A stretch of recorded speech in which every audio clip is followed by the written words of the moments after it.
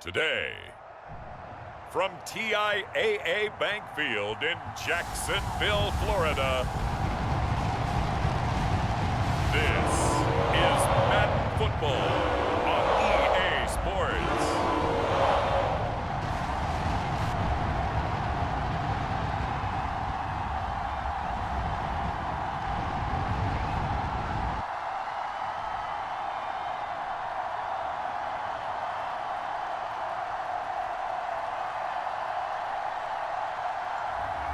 We'll see Trevor Lawrence and the Jacksonville Jaguars taking on Carson Wentz and the Indianapolis Colts.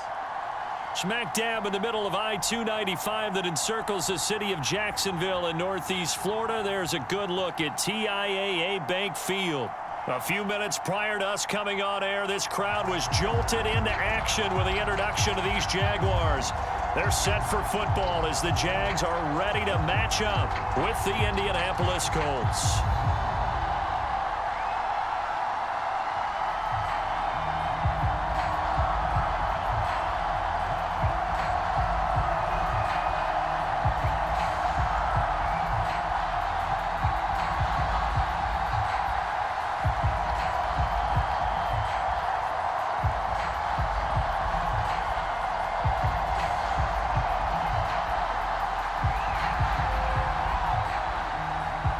Here now to get us started is Logan Cook. And off we go from Jacksonville. Rodgers on the return. And a nice return sets him up pretty good here right at the 30-yard line. So the Colts now coming out for their opening drive. Leading the charge under center will be their 6'5" quarterback, Carson Wentz. And when you look at him, you see that he's got all the tools you want in a quarterback. The big frame, the quick release, strong arm, has escapability. The issue sometimes, tries to do too much instead of just taking the throws that are available to him, and occasionally turnovers get him into trouble.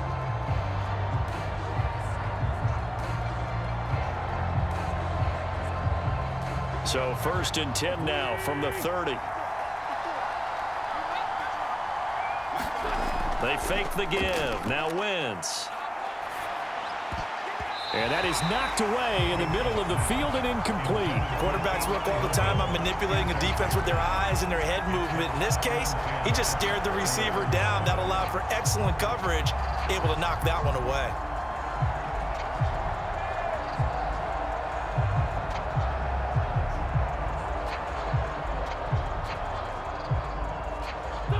After the incomplete pass, here now is 2nd and 10. Now Wentz. That's complete to Jack Doyle, the tight end. And they get him down, but not before he takes it across the 40-yard line. And what a nice example there of a tight end doing exactly what he needs to do. How about how he worked his way to the outside, made sure he secured the catch, and then anything after that, we count that as a bonus. And indeed, he gets enough for the first down. From the gun, it's Wentz. Taken in by the tight end Doyle. And he'll be taken down, but not before he gets into enemy territory. That was a route run not just with dexterity, but with intelligence. Found the hole in the zone, made sure the quarterback saw him, and was able to make the sure catch and flip the down marker back to 1.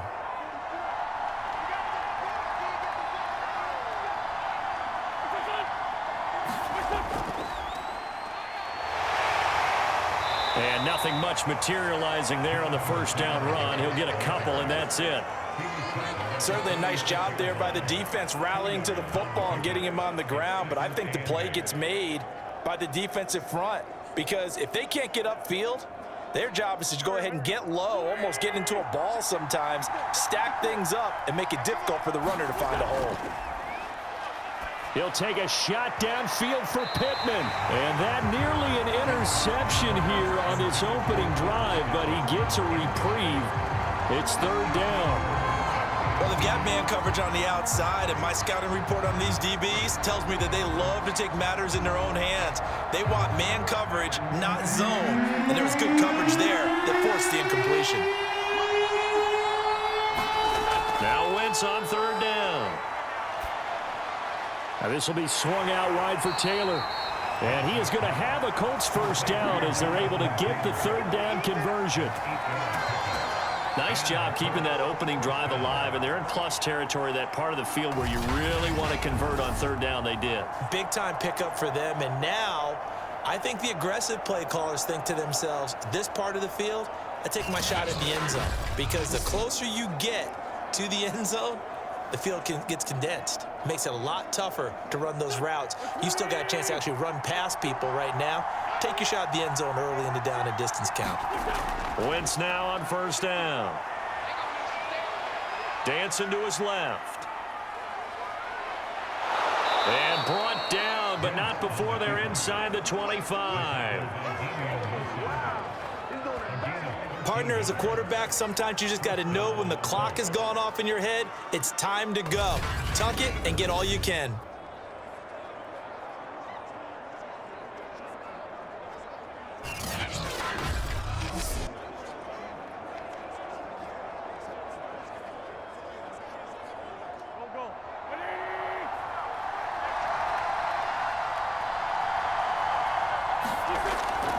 First and 10, Taylor now.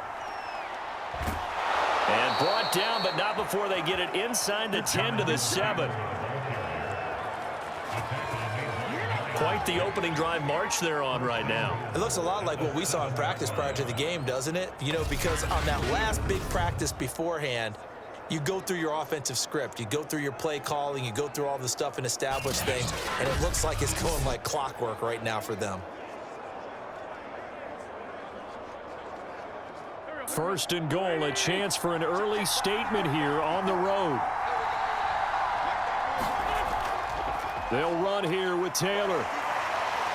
And he'll take this into the end zone. Now, hold on here. We do have a flag down. So let's see what this is about. Holding offense. So reverse the celebration. We'll see if they have something else in their bag of tricks. And isn't that always tough to watch when they score and you see the excitement, and then when they realize those points aren't going to count? Can they get it back together and find their way back to the end zone? A terrible spot for a holding call as he'll try again, but now from further back on first and goal.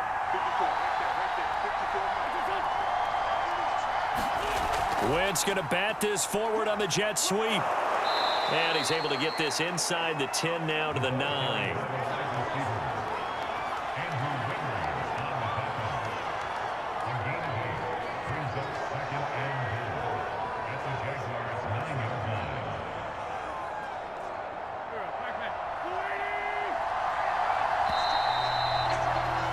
We're scoreless after one.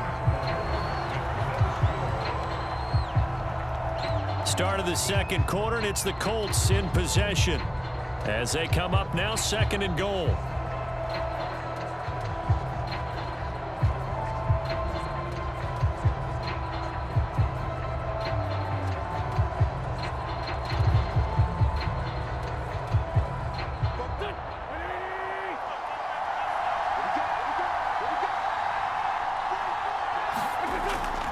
Now a handoff. Taylor with it. And a nice pickup there. He gets about 5 down to the 4-yard line. Driven it down the field nicely here on the opening drive, but now it's put up or shut up. No doubt about it, because to make that type of a drive and ultimately kick a field goal would feel very disappointing. But I'm just wondering, is the head coach thinking, is this 4-down territory? Might he go for it? Wentz now on third and goal. And he's got his man. It's Hilton for the Colts touchdown. 4 yards on the touchdown grab. And the Colts take it right down and score on the opening drive. Well, that drive felt like it took up an eternity. We finally have some action on the scoreboard. Yeah, but plenty of action prior to, because that drive took up all the first quarter before we spilled into the second, and finally, points were registered. On the other sideline, they're chomping at the bit just to get the football. Now the try here for the extra point.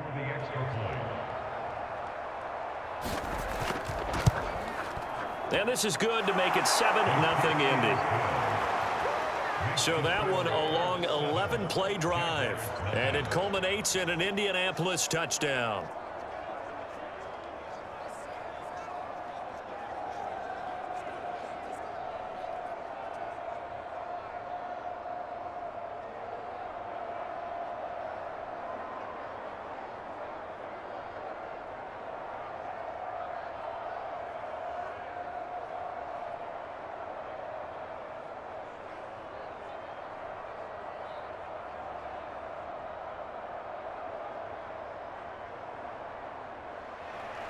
Sanchez now, he'll kick it away following the touchdown.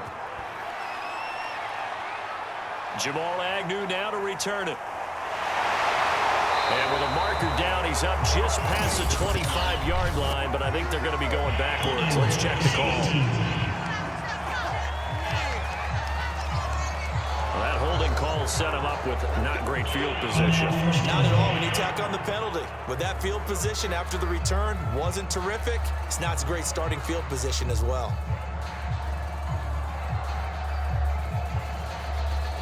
When the holding penalty sets them back inside the 20 as they get going on this drive. They'll run it now with Robinson. Give him 3 on first down. It'll set up a 2nd and 7. Well, it's time for them to be good teammates right here. And what I mean by that is possess the ball for a little while. Get at least 2 first downs. Give their defense a chance to settle down a little bit after they give up a touchdown. The last run got 3. Now here's 2nd and 7.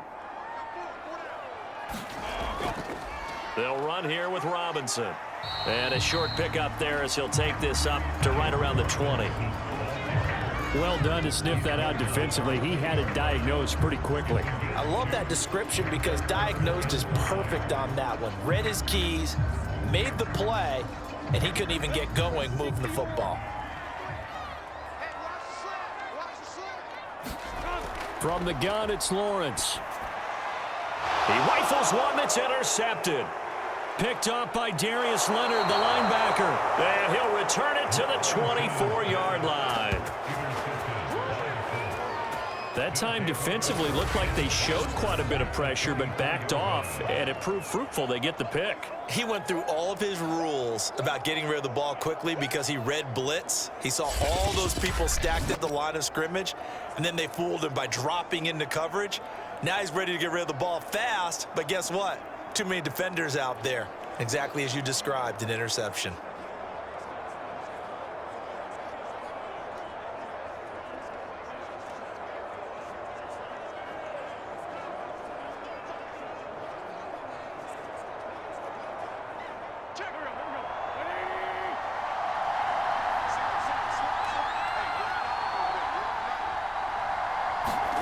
So after the INT, here's Wentz. Toward the center of the field, but it's incomplete. I think we can all understand what they're thinking right now. They take over the ball in field goal range after the turnover, so they've got that in their hip pocket. But they've got to go for the end zone and turn this into bigger points. Their thinking is a touchdown is really what they should get from starting here. Getting 3 points at the end of this drive, that would feel disappointing. On 2nd down, it's Taylor. And he will be brought down at about the 6-yard line. 42 yards rushing for him now, and he's only carried the ball 4 times. 2 minutes on the clock, 2nd quarter, 7-0 ball game.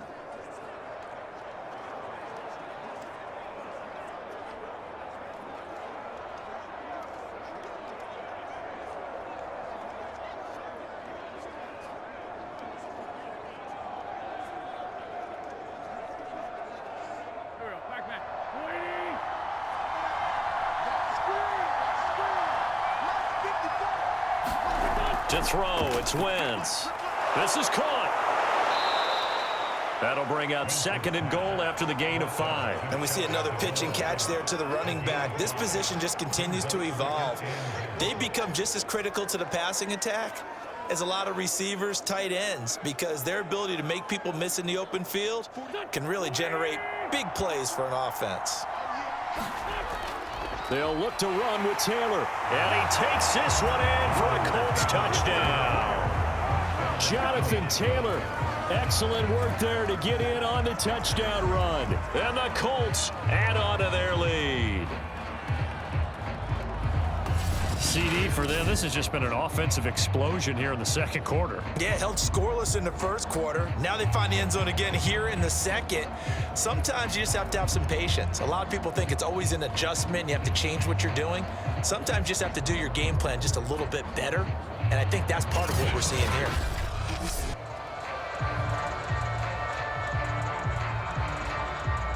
Blankenship out for the point after.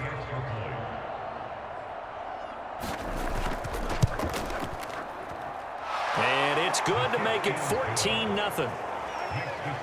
So that drive, 4 plays. And it was capped off by a Jonathan Taylor touchdown.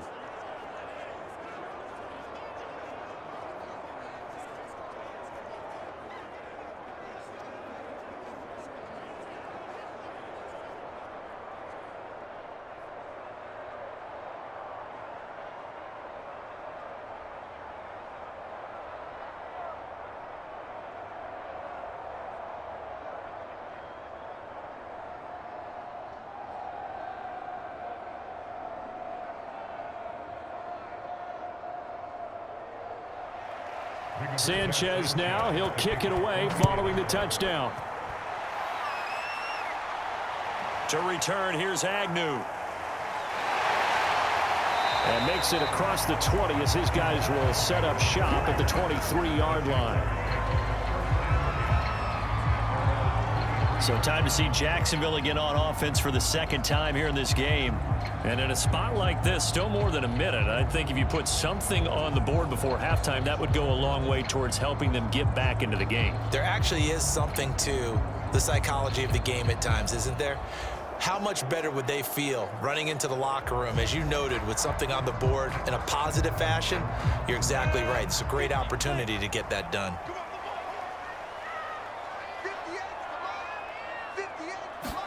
Trying to shake off the interception. He'll look to throw. Over the middle, he's got Chenault. And he's taken down, but able to slip across the 35. When you struggle on offense, you're looking for anything possible to get you going.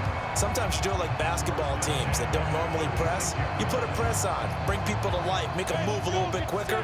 Maybe that'll help them as they head towards the half. On first down, Lawrence. Man open is Robinson. He'll take this to the other side of midfield before going out of bounds. Well, these guys have definitely been outplayed in the first half, but I like their countenance. I like the way that they haven't panicked out there, the way they're carrying themselves. They were starting to move the ball, and what you have to do, maintain your poise and start to put together some drives.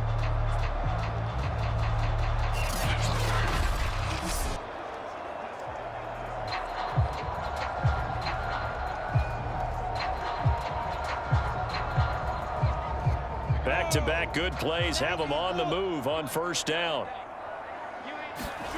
Lawrence will throw. They'll try and set up the screen to Etienne. And the result here, a pickup of 8. Leaves them with 2 to go on second down.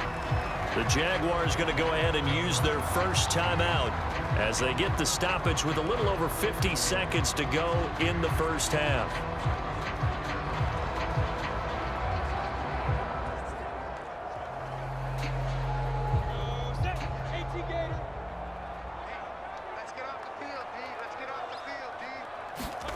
Lawrence going to throw again. And connecting here with DJ Shark.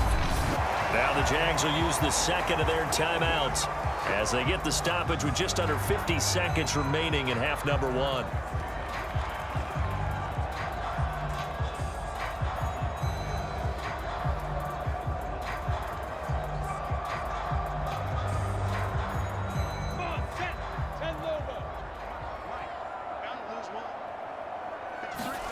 On first and 10, it's Lawrence. He's going to let it go deep for the end zone. Back in the end zone, can he get his feet down? No, it's incomplete. I believe I'm following their logic. Take the big shot downfield, loosen things up. You're hoping to get some points on the board before the half. Maybe now you come back and throw some underneath stuff in order to make sure you get a completion.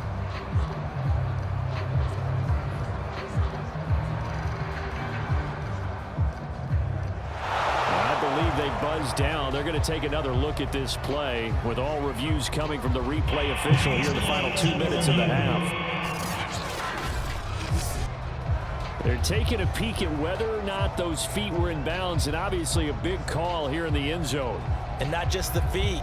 How about the hands? How is the ball possessed while the feet are hopefully getting down in bounds? That's what they're trying to look at to see if it all comes together.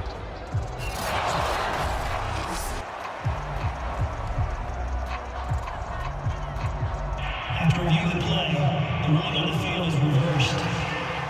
So that challenge, a successful one.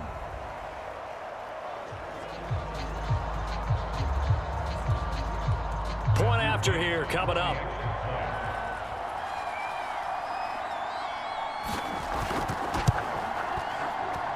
And that one makes it 14-7.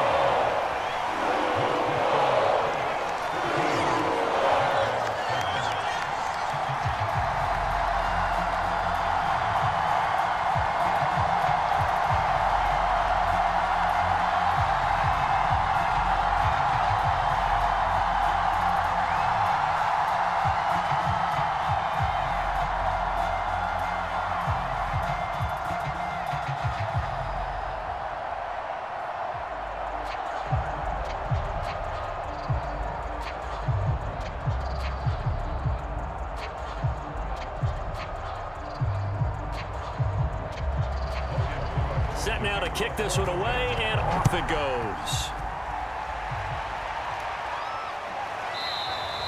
And Rodgers will hold on to this one, and it'll come out to the 25.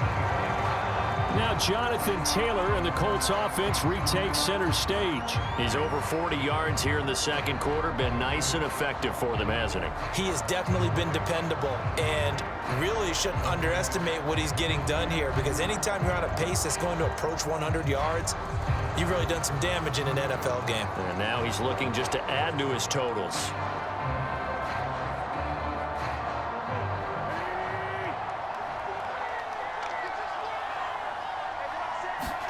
Throwing on first is Wentz. Pittman with a great grab. And he gets this up to the 34 out of bounds there. Well, we know he has pretty good hands on display there. In fact, he only needed one of them. Yeah, nowadays, all these receivers work on this, right? They do the one-handed catches off the machine in practice. They do it with their quarterbacks. They do it contested, uncontested. They make it part of their repertoire. Throwing again on second down. Wentz. And that one going to be off target and incomplete. Well, you most certainly don't want to go 3 and out here and give the football right back, because your friend, Old Momentum, he's wondering if he should change sidelines about right now. And if you don't convert here, guess what? He's going to make the trek to the opposite side, and all of a sudden, you've got a battle on your hands. Wentz to throw on 3rd and 1. And Pascal's got it. The Colts going to use the first of their timeouts as they'll stop it with a little over 30 seconds to go in the first half of play.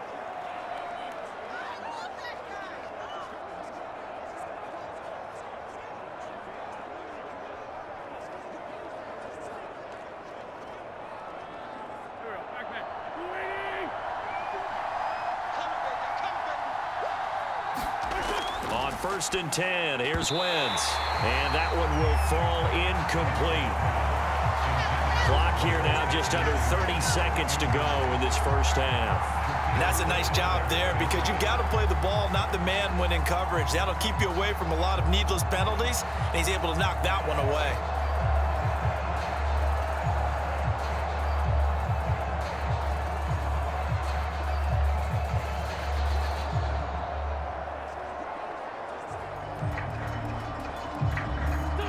An incomplete pass on 1st down. That leads to a 2nd and 10.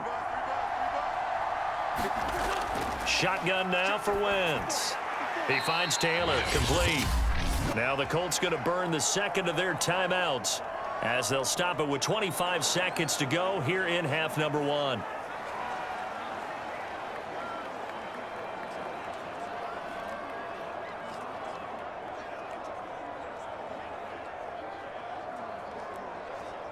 And I see an extra defensive back on the field. A little surprise here on 3rd and 1. Working from the gun, Wentz. And the throw there going to be incomplete. Receiver coaches preach here, guys, all the time. Separation, that's what's going to make the play successful. That time there was very little, and I think they were actually fortunate that it was only knocked away and not intercepted. To punt on 4th down, here's Rigoberto Sanchez.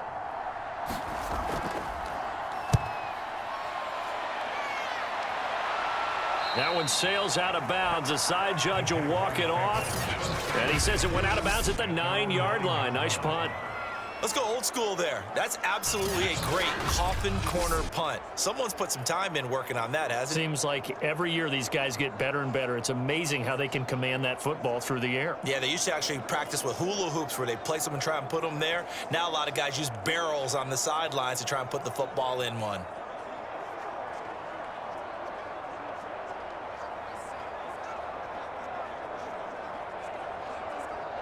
Final 17 seconds of the half here as they come up to the line, 1st and 10.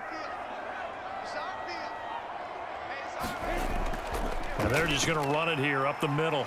And he'll just push his way forward for a few as the clock will run. DeForest Buckner in on the tackle.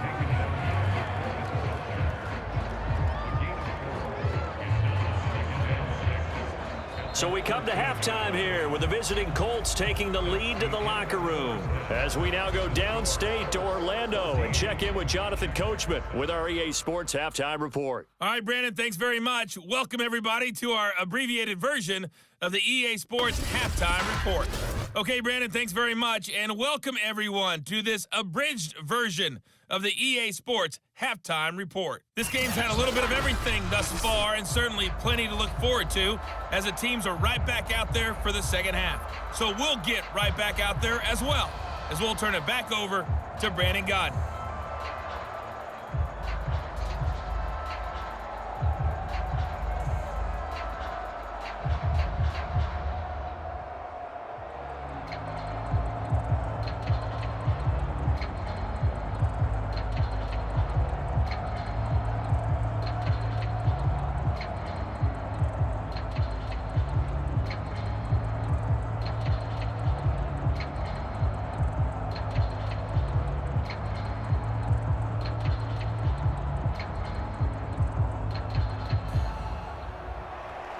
The kickoff unit is out on the field, and they will send this one away. To return, here's Agnew. And able to get this across the 20, but not much further as he's dropped it to 23-yard line. The Jaguars ready to get going to start quarter number 3. And they're still very much in this game, although they do trail. What's the game plan, Charles, for the second half? It might be a little counterintuitive because most people will think losing equals passing the ball more, but I'd establish the running game. They kind of went away from it in the first half. I think if they get back in balance, it'll help them when they put the ball back in the air.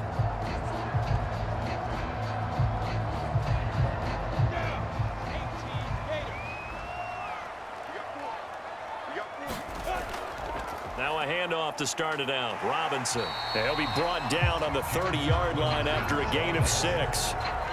He's had a ton of success here so far, but you get the feeling that he might be on the verge of popping one. Yeah, even on that one, there was a little bit of a hole, but it closed there quickly at the end. 2nd and 4.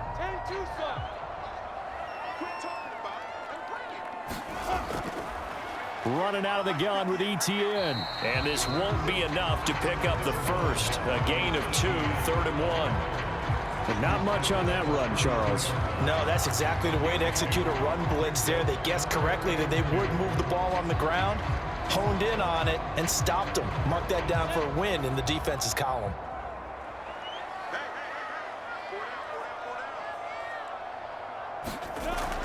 On 3rd down, Robinson. Well, they hit him in the backfield, and he will not escape. And that is not going to get it done. He lost 2, and it brings up 4th. I know they'd love to take some heat off of that young quarterback, but so far, not much in the running game, and this won't help things either. A loss on that play.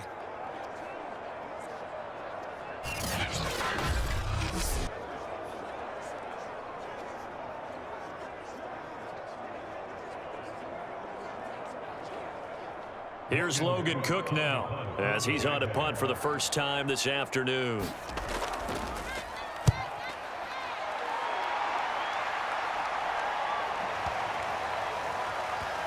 And a nice special teams job here. This is going to be down inside the 10 at the 7-yard line.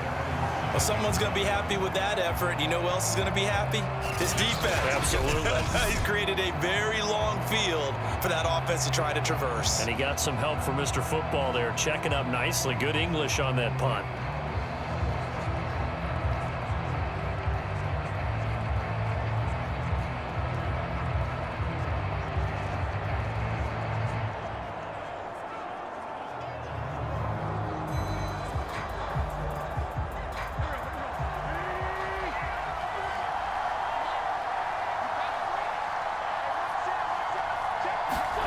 On first down, Wentz. This goes out right to Doyle. That catch good for only a couple. Not a big window to throw. Coverage wasn't too bad there. Yeah, they had him under wraps pretty well, but somehow able to muscle his way open and catch the ball. 2nd and 8 coming up. Here's Wentz to throw. Out to the right and complete to Pittman. And able to get it across the 20 before they get to him.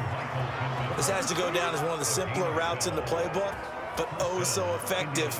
Nice completion there. Keeps the sticks moving.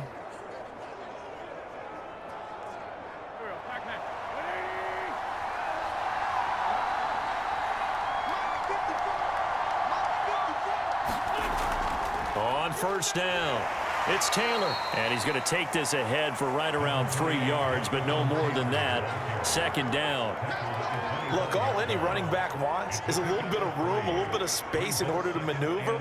But he also understands how difficult it is for his offensive line up front. So if they give him any space, he realizes his job to make more out of it than what they give him. Picks up 3 on that carry. 2nd down, another run with Taylor.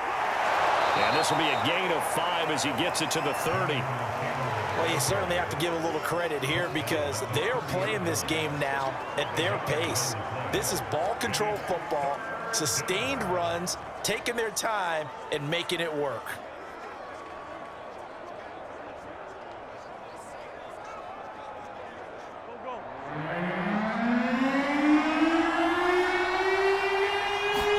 On play action, Wentz. He rifles one, and that's going to be intercepted. Rayshon Jenkins picks it off, and he will take this one home. It's a touchdown. It goes without saying, but I'm going to say it anyway. That's a ball he would like to have back, and it lands right in the lap of the defender from there. He doesn't have very far to go before he gets to the end zone, and he got there in a hurry.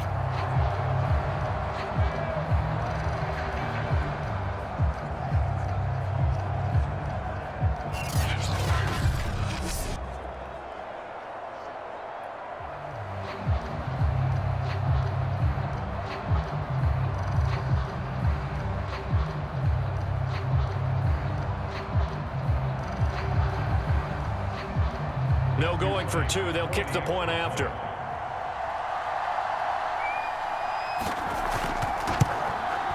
And we've got a good one brewing. We're all knotted up at 14.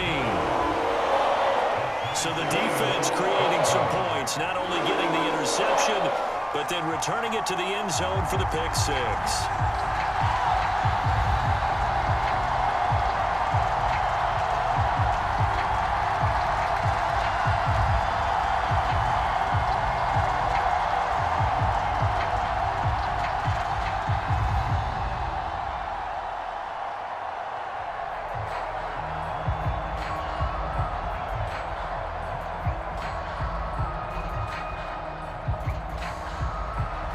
This one tied at 14 now as he sends this one away. Here's Rodgers to return.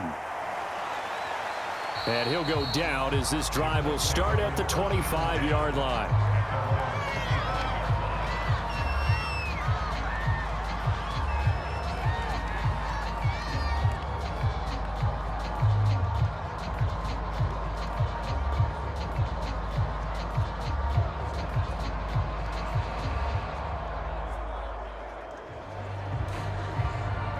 The Colts come to the line ready to start their next drive.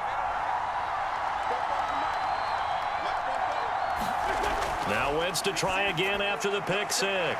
He'll drop this down to Taylor. And they're able to get this one across the 35.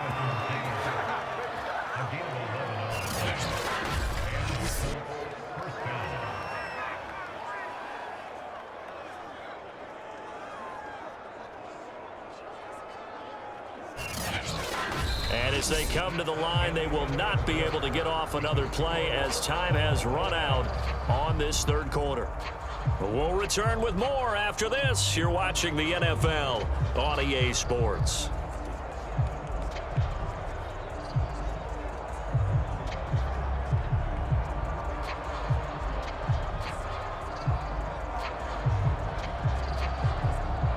So from the 36 now, 1st and 10.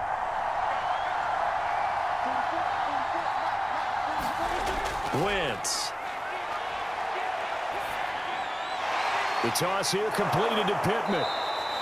And that's good for a pickup of 10 yards. And it'll be second and very short. Barney sold the go route really well. Thought he was going deep, then curled it back inside for a nice completion. DBs love when they pump the brakes, don't they? Yeah, that's really a whole lot of fun. It's almost like you said, listen, if you're going to sell the go, just go, and let's see who's faster.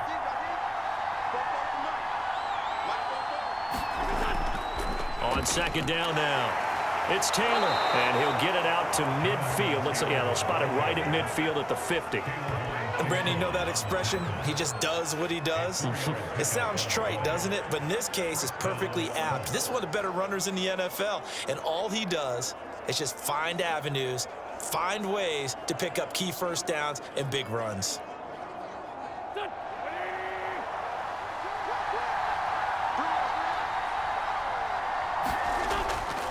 Taylor takes this to the 45. Broken tackle. Bought him a little extra space. 5 yards on the carry. Good pickup on first down. Brandon, 5 yards on that run. Let's get back to the huddle and make sure if you're a back, you spend time with your offensive line and give them credit. Hard to move those 300-plus pounders at the line of scrimmage, and they did for a significant chunk of yardage.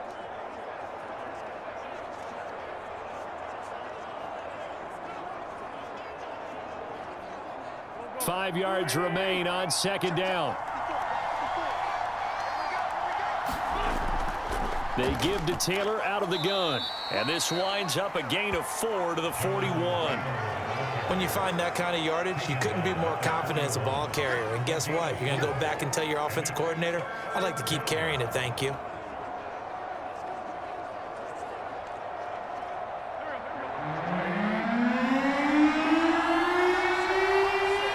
Down to the good stuff. All tied with 2 minutes remaining on EA Sports.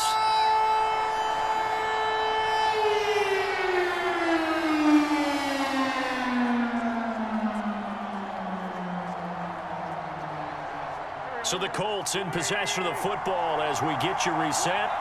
And they're facing a big third down now in this tie ball game. They'll try and run for the first with Taylor. And he's going to have the first down at about the 38. But they picked up a little bit of yardage there, and now, in this situation, should be in no hurry to run a play really fast. Let the clock wind down.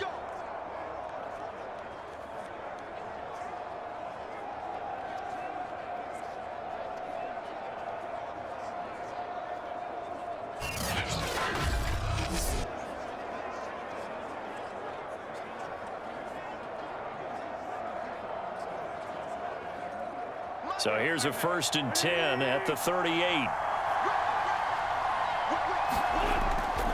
On the handoff, Taylor. He'll be hit down at the 33, 5 yards on the play. The Jaguars going to go ahead and use their first timeout as they'll talk things over prior to this upcoming second down play.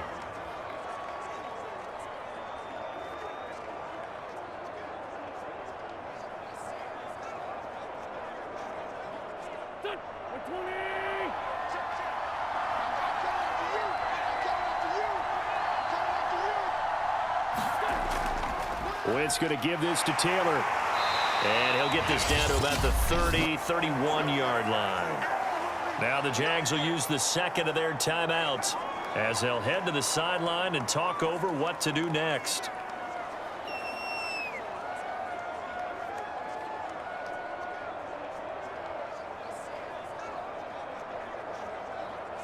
And if you're thinking field goal from here, it's 48 yards. I think they'd like to get him a little help now on third down and move it closer. Now a give to Taylor. Oh, good move. And down inside the 15 he goes. The Jaguars now will use the last of their timeouts, and they'll be disappointed to have to burn one there after giving up the first down.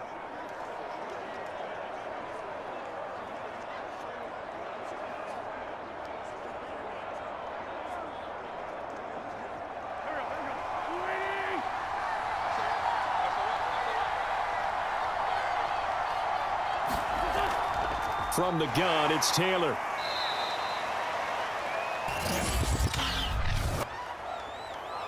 Holding offense.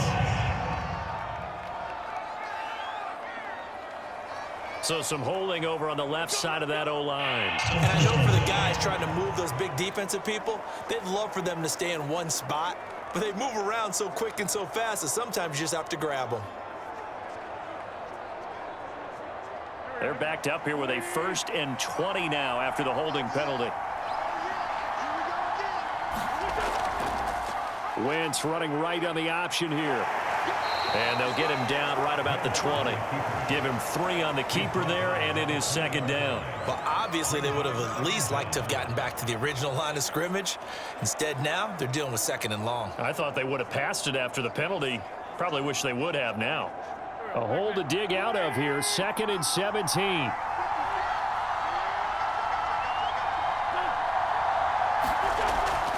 On the handoff, this is Taylor. He's dropped just inside the 20. A little second effort there, but couldn't find a whole lot of space.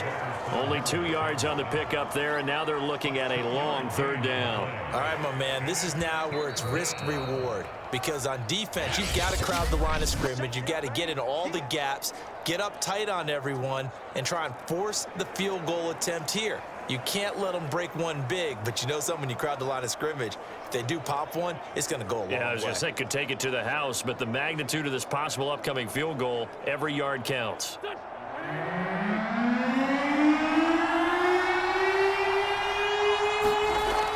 They run once more with Taylor. And they'll lose yardage here. Knocked back to the 19-yard line. A loss of a yard, and it brings up 4th. Well, they certainly didn't appear to be fired up about their options throwing the football. So, to me, this seems like a case of just kind of taking their medicine there, run the ball, see if they could pick up something. Instead, they were throwing for a loss.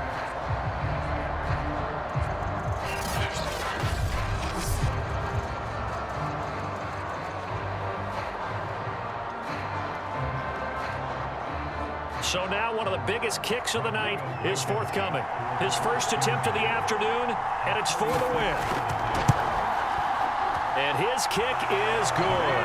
And the Hoosier State will celebrate tonight as the Colts have won it. So this one winds up an Indianapolis victory, and they were spurred on by a strong performance in that 4th quarter as they held their opponents off the scoreboard. Everyone wants to pitch a shutout for the entire game, but when you throw one in the 4th quarter, that tells everyone that you're getting stronger and dominance is starting to take over, right? The way that you close, the way that you finish, that gets preached to you from the time you're playing Little League football all the way up through, and they closed them out with a big-time performance down the stretch.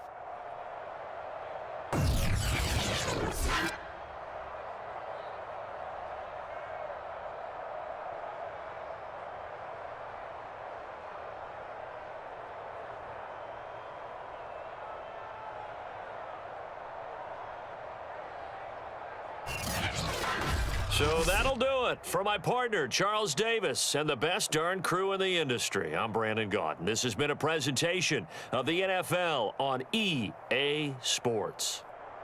With that, we sign off from Jacksonville.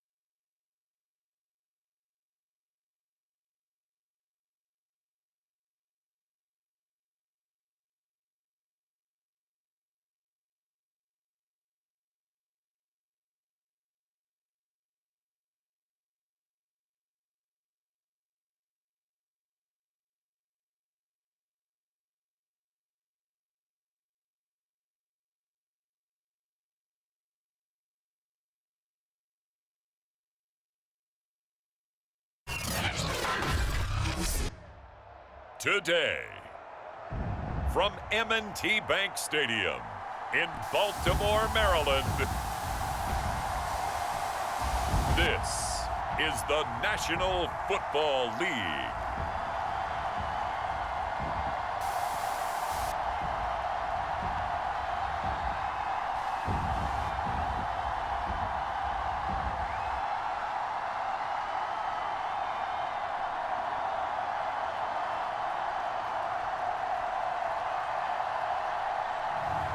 We'll see Lamar Jackson and the Baltimore Ravens taking on Tua Tagovailoa and the Miami Dolphins.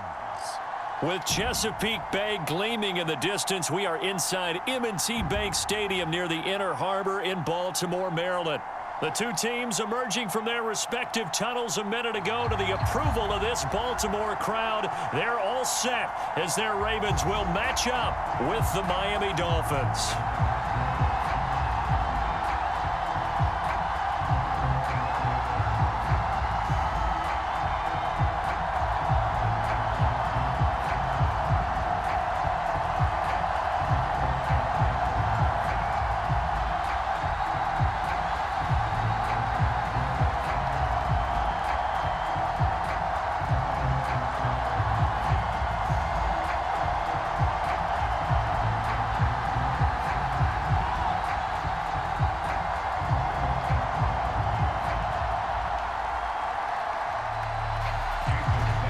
Jason Sanders now to get this one started, and off we go from M&T Bank Stadium.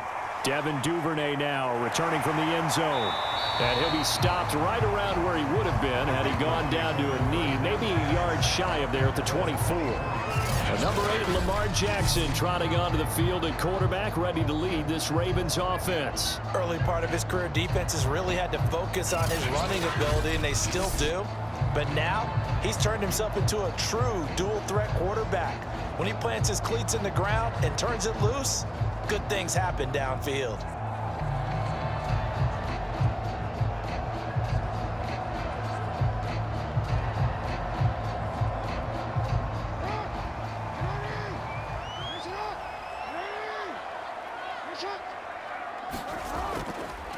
They'll run for the first time with J.K. Dobbins. Takes it to the 26, just a 1-yard gain. Well, every now and then we have to let a cliche fly, partner. And in this case, what do they say in the NFL? Your best ability is often your availability. And this is an extremely durable kid coming out of Ohio State. Carried the ball every time they even thought about running it. Wore down defenses and able to break big runs late in games.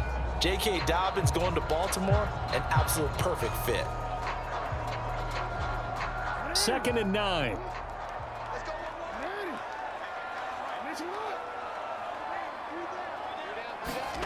Throwing is Jackson.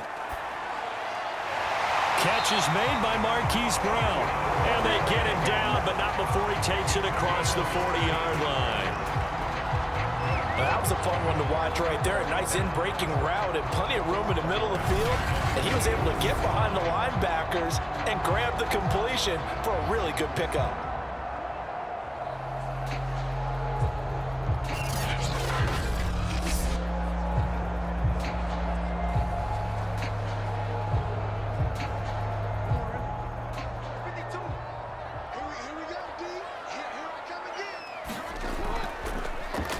They run the option here on 1st and 10. Give him 3 on the keeper there, and it is 2nd down. Typically on the read option play, when we talk about responsibilities, we're talking about what the quarterback has to go through. How about the inside linebacker, though? His job on this play, shadow the quarterback and hold him to a short gain. Did it to perfection.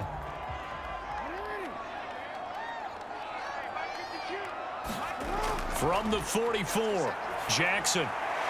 And here is a leaping catch. He pulled it in. And he's got another first down as he's brought down at the Dolphins' 41-yard line. To win any route, you've got to break down the defender, and that's exactly what happened here on this really nicely executed curl route.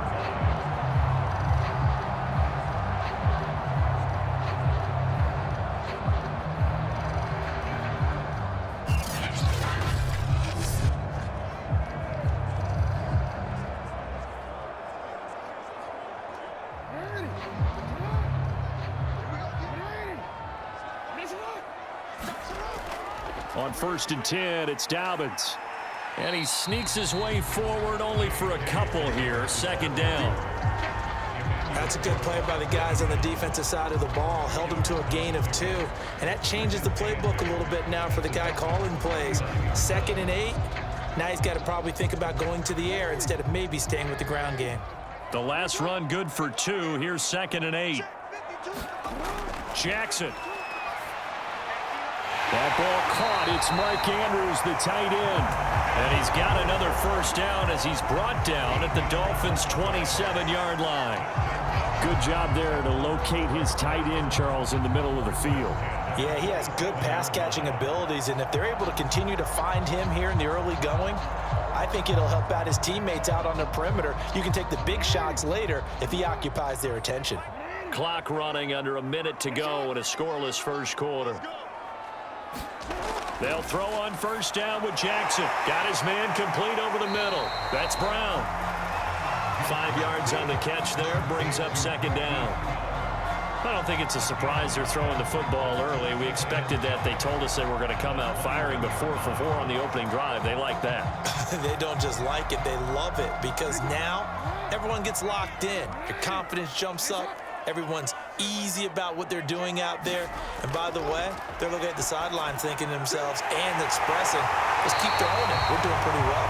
And he doesn't quite make it, taking it within an eyelash. Dropped at the 1.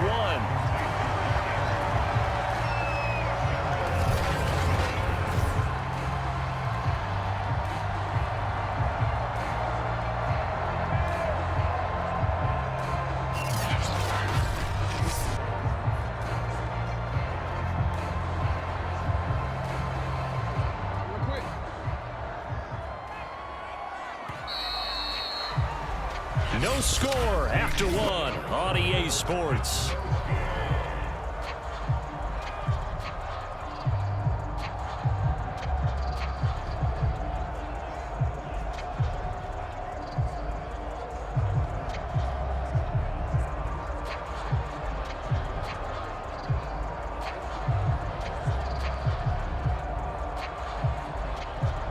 A terrific opening drive has them knocking on the door. 1st and goal. And they'll try to pound it in with Ricard. And he will take it in for a Ravens touchdown. Patrick Ricard taking it in from a yard out. And the Ravens take it all the way down the field and score on the opening drive. That's just a solid, methodical drive to start this game. And how about how it culminated? Doing exactly what they wanted to do, getting the ball downfield, and then running it into the end zone. I'm just telling you, partner, when you run it in rather than throw it in, that hurts a defense psychologically a heck of a lot more. Justin Tucker for the extra point.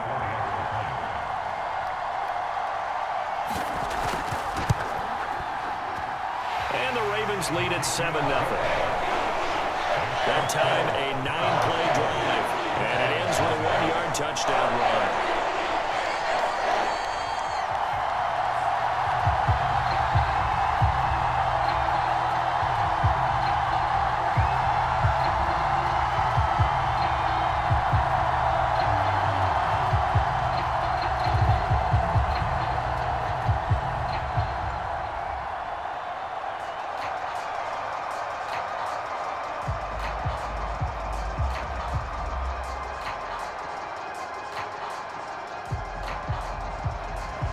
Tucker now to kick it away following the touchdown.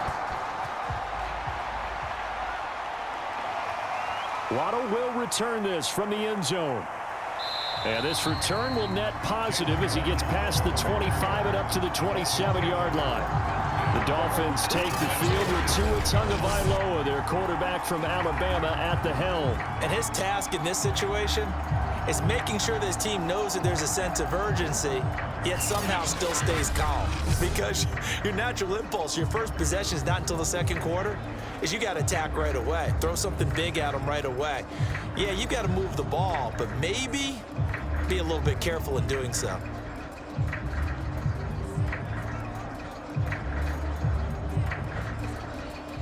Tua and the Dolphins now with a 1st and 10 at their own 27.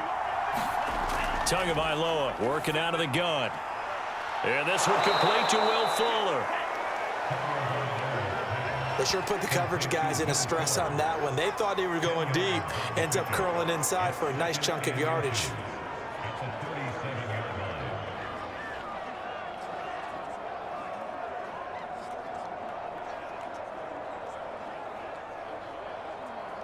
A good gain on first has him set up with second and just a couple of inches now from the 29. Tua sets up to pass it. This throw incomplete, nearly picked off. And with his pedigree, he doesn't drop many of those. But third down coming up. Nowadays, quarterbacks don't mind throwing into coverage because of the confidence they have in their receivers to come down with the ball. But sometimes you have to be careful you don't get too confident and throw an interception.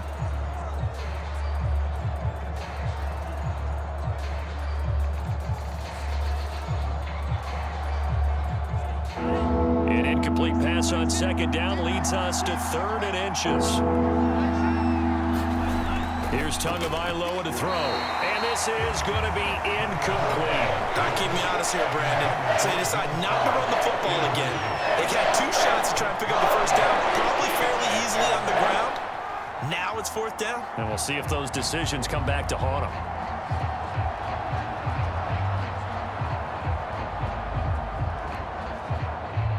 On fourth down, Michael Pilardi on to punt.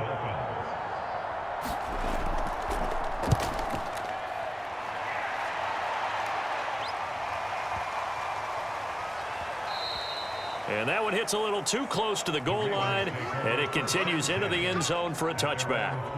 Baltimore set to take over here for their second possession of the game.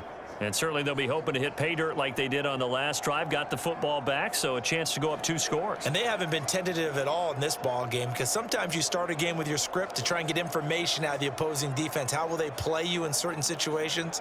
Sometimes you script to attack, and that's what I'm seeing so far. Jackson and the Ravens come up now 1st and 10 at the 20.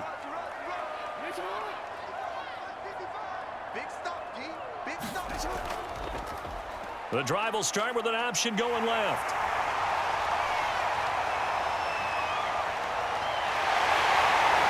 And he finally goes down, but not before reaching the 21. A big play there on the option. Well, you know, most quarterbacks, when you talk about their big playability, you talk about the arm, but this, an absolutely huge play with a leg. And also with his mind, because he had to see this play develop in order to make the decision to keep it and run. And how about him looking up and seeing the seas part for him once he got past the line of scrimmage? My first thought, I think he can go all the way, and I'm trying not to take over your call of this play, partner. Jackson going to run again. And this will be a gain of 6 when it's all said and done. Down to the 15 from the 21. Well, that's what he can do, you know, when he keeps the football. It's not a huge gain, but it shows how hard it can be to stop him. Yeah, and I thought the defense had that one pretty well contained, and in fact, they probably came up and felt pretty good about what they did. Then they looked up and realized he still got good yardage out of it. He's a tough guy to stop. 2 minutes on the clock, second quarter, 7-0 ball game.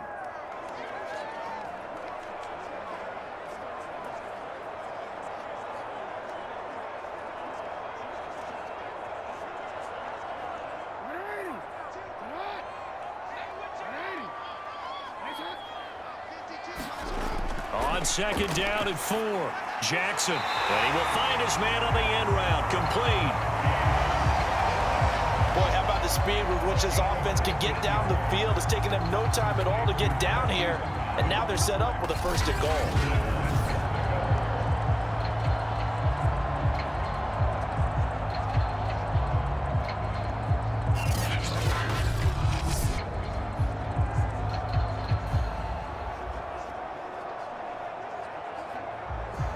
So 3 plays, already 1st and goal, and they are wasting little time. And he is into the end zone for a Baltimore touchdown. Lamar Jackson. Fine work there on the touchdown run. And the Ravens will add on to their lead. There's not much that's perfect in football, but that's about as close to it as you're going to get. Score, force a punt, score again. And both drives were impressive. The opening drive was, that last one was. Now on the other side, though, what's your psyche? You're really behind the 8-ball. You got to make sure you just hold in there. Survive the early storm, relax a little bit, and try and get back to your game plan. It's way too early for panic.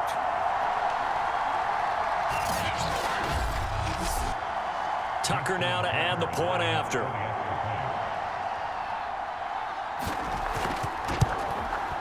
And it's good to make it 14-0. A 4-play drive spanning 80 yards. And it was capped off by the touchdown run that came from Lamar Jackson.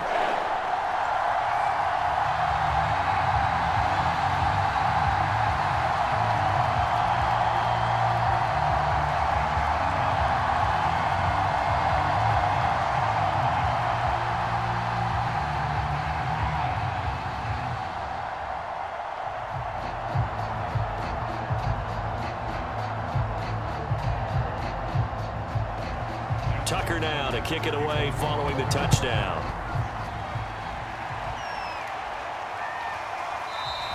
Waddle is going to elect to not bring this out, and instead his guys will begin at the 25-yard line. So Miami coming out for their second drive, and they're in a bind early here, down 14-0. Are you worried at this stage or still too early?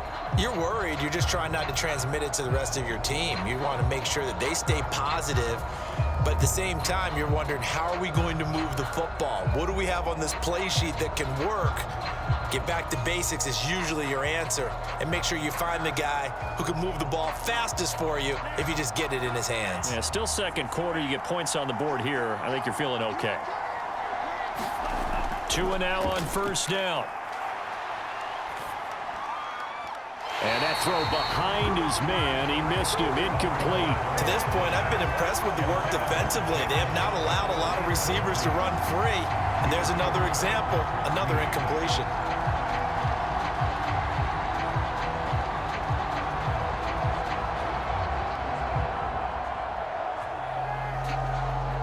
So the incompletion, and now it's 2nd and 10, again from the 25-yard line. Going to the air, Tagovailoa. This one complete to Jalen Waddle. And they'll get it all the way up about 5 yards shy of midfield.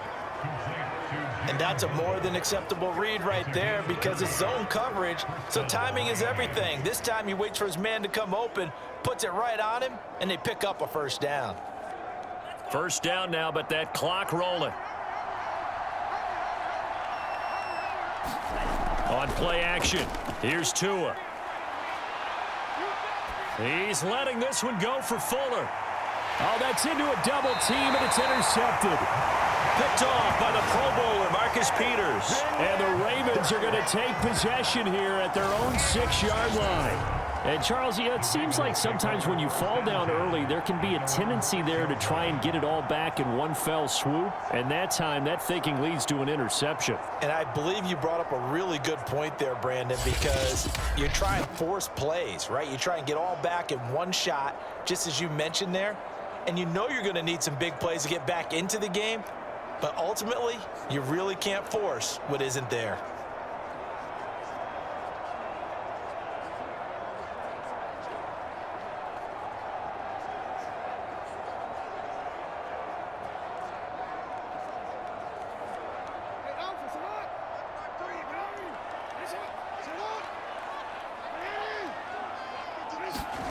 After the interception, here's Jackson. And Jackson's so tough to stop. He's got a first down, and he gives himself up there at the end. Now the Ravens going to use one of their timeouts as the clock stops here with 46 seconds remaining in the first half.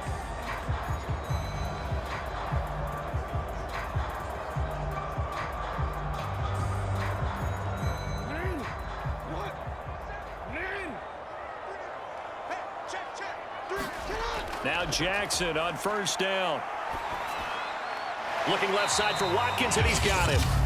The Ravens going to use the second of their timeouts as they'll stop it with just over 40 seconds to go in the first half.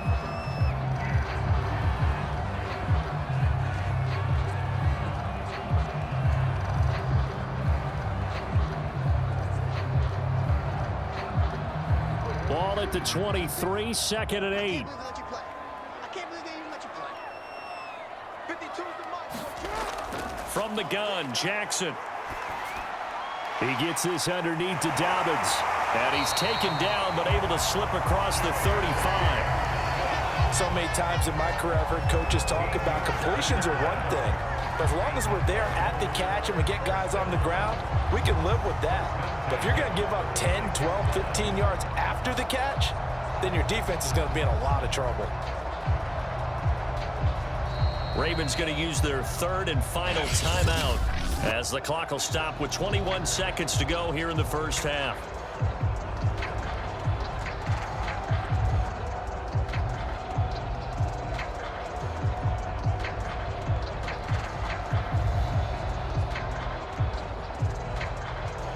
So from the 36 now, 1st and 10. Now it's Jackson. Open man is Duvernay. And able to get this one across the 45 before he's brought down.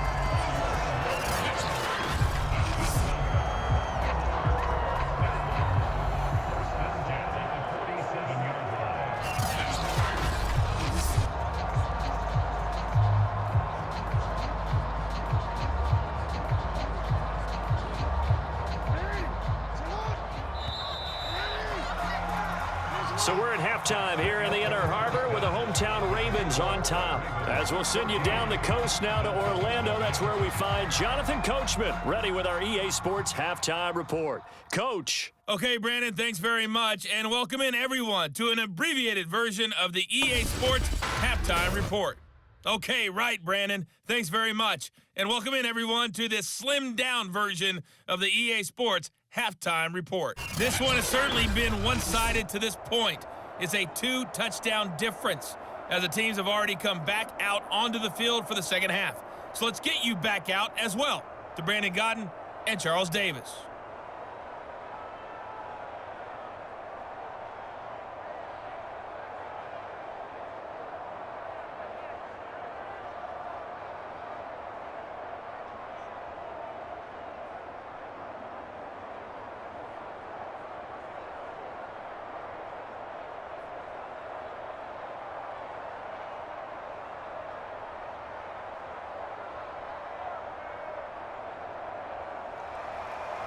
The Dolphins down on the scoreboard, but they'll have it first as we get going in this 3rd quarter. Waddle will return this from the end zone. And they'll get him down right around the 25, actually the 26 officially, so a net gain of 1 there. Tua Tagovailoa in the offense heading back out. And he's had some time to chew on that interception he threw on his last drive back in the first half. Well, normally we say you want to get him right back out on the field and play again, right? But as you mentioned, had the halftime, had to stew about it a little bit. Maybe he'll have a chance to relax a little and kind of laugh and chuckle and let it go. He'll hope to respond positively here to start the 3rd quarter. Tagovailoa and the Dolphins come up 1st and 10 at their own 26. And he sneaks his way forward only for a couple here. 2nd down. Defenses always talk about earning the right to rush the passer on 3rd down. And you know what offenses want? Win 1st down so they can set things up for themselves better. And that wasn't helpful there. Not a big impact on 1st down.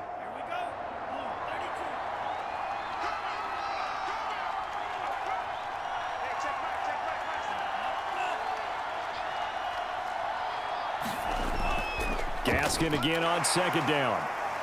Dancing away at the 35. And he'll have a Dolphins 1st down as he'll take this up to the 38-yard line. Despite the score, despite the deficit, no quitting this guy. He's running angry, running through arm tackles. He wants to change what that scoreboard is saying.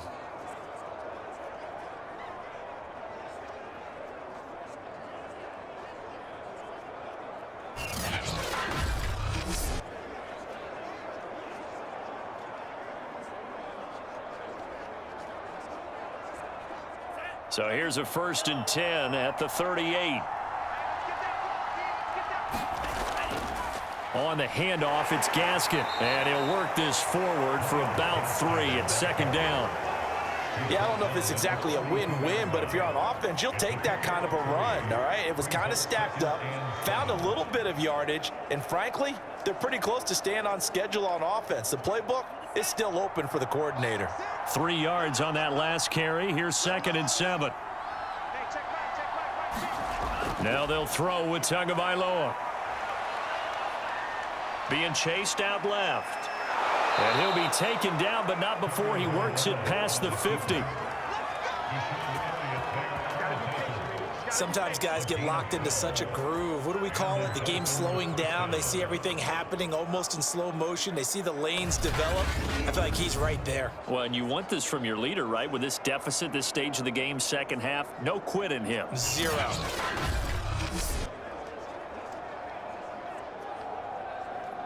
Still in search of their first touchdown of the game, but they're on the move. 1st and 10. Here's Gaskin. It's a 6-yard gain on the ground, and that'll make it 2nd and 4. This drive is pretty clear. Almost feels like old school fundamentals, doesn't it? Want to impose their will on the defense. What's that, 5 straight runs? Yeah, 5 straight carries to start this drive, and like you said, the way it's working, they may just stick with it. 6 yards on that last play. Here's 2nd and 4. Another run with Gaskin, and he'll go down here at the 35-yard line. Not too many offenses want to turn down long drives, but when you're down what they are, they've got to pay it off with some points.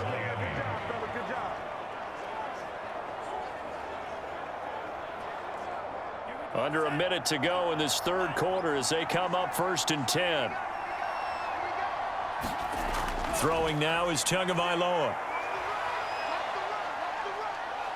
Forced out to his left. And he works his way past the line of scrimmage and then slides to a halt.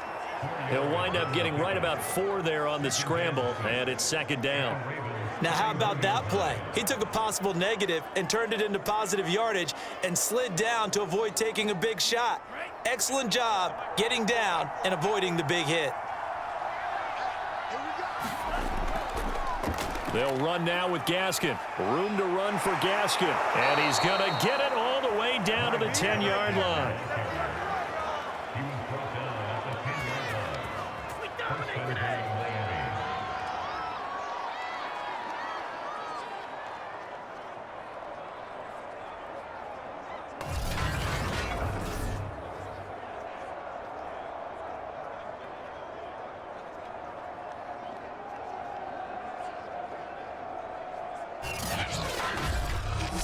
It'll be 1st and goal when we come back. You are watching the NFL on EA Sports.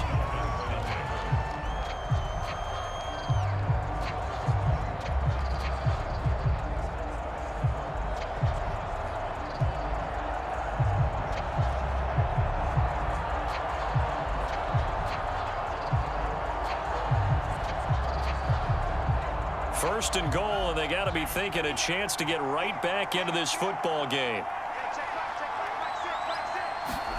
Looking to pass. Tua. Firing quickly here, and that's complete. And he'll get this down inside the 5 to the 4 before he's out of bounds. That's good for a gain of 6, 2nd and goal. Never make the mistake that the slot receivers, especially the little guys like we're watching here, are just quicker than fast. A lot of them combine quickness and speed, and they catch a lot of footballs, as we just saw there. Gaskin. And he will push his way forward down to about the 3-yard line. Call it a gain of a yard as they get a little bit closer here. It's 3rd and goal. What a game this defense continues to play, huh? Yeah, they've been aggressive from the first snap, and they've controlled this ball game. But right now, if you're on the other side of the ball, you've got to match that aggressiveness. No points so far in this game.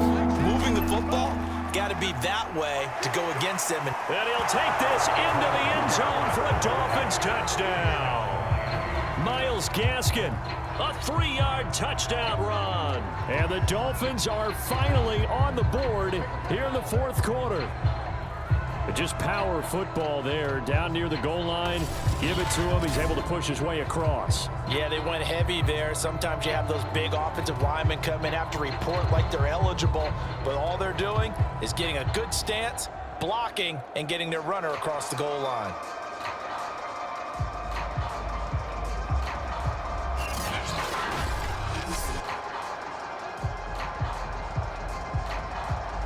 Jason Sanders now for the extra point.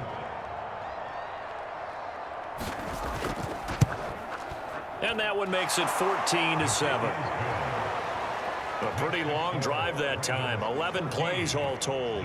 And it was capped off by a Myles Gaskin touchdown run.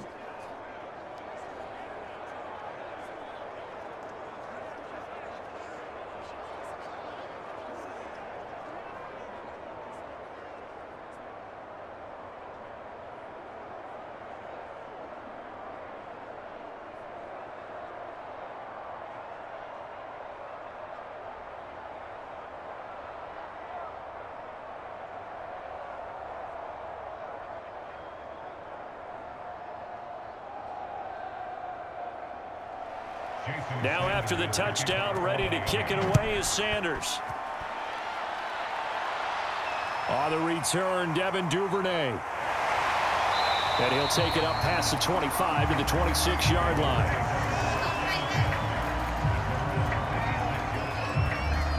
Here comes the Raven offense now, ready for another possession. After the touchdown we just saw, we have a brand new ball game. And now look at the situation. You got plenty of time on the clock. Defensively, they have 3 timeouts. So do you run the football here or do you throw it? I think you have that full conversation with your offensive unit, and you tell them, here's the situation.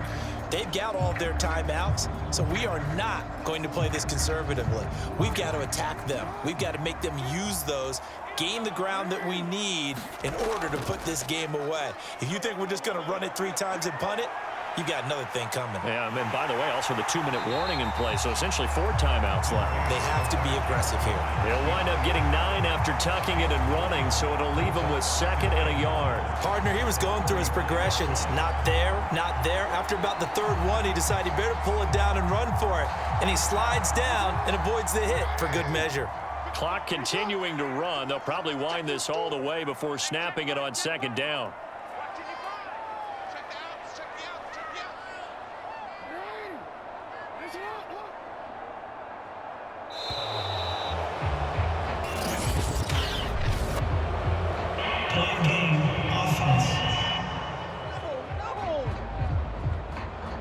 Yeah, that'll be accepted, of course, and that moves him back 5. Still 2nd down.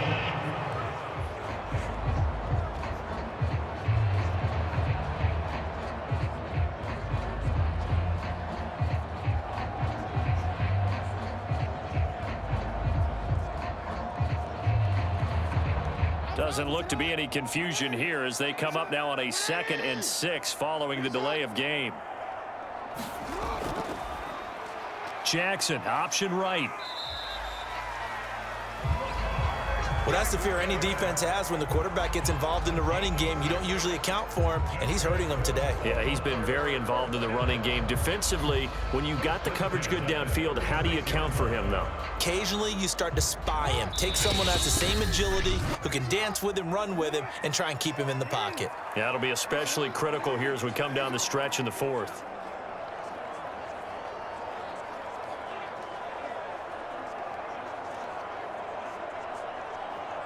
So it's Raven football here as we welcome you back. They've got a 1st and 10 as they look to try and finish this one off. Edwards now on 1st and 10. And he slips up past the 45 before being tackled. So fresh out of the 2-minute warning, and here's another timeout taken with 1:55 remaining.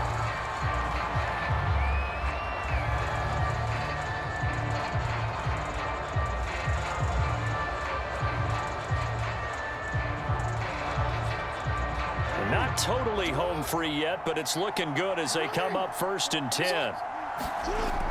Here's Edwards, and he'll power ahead, but only for about 3 yards. 2nd down coming up.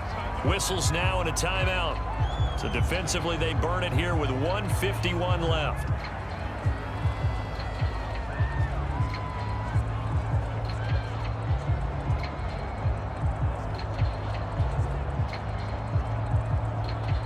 Have to imagine this will be on the ground as well as they come up 2nd and 7.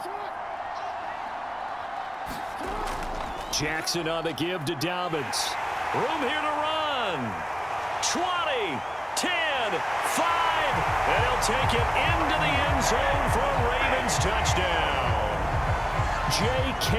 Dobbins, 50 yards. And the Ravens use the big play to extend their fourth quarter lead.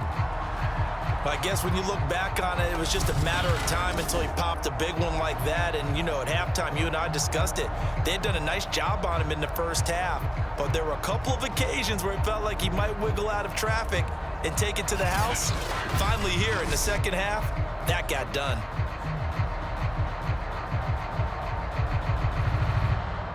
Tucker now for the extra point.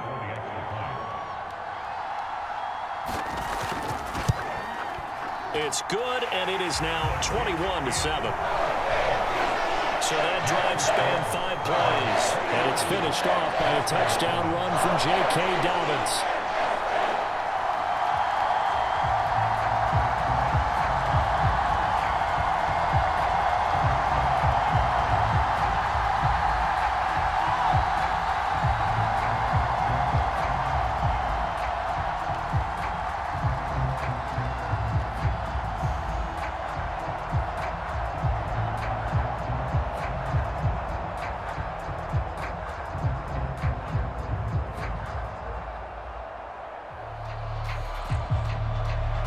Tucker now to kick it away following the touchdown.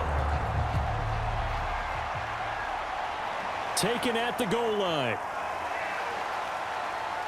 And he'll be stopped right around where he would have been had he gone down to a knee, maybe a yard shy of there at the 24. So Tua and the Dolphins down by 2 touchdowns. A minute 40 remaining. It's been a struggle to score all day, and now they need to do it twice here late to have a chance.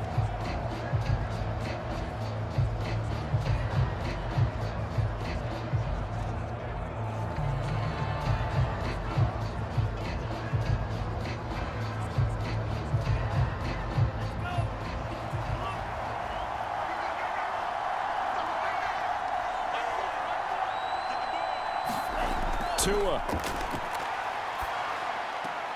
He'll get this out wide to Gaskin. No gain on the play.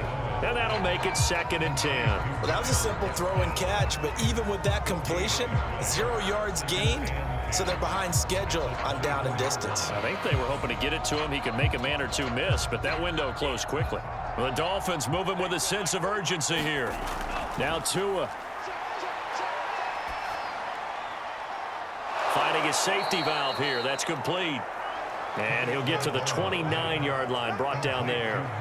5 yards. Now it's 3rd and 5. You got the big lead defensively. Willing to give him that underneath stuff, right? And this is why you work on your tackling. Tackle them after the catch, inbounds, keep the clock running. Just go ahead and bleed the game out that way. He's got to complete to Waddle.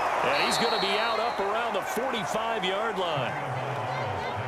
Clock management definitely critical here if they want to get back in this game. Absolutely agreed. They have to up the tempo in this case, down a couple of scores. Want to make sure they have a chance to win this ball game.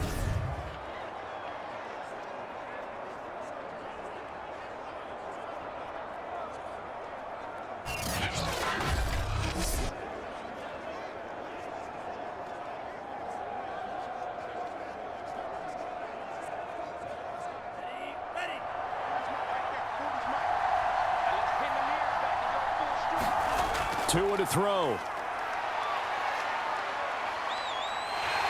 And the Raven pressure too much. Down he goes. Malik Harrison in there to drop him as that clock continues to run. Brandon, that's just football 101. If you're out of the pocket, you've got to get rid of the football in this situation. You cannot take a sack in a Tua going to try and go quickly here. Here's Tua.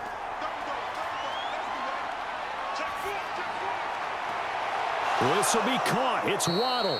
And he is out of bounds, but not before he's inside the 30. A big play there for the Dolphins. We always talk about the guy who paid off the play, don't we? The guy who caught it or ran it. But how about the elements that go into making a big play?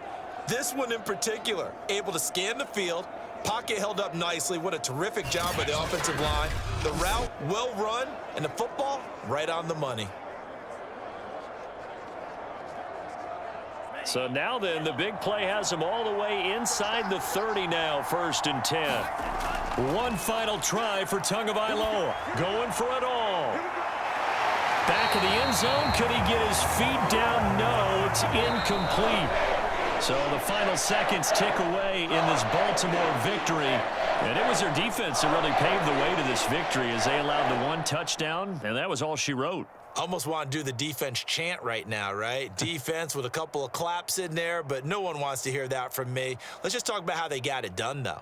When you take care of every aspect of the game, shut down the run, control the airways, right? Make sure the quarterback is harassed. This is the type of performance you get. They can't fashion together any offense, no consistency, and they just took control.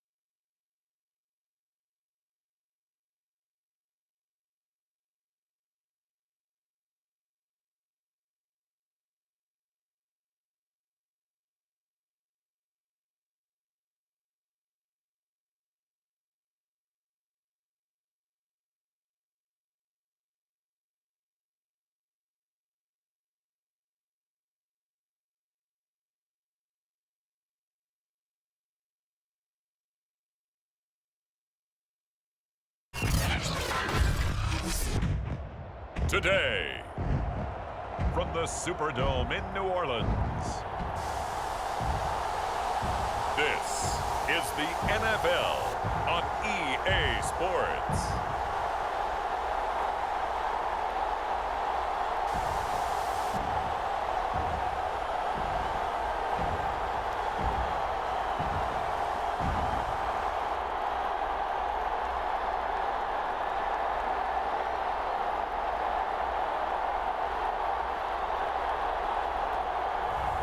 We'll see Jameis Winston and the New Orleans Saints taking on Tom Brady and the Tampa Bay Buccaneers. Well, folks, it is always a celebration here in New Orleans, and we are just outside of the Hoppin' French Quarter at the Caesars Superdome.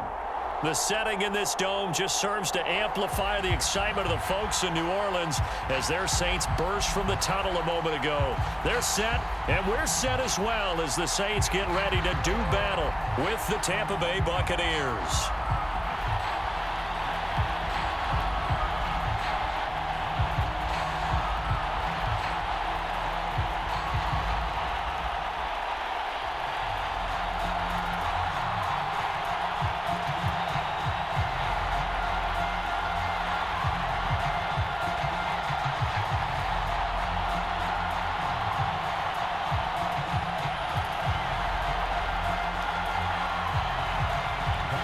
Here's the punter, Bradley Pinion, on to get us started. And we are underway from the Superdome. Callaway, the return man. And he takes this near the 25. Just a little pass there. Call it the 26. And here come the Saints for their opening drive. They'll be led out by their 6'4" quarterback, the former #1 overall pick in 2015, Jameis Winston. Throughout his career, few have doubted Jameis Winston's ability to throw the football. The concerns, they've always centered around his accuracy and taking care of it. When he makes good decisions on the field, excellent numbers usually result.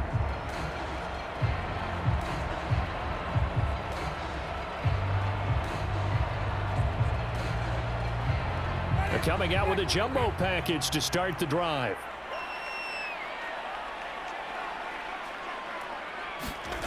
Jameis to throw it.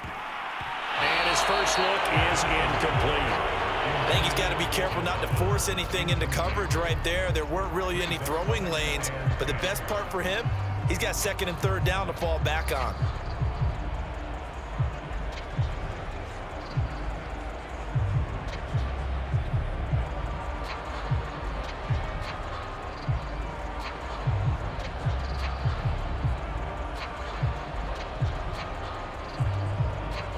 So after the incompletion on first, now 2nd and 10. From the gun, Winston. He'll find his tight end. It's Adam Troutman. 9 yards, and that leaves him just short, so it'll be 3rd and less than a yard. And there's a completion to the tight end. And look at the size of these players nowadays. At that spot, 6'4", 6'5", and up.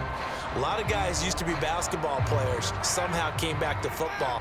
And that's really good for the game of football. You're getting better athleticism, great hand-eye coordination, guys who know how to control their bodies when they run their routes. He's not going to get there. That won't even be close. It was blown up in the backfield. Losing 2 yards that time, and now it's 4th down. Nice play right there to stop him behind the line, but I want to see how this defense continues to play him here in the first half. Yeah, we know. You know better than I. He has the ability to take over a game, so what do you do? Yeah, I think you have to make sure that you bottle him in at varying levels, because if you crowd everyone to the line of scrimmage, if he breaks through, there's nothing but room to run. Blake Gillikin on to punt now on 4th down.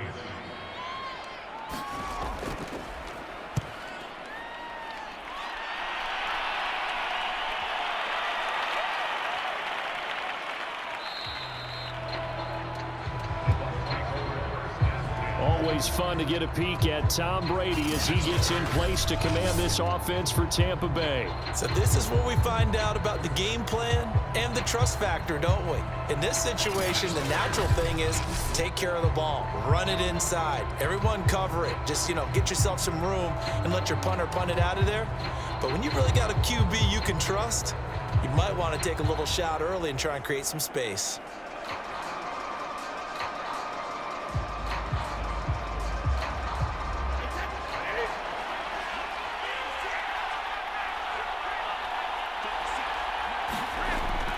The LSU man, Leonard Fournette, born right here in New Orleans. And he'll manage to pick up about 4. It's 2nd down. Well, on every play call, you realize it's not going to go for a touchdown. So a lot of your calls are setting things up for maybe later in the game, trying to establish the inside run with toughness now, hopefully get to the perimeter later. And let's face it, you could do worse than a 4-yard run on 1st down.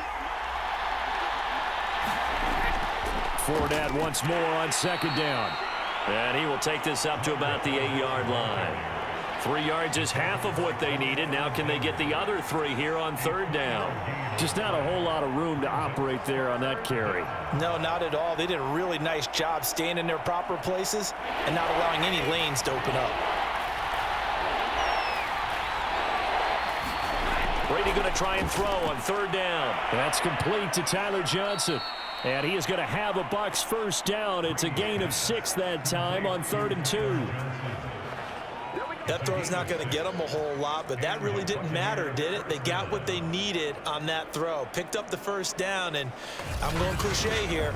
Game of inches, partner. Absolutely. Well, and you talked to me a lot about opening drives, how key those are to set the tone. You kept the drive alive. 3rd down conversion here is big.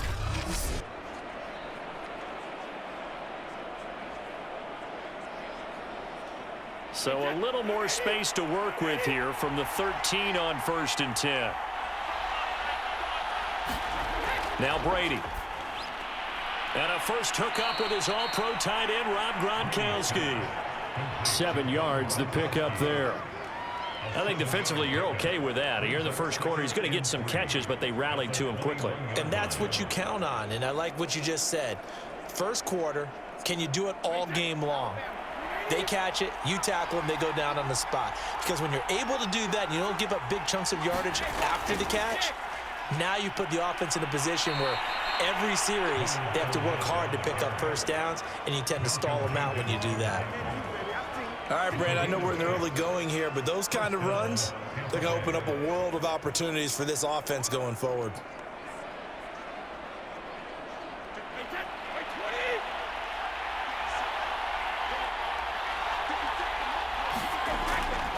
Now Leonard Fournette. And he'll take this ahead for about 4. 2nd down coming up.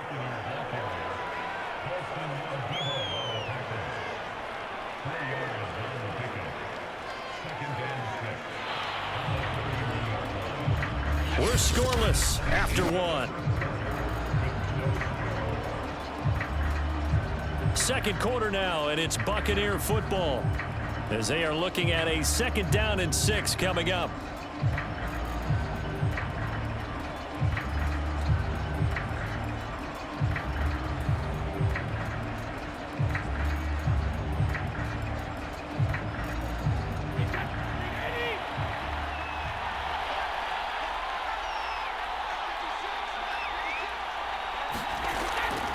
Here's a give to Fournette.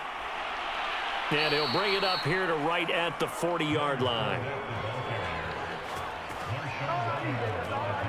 For a lot of guys playing this game, there's no better feeling than running right through a tackle. He's able to lower his center of gravity and churn his legs for a really nice pickup.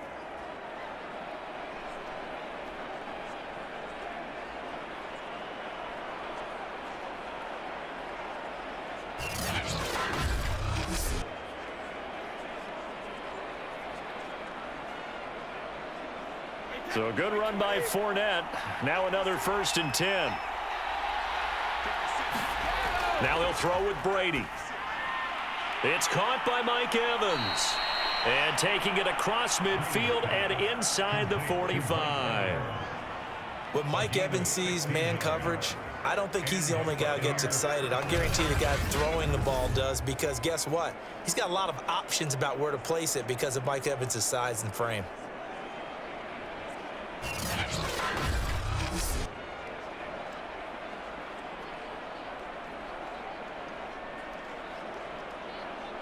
So in Saints territory now. Here's 1st and 10 at the 44-yard line. Now Brady. Left side here, that's complete to Godwin. Flashed the stick skills, but didn't get a ton from it. Stopped short of the 35. 7 yards, the pickup there.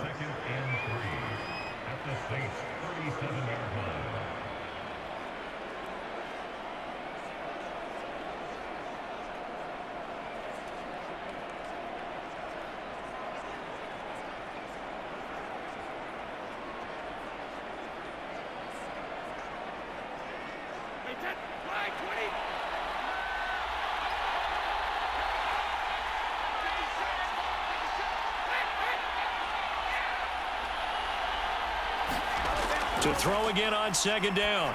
Brady looking for Godwin again, and he's got him once more.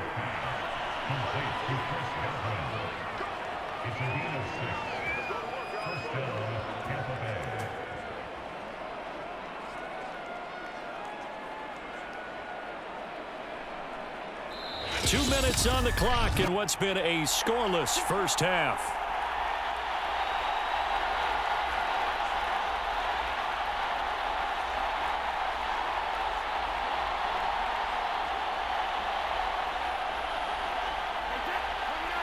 A reminder, coming up at halftime, we'll check in with our Jonathan Coachman. He'll have highlights and analysis of the first half, and our highlights will likely be on the defensive side of the football here. Scoreless game. A gain of 6 there on 1st. And forget about the run to set up the pass. They're just coming out throwing. Forget trying to set anything up. They feel like they have the advantage. They feel like they have the matchups, and they're just attacking right now. Yep, going to the air on the opening drive. 4 yards remain for 2nd down. Now Brady again. This to the sideline and nearly intercepted. Oh, he had that in his grasp. Couldn't get it. Instead, it'll bring up 3rd down. Well, prior to that, he had hit his first 6 passes to start the game, so on a nice little run to begin. It feels like this offense has carried its dress rehearsal into the game. You know, because you do practice it, you do go through it, and in this case, it is clicking exactly like they drew it up. He's going to take a shot for the end zone. And this one is incomplete. They really had a good drive going there, but a nice recovery by the defense these past few downs, able to knock that one away on 3rd down and bring up what I think for the offense, an unexpected 4th down here. So Brady departs, and on is Ryan Succop for the Buccaneer field goal. And this one a 41-yard attempt. Succop's kick is good. And we have action on the scoreboard just before halftime. It's 3-0.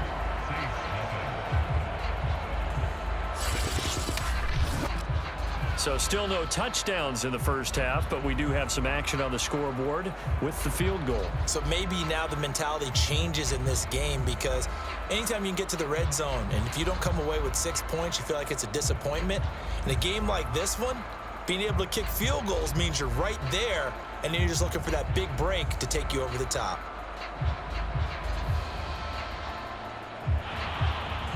The punter Pinion now to kick this one away. Callaway, the return man. And out a little across the 25 to the 27.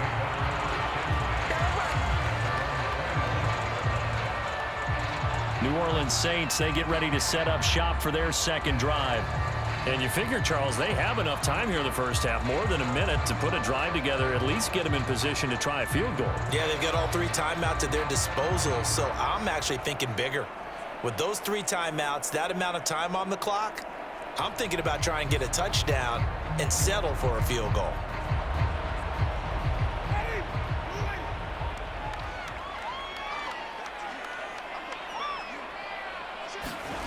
A first down throw for Winston.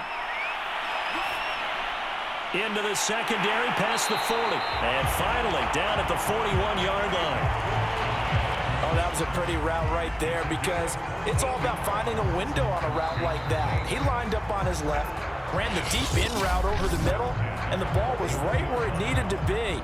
Really good trust between quarterback and receiver. Really good completion.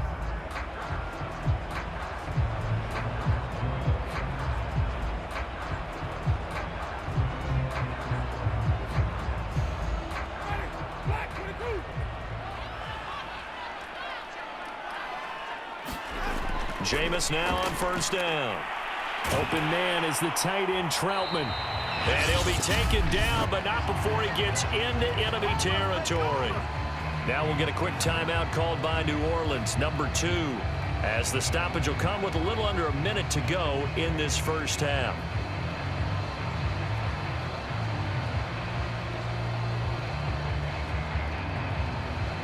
Back-to-back good plays have them on the move on first down. To throw is Winston. He gets this one complete to Traquan Smith. And he'll go out of bounds right around the 40. A gain of 6 there on first. People worry about throwing the out route because often it can get jumped, and that can turn into either an incompletion or an interception. But not on that one. Everything came together, and he catches it and goes over the sideline. Again, it's Winston. And his throw is incomplete. Defensively, Charles, they continue to really limit this offense as far as yardage goes. Yeah, you're exactly right. They've been assignment sound, staying in their lanes, keeping proper leverage, and communicating well, too. Now they face a 3rd down and 4 after that incompletion on 2nd down. Here's Winston. And that is incomplete. The Bucs defense stiffens and pushes this to 4th down. Well, the other day they told us when we've got 3rd and 5 or less, we have to be able to convert. And I guess every team would say that, Charles, but an opportunity missed there. What they were trying to tell us is they believe it's a matchup game at that point. And they liked some matchups that they had, thought they could exploit them, unable to do so on that play. And this won't get there. Won't be online either. It's no good. Off to the right. And this score will stay right where it is.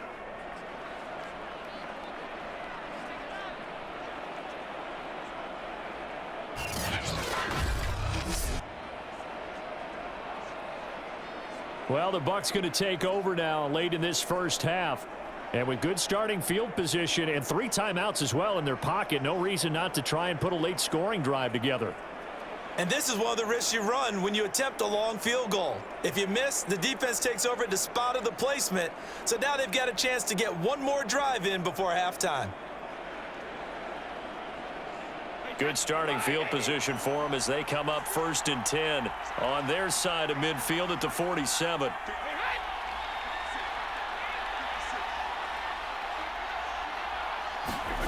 To throw is Brady. He finds his tight end Howard. That's complete. Now the Bucks going to use the first of their timeouts as the clock will stop with 34 seconds to go before halftime.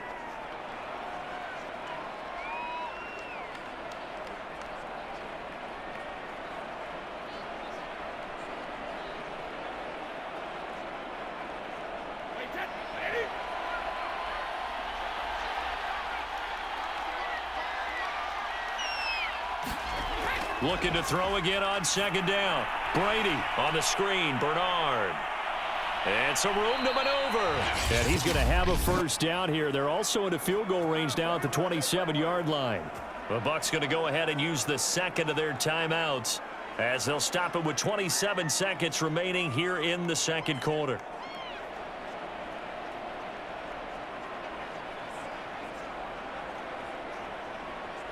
They had to settle for 3 last drive, hoping this second go-around ends in 6. In good position, 1st and 10. To throw, it's Brady. Over the middle, he finds Godwin, complete. And he takes it down to the 10-yard line. The Bucs forced to use their third and final timeout as they stop it with 16 seconds to go in half number 1.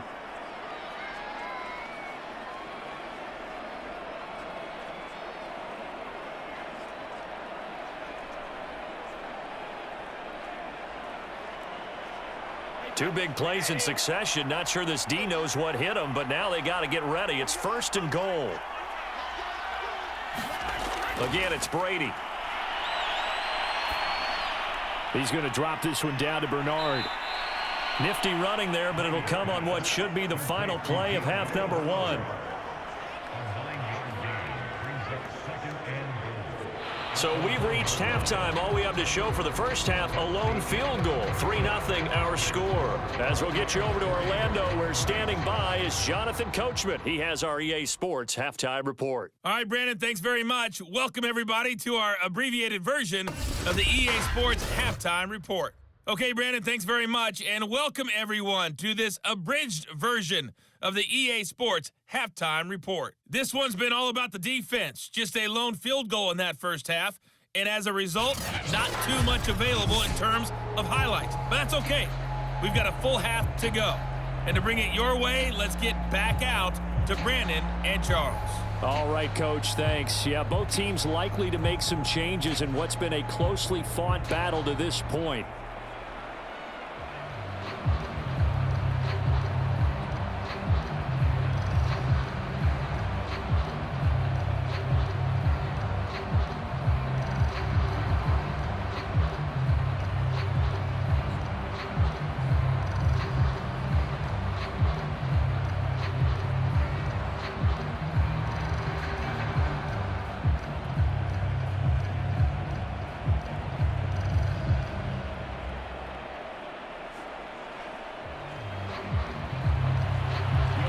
With a lead, and they'll get the football first as the second half is underway. This fielded right at the goal line. And he'll be stopped up at the 25.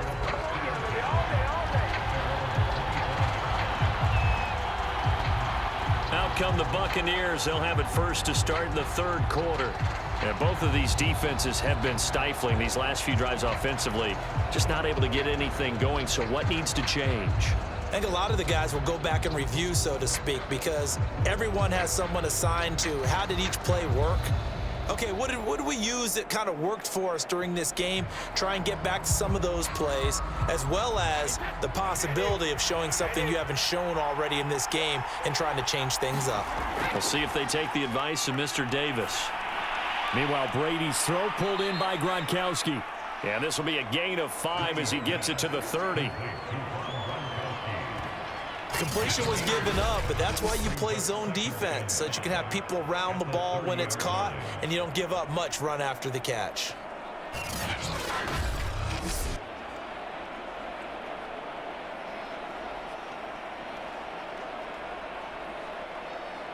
Second and 5.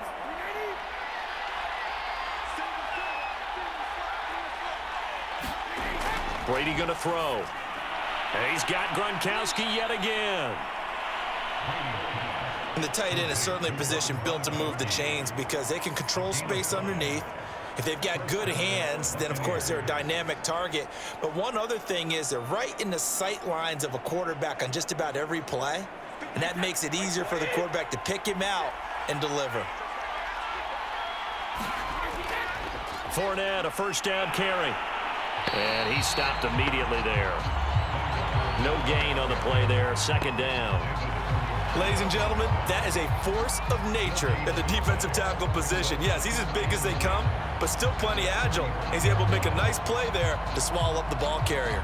A good action to this point in the third quarter. Just a 3-point game. 2nd and 10. Here's Brady to throw. Over the middle, complete. It's Johnson. 5 yards. Now it's 3rd and 5. Well, if you do read man coverage, Brandon, the drag route's a pretty good one to run against it because you're running away from people on it.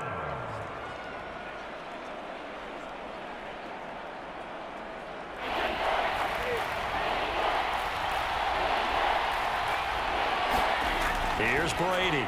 And that will be incomplete. So good work there on the defensive side for the first drive of the second half. Yeah, and until their offense can get into rhythm, their defensive players and staff have got to say to themselves, we've got to make it work. We've got to stand in here and make sure nothing else happens until our guys start moving the ball. Here's Bradley Pinion now as he's on to punt for Tampa Bay.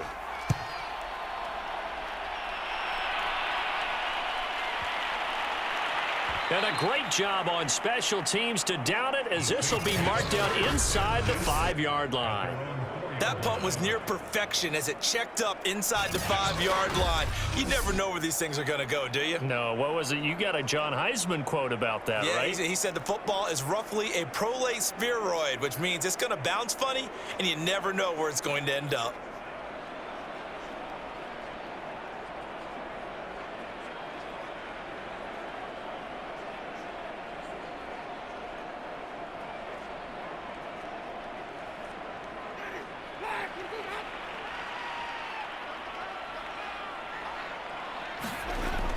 They'll try to get the offense going with Kamara. And he's going to be taken down shy of the 5-yard line.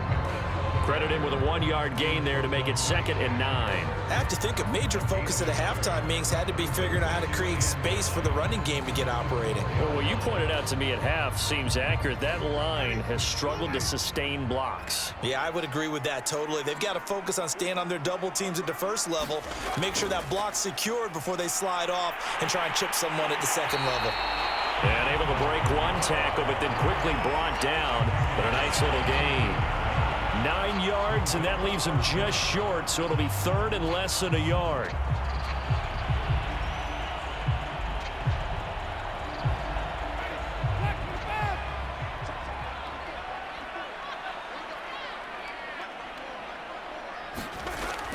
Here's Kamara, try to run for it. And he will get the first down as he's up to the 20-yard line.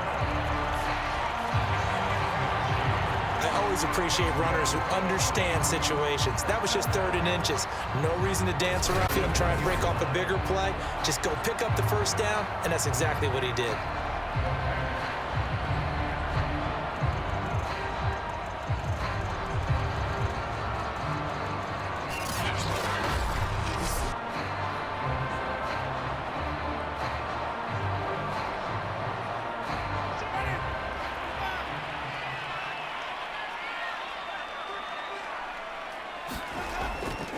Now a first down carry. It's Kamara.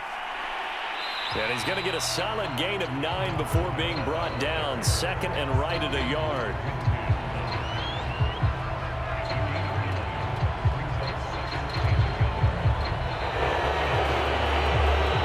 And that is going to do it for this third quarter of action.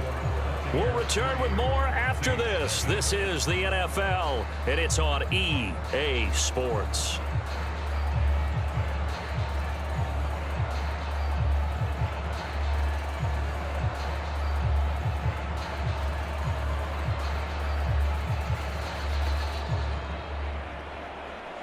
Here's 2nd and a yard.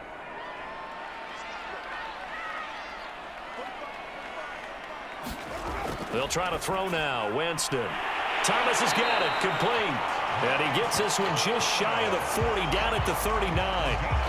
And here we are in the fourth quarter, partner, and watch them drive for what would be a go-ahead touchdown.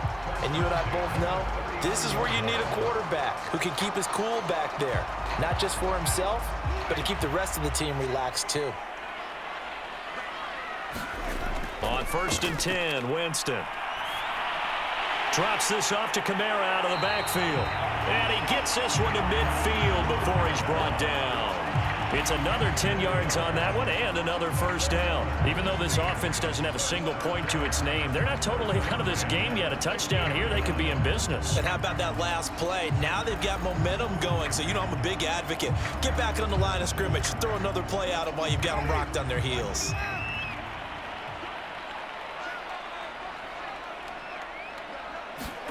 Winston now from the 50. This is complete to Michael Thomas. And he gets it inside the 35 and just shy of the 30. I love the drive they're working on here because they know they can take the lead with a touchdown. And so far on this drive, so good. They moved the ball down the field with very little resistance defensively. But they better be prepared for some adjustments to come their way now.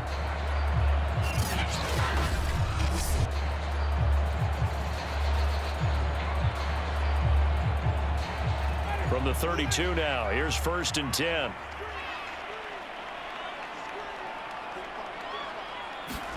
Jameis again.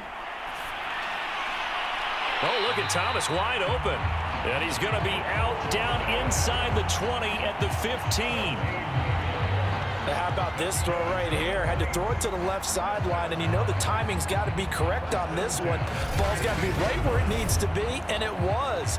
That's because he had great arm strength on that one, able to drive the football. Quarterbacks love it when they can show off their arms.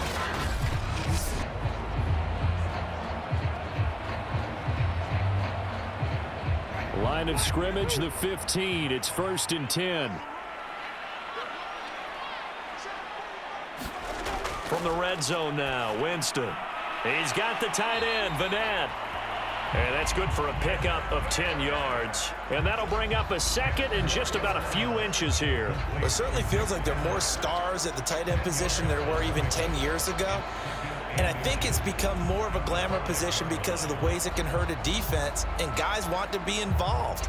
They can be in line, close to the line of scrimmage. They can split out like receivers. But hands, route running, speed, and some toughness to go across the middle, you put it all together, you got a heck of a tight end candidate.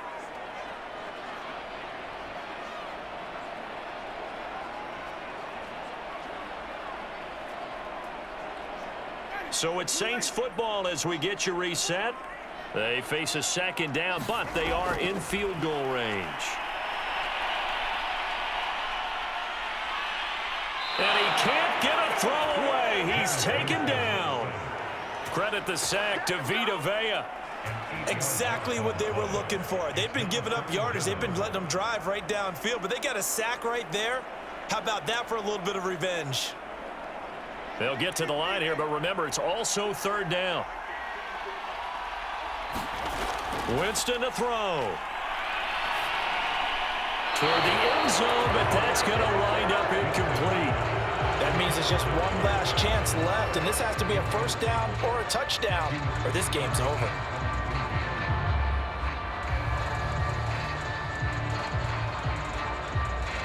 So a big one coming now for Will Lutz.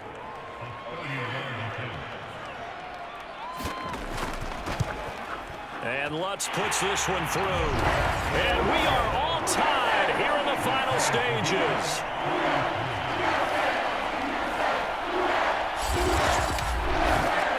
This hasn't exactly been a battle of one touchdown after the other, quite the opposite. But at 3-3 now here in the fourth, it's been an entertaining game considering just 2 field goals. Yeah, is it really a football game now, or are we watching baseball? This feels like a pitcher's duel, doesn't it? Nice, intense, on the edge of your seat. Have you been scoring this one? A lot of strikeouts and ground balls in this one.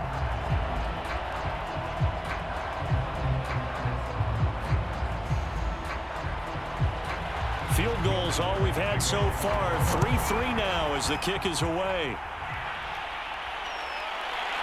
From a couple yards deep, he'll bring it out of the end zone. And he'll be stopped right around where he would have been had he gone down to a knee, maybe a yard shy of there at the 24. Back now comes Tampa Bay. They've got work to do, but they do still have a bit of time here. And they've got to feel comfortable with that, but they have all their play sequences called.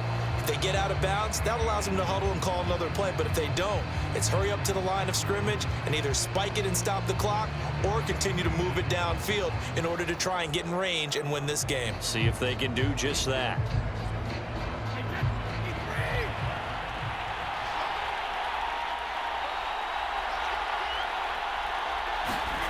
To throw is Brady. Open man, Gronkowski complete. And up to the 35 before they're able to knock him down. I like what they did there, still keeping their tight ends involved. They understand it's not quite Hail Mary time just yet.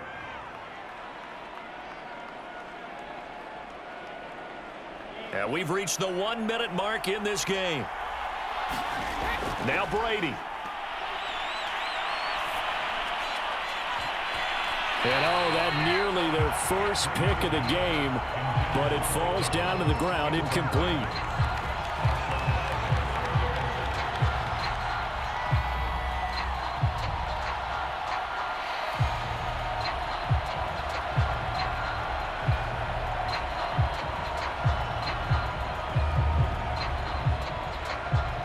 So now 2nd and 10 after the incompletion on first down.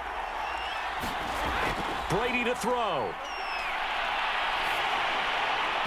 Well, that'll be incomplete. Well, he took a shot as he let that go. And it's going to bring up a 3rd down.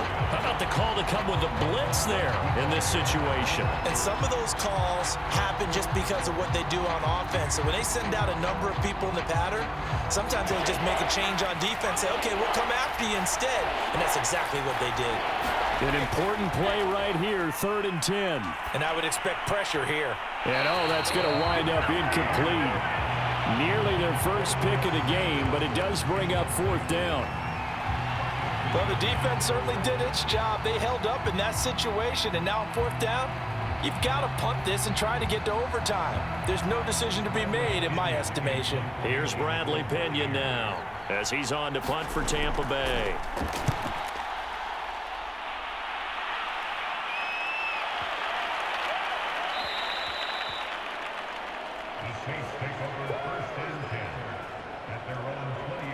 Out is the Saints offense now as they get ready to take over here. They, of course, tie game, would like to avoid overtime if they could. And a lot of people would go ahead and play it safe here and get to overtime and try and win it there. But, you know, sitting up here in the booth, take some gambles. I say let's go for this thing, try and push it, and maybe catch the defense back on their heels a bit. See if they do that.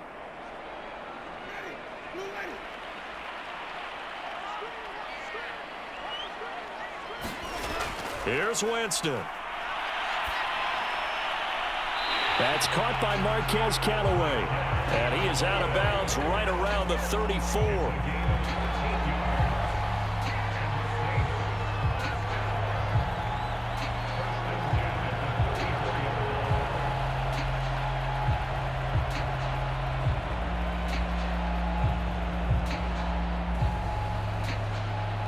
From the 34 now, here's 1st and 10.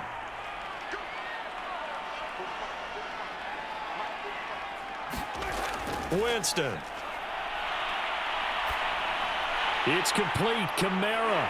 And he'll get this up past the 45. It's a 1st down, but the tackle comes in bounds. The Saints going to call the first of their timeouts as they'll stop the clock with 24 seconds to go in the game.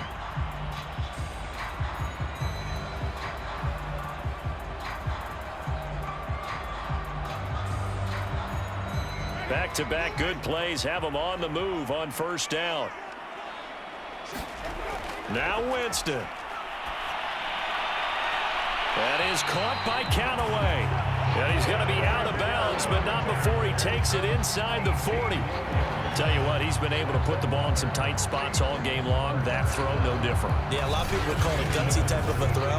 I think he looks at it as, I can do it, so it's not that big of a deal to me, and I'm going to keep firing.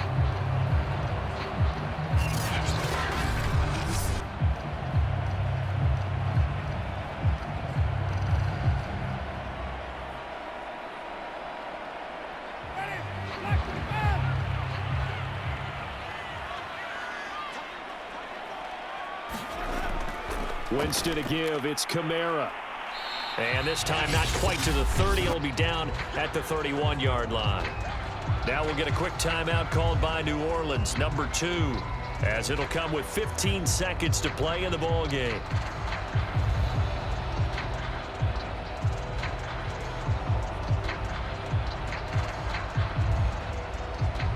After the pickup of 5, here's 2nd and 5.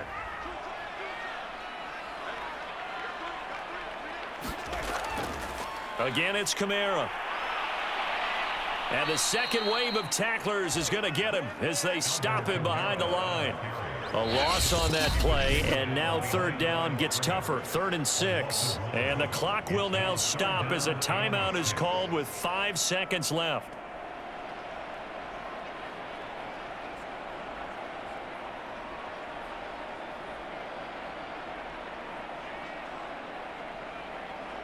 So it all rests now on the right leg of Will Lutz. And the clock will now stop as a timeout is called with 5 seconds left.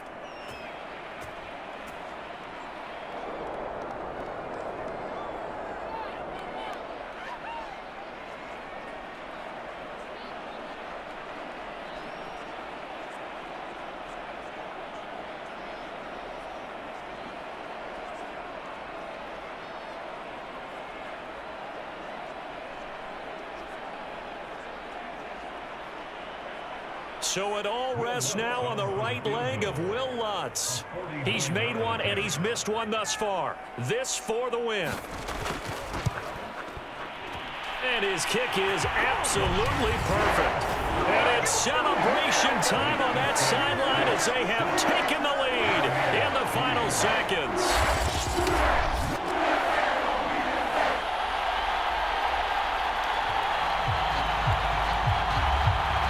So it's not quite over yet, but you have to figure they pretty well got this one on ice now. And Brandon, I'm trying to figure out how they remain so calm in these situations and then go out and execute, because I'm up here shaking like a leaf, and I wasn't the one who had to make that kick. They look calm, but I bet if you had a heart rate monitor on it, it'd be up in the 300s right now.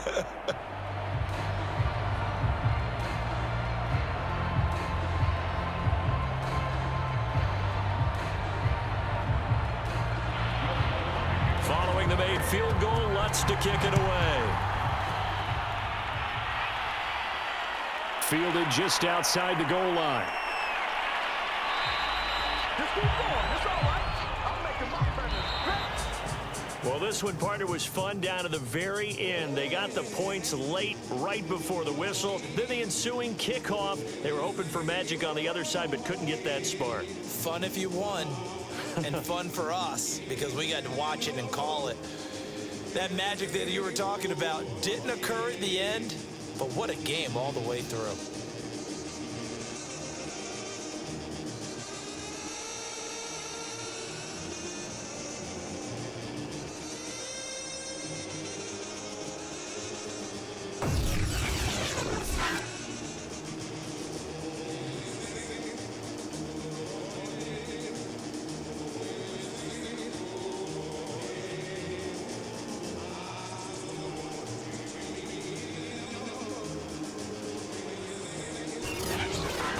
So that'll just about do it for Charles Davis. I'm Brandon Gaudin. You've been watching the NFL on EA Sports. For more, log on to easports.com. I'll be heading to the hotel, Charles.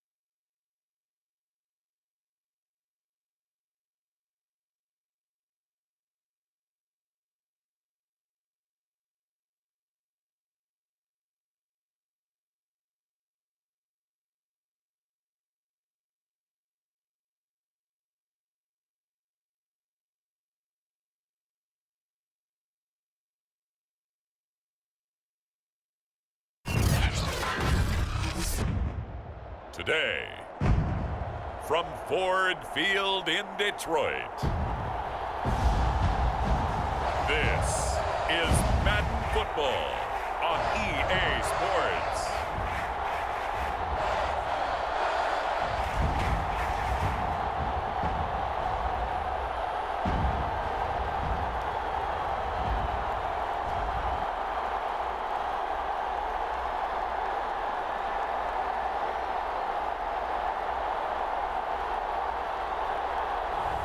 We'll see Jared Goff and the Detroit Lions taking on Ryan Fitzpatrick and the Washington Football Team. First opened in 2002. There's a look inside Ford Field here in downtown Detroit, the Motor City. Both teams emerging from the Ford Field tunnels just a short time ago. And, of course, the loudest cheers were reserved for the hometown Lions. They're set to go as they will match up with the Washington Football Team.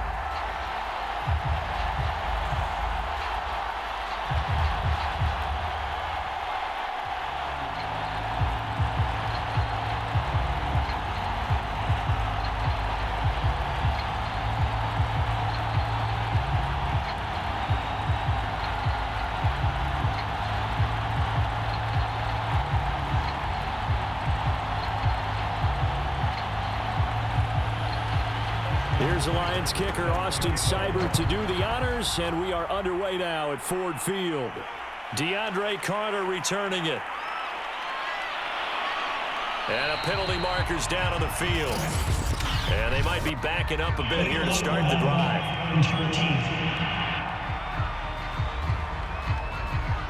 Now, this is going to put them back with not great field position. So they really got zero benefit at all, right? Sometimes you can absorb a penalty when you get a big return. Then the penalty brings it back, but you still have great field position. As you pointed out, not in this case. So from inside the 20, here's 1st and 10 at the 18. Here's Fitzpatrick. Open man is Samuel, complete. This will be a gain of about 8 to the 27-yard line. Brandon, perfect defense in this situation would have meant that there was an incompletion. They would have picked it off. Okay, so they gave up the completion. But I really enjoyed watching how the defense stayed in sync, stayed in great communication. And as he dragged across each zone, you see him pointing, communicating. There he is, and they passed him off to each defender. Ended up making a nice play, even though it was complete. And his throw is going to be incomplete. A lot of times it's that first read that you have. Maybe you get it in pre-snap, and he locked in on his target, but he was covered quite well, and that one's incomplete. An early task, 2 plays in. This is 3rd and 2. Fitzpatrick. That's caught. It's DeAndre Carter. And he's going to have the first down, yardage to the 35. And that one was a lot of fun right there, because that was the game within the game. 3rd and short, blitz was on. What's the key for the quarterback? Get out of your hands in a hurry. And that was a quick little completion. Got the job done for a first down.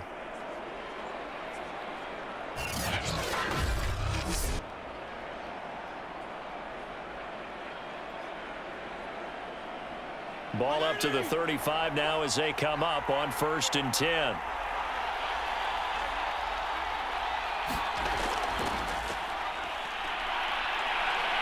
And able to get this one across the 45 before he's brought down. That O-line, they cleared a big hole there on that run. The athleticism of offensive lines continues to evolve, and we're seeing it here. Not only are they controlling things right at the line of scrimmage, but they're able to get upfield to get to what we call the 2nd and the 3rd levels. You know, get to the linebacker spot, the secondary spot, getting all the way downfield with their blocking, which helps keep the running back clean. They'll try to continue that trend here this afternoon. 2 first downs have them up near midfield now on 1st and 10. A carry for Gibson. And he's going to get it across the midfield stripe into Lion territory. 5 yards is the tally on 1st down. That brings up 2nd and 5. That's a really nice, tough run inside, and they gained 5 yards on it. And to be frank about it, most offenses don't expect to get 5 yards on a play call like that. So when they do, They go back to their huddle with a little pep in their steps. They're starting to think that they're starting to dominate the line of scrimmage. And he's going to get this one down near the 45-yard line. It'll be a pickup of a couple, and it leaves him with a 3rd and 3. Defensively, we always know that he is tough in run support, and I think the way that he gets there is he understands what an offense is going to do before the ball's even snapped. A great job of scouting prior to the game, then reading, reacting, and taking the right path to the ball carrier. They'll run with Gibson. And he will have a first down as they get him to the ground at the 37. How best to describe that one? I'd say right down Broadway on that run. A straight-ahead running. I think that might be something we see a lot of between the tackles today. Well, he's enjoying things so far here this afternoon. Sees a crease and bursts through it for a solid gain.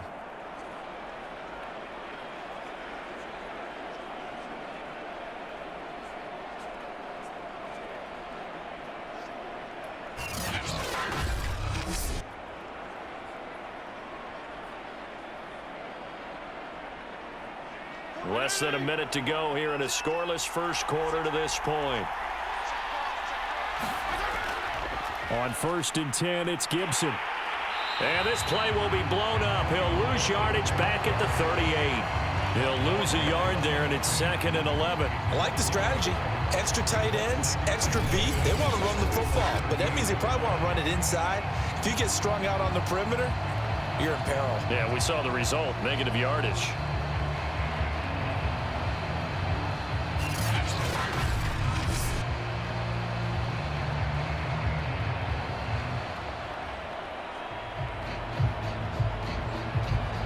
Maybe just a slight detour on what's been a strong drive. Here's 2nd and 11. They'll try to throw here, Fitzpatrick. They'll set up the screen for Gibson. And they're able to get this one past the 30 to the 25-yard line.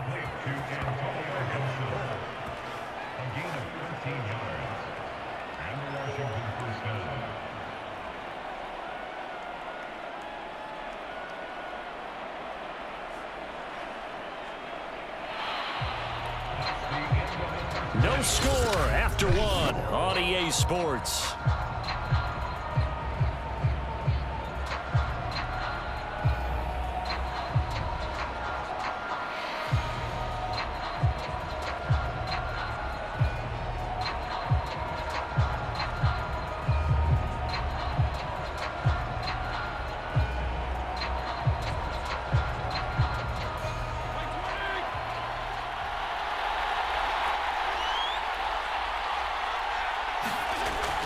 They'll run on first down. It's Gibson, and he's going to lose yards. They take him down at the 26. Officially, it's a 1-yard loss. That's going to bring up 2nd and 11. Part of the thinking when you bring in extra tight ends, you're hoping that each of your guys gets those one-on-one blocks and creates a crease for your runner. But the converse is, though, you've got to win those one-on-one blocks. And when you don't, that's the result you end up with.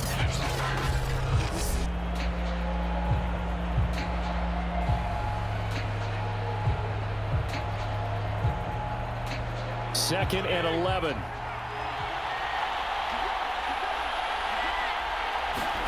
To throw is Fitzpatrick. Now they go screen. It's complete. And he'll be tackled at the 23 after a gain of 3. Boy, that was certainly well read defensively. And the key to any screenplay is space to work. And there was none to be found there. And they tackle him for just a short gain.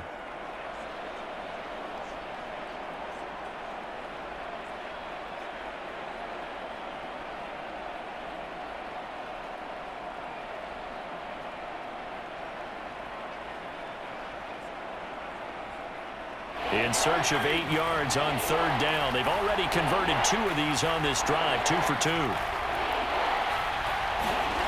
Now Fitzpatrick.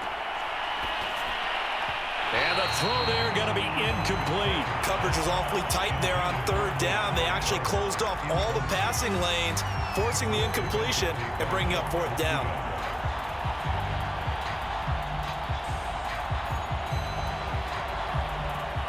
Now on comes the Washington field goal unit.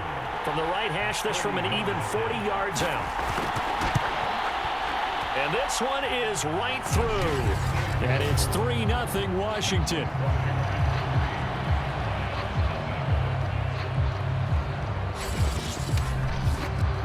So a nice opening drive on the road. You get the 3 points. Part of you wonders if that might hurt them later not getting into the end zone. Well, the good thing is still first quarter, and they did come out of it with points. In a sense, they could look at it positively and say, hey, we set the pace in this one. I think that's how they'll go about it.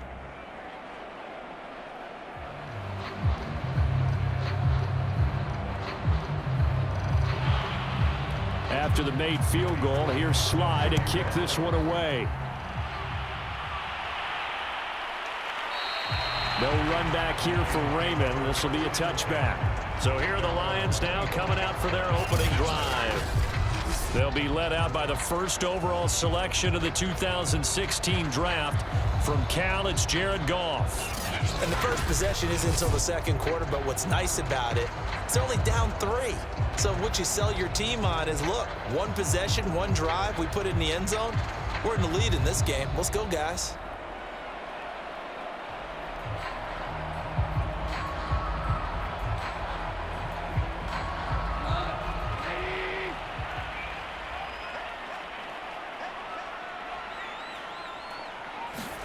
On first down, Goff.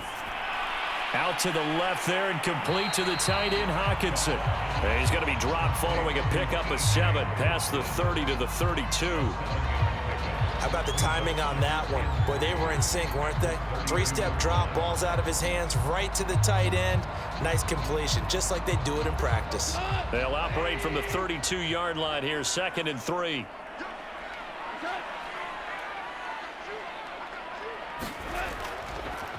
Goff, a handoff here to Swift. And he'll scratch out only about a yard up to the 32.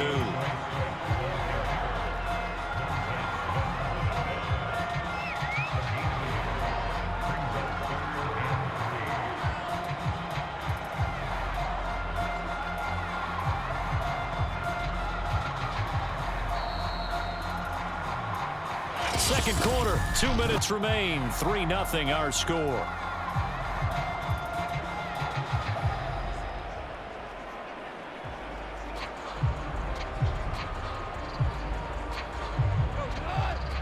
We remind you that coming up at halftime, we'll take you to Orlando and Jonathan Coachman. Coach will have highlights and analysis of this first half, one that's featured no touchdowns as of yet on either side. So his job's a little bit easier for this halftime. Need to get the coach some highlights here. Yes, we do. A little football 101 there. You just see the receiver trying to run down the defender, meaning he goes right at him and really trying to move him a little bit towards the center of the field so he can put his foot in the ground and break to the out, to the sideline, and make a catch. A play fake for Swift. Now Goff. He's going to let this one go deep. And it's incomplete. Took a shot, couldn't connect. Not only did he have a chance to scan the field there, it felt like he had a chance to scan it twice. The protection was that good. Unfortunately for him, the coverage downfield, equally good.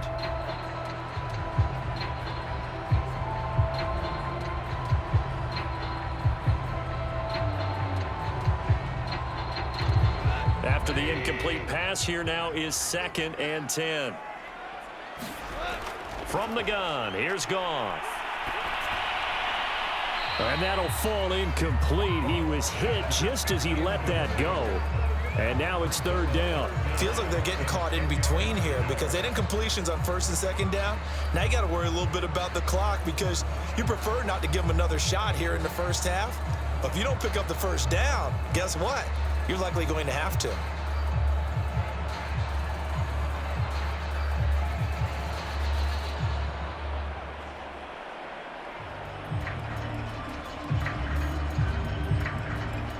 Now they face a 3rd and 10 after back-to-back incompletions. Out of the gun, Goff. Open man is Raymond. He's got it. And boy, he is very close to a 1st down, but from where they're spotting that football, he's going to be a foot or so short. They'll get 10 there, but it leaves them just short for 4th down. There's another example what defensive coaches constantly preach, not allowing any run after the catch. They gave up a few more yards than they wanted to, but they were able to get him down quickly and force a 4th down.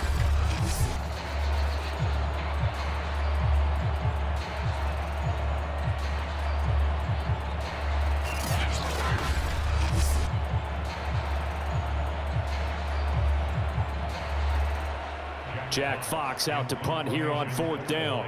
DeAndre Carter back deep.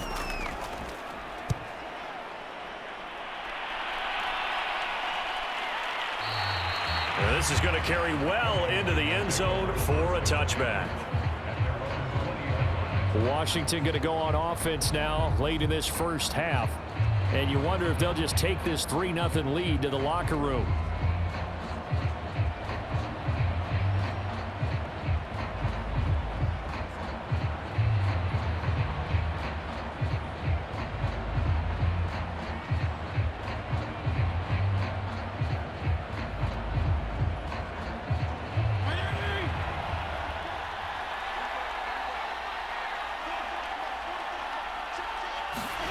Fitzpatrick on 1st down. And that is incomplete. He couldn't hold on through the contact. Brings up 2nd down.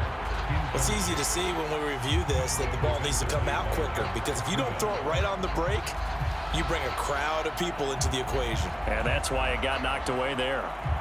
They'll try again from the 20 on 2nd and 10. Now Fitzpatrick. That's going to be caught by Samuel. And he stopped right at the 25 after a gain of 5.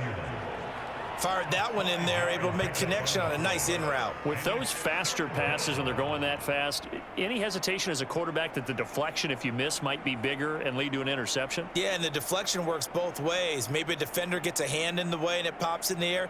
And sometimes you throw it so hard your receiver can't handle it, and he pops it up in the air for the defenders to grab as well. But a moot point there as they were able to connect. This is caught by his tight end, Logan Thomas. And he's able to get it to the 33. Good enough for a 1st down. So we have come upon halftime, and it's the visiting group from Washington who are out on top. As we'll send you down to Orlando, we check in with Jonathan Coachman for our EA Sports Halftime Report. Coach. Okay, Brandon, thanks very much, and welcome. And okay, so much for our halftime break. Apparently we're going to get right back to it. Okay, right, Brandon. Thanks very much. And welcome in, everyone, to this slimmed-down version of the EA Sports Halftime Report. This one's been all about the defense. Just a lone field goal in that first half. And as a result, not too much available in terms of highlights. But that's okay. We've got a full half to go. And to bring it your way, let's get back out to Brandon and Charles. So Washington in a good spot. They've got the lead. They will get the football as the second half gets underway. And he'll wind up getting a couple extra yards here for his trouble and bringing it out of the end zone as he's down at the 27. And the Lions getting set to go on offense to start the 3rd. And they're on the losing end of things here. What do they need to do if they're going to turn things around, CD? Partner, it's awfully close to being a must drive here, I think, for them, because I think a touchdown here in this opening drive is something they absolutely have to have. They only managed 3 points in the first half. They know that's not going to get it done. So without adding pressure to them, they already know the stakes. They need a touchdown here to get things started. On 1st and 10, Goff. He's going to sling this deep downfield. Oh, that's into double coverage and intercepted. William Jackson with a pick. And they take possession of the football and have it at the 36-yard line. That one is going to sting. First play of the 3rd quarter and a turnover. And you have to know that at halftime, they spent a lot of time going through their checklist of what they wanted to accomplish to start this 3rd quarter. Turning it over like this was not on that list. Not at all. And you come out of the locker room trailing, so that first drive to establish momentum is very key. Crucial.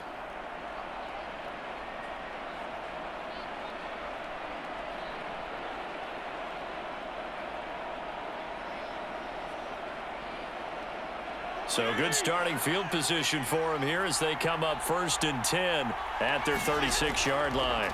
They'll start on the ground with Gibson.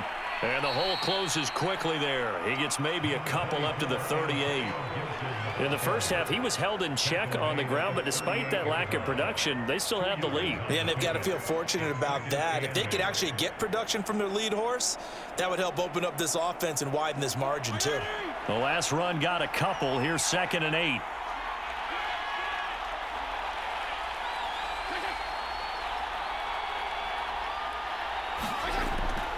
They'll go again with Gibson.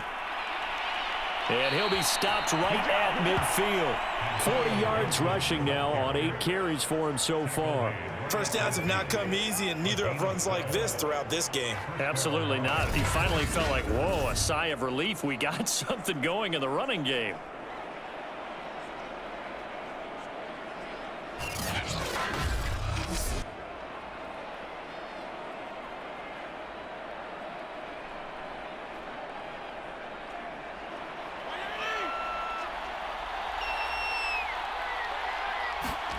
Fitzpatrick now from the 50. And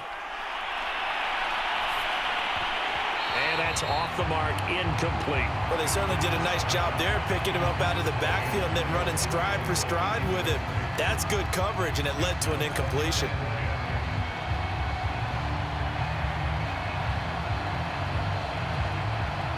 So 2nd and 10 now here in the 3rd quarter from Detroit.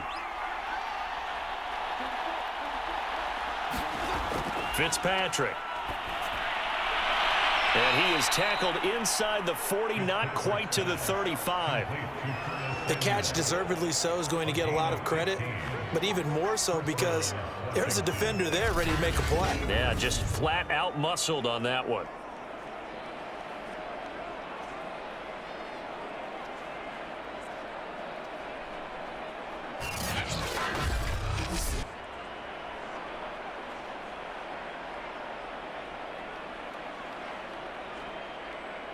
Still in search of their first touchdown of the game, but they're on the move. 1st and 10. Fitzpatrick to throw it.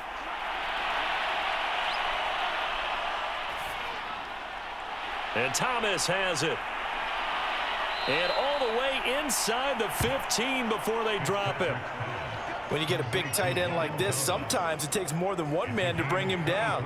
Oftentimes, your best bet, just jump on and hold on and wait for your teammates to arrive to help get him on the ground.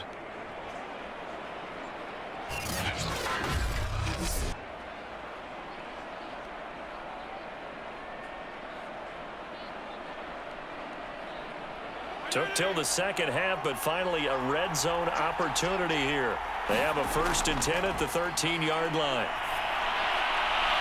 And he's got his man on the out route. And he's able to get this down to the 5-yard line before he's out of bounds. A good pickup there. 8 yards on the first down completion.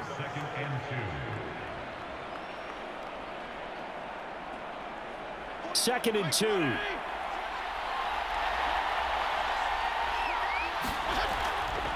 Fitzpatrick going to give to Gibson. He got maybe a half yard at most, but officially they'll be left with a 3rd and 2. And that run was memorable for only one reason. There was absolutely no place to run with the football. No gaps, no creases, no gain. Trying to keep the drive going here. This is play number 7 on 3rd and 2. Working out of the gun, Fitzpatrick. And this is taken in for a Washington touchdown. J.D. McKissick there to make the grab. And Washington is able to stretch their lead. Circle that drive because that might be one to remember. Well executed to give them a little cushion. Well, let's take it into the boxing ring. You talk about them commanding it, keeping the fight where they wanted to, whether it was in the center of the ring or putting them on the ropes because it was jab, jab, jab. And finally, the haymaker to put that drive away. Now they'll line up to kick the extra point.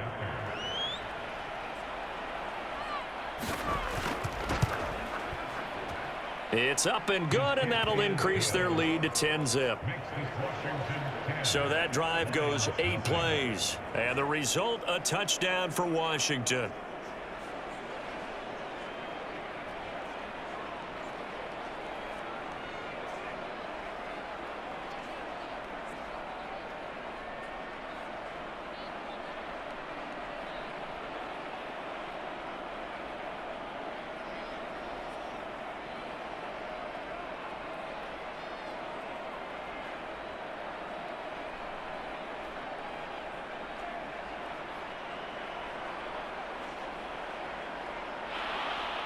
Joey slide out, a kickoff after the touchdown. This taken in at the goal line. And ultimately, he stopped right where he would have been if he had simply gone down to a knee at the 25. Here's the Detroit offense now as they head back out onto the field. And last time, one play interception. So this offense, they should be fresh. That's a good way of putting it. And I can't wait to see what they decide to do with play calling, because a one-play drive where you throw an interception, a lot of people would think the very next time out, run the football, don't give them a chance. Maybe play action? I think maybe you go play action, show your quarterback, you get a little confidence in him, and let him fling another one.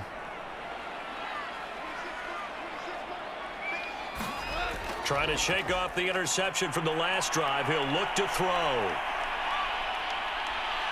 And he cannot avoid the pressure as the Washington pass rush gets home. Chase Young. Give him the credit for the sack and a loss of 14 yards. When you see a quarterback retreating away from the line of scrimmage toward the other goal line like that, usually doesn't end well. You're exactly right about that. Normally, if they're moving from side to side, they've got a chance maybe to get back upfield. He was trying to shake defenders and extend the play, but it doesn't work out very well for them at all. You need those extra yards on the other side of the line of scrimmage. Now you're digging a hole for your offense. On second down, Swift. And they won't fare much better here as he maybe gets back to the line. No gain on the play this time, and it'll be a 3rd and long situation coming up. 3 quarters in the books. We'll return with more after this break. You're watching the NFL on EA Sports.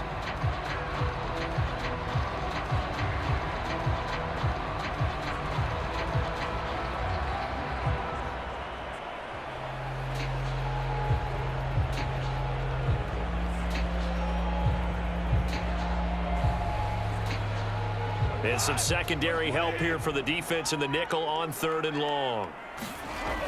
A shotgun snap for Goff.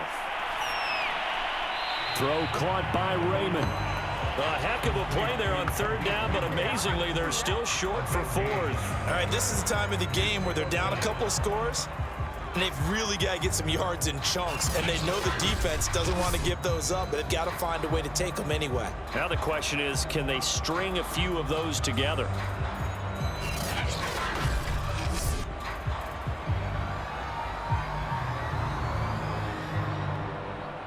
All right, they're going to try and keep hope alive here on 4th down. They're going for it.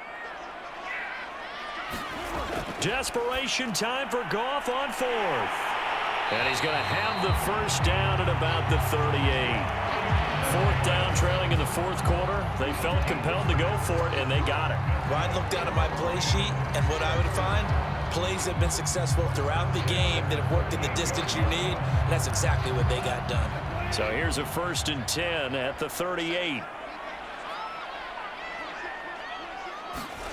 Back to throw, Goff. He's going to get that to Swift underneath. And they've got it well across midfield down to the 40 before it's all said and done.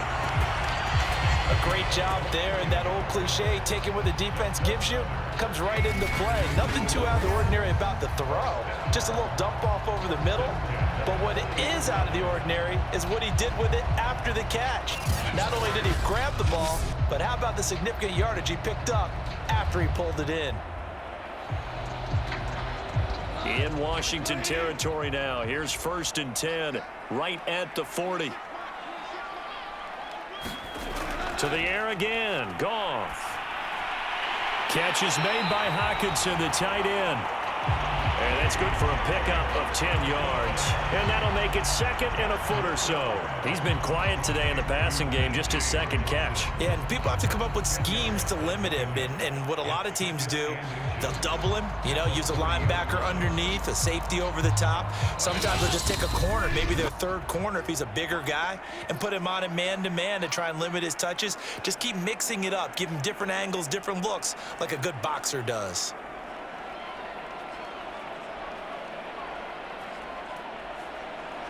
So the Lions in possession of the football as we welcome you back. And let's see what they've come up with offensively after having time to talk it over. Goff throwing complete for Swift. And he'll be a couple yards shy of the red zone here at the 22-yard line.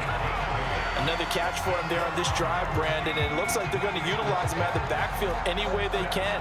And that time they pick up a first down. So now on defense, you assign a man to him and try and cover him before he gets going.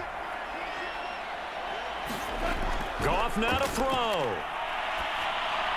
And he'll get this into the hands of Swift once again. And flags come in as he gets forward for about 3 yards. Let's check on the call. So apparently some grabbing there in the middle of the O-line. I've often wondered why that doesn't happen more often for guys that play center.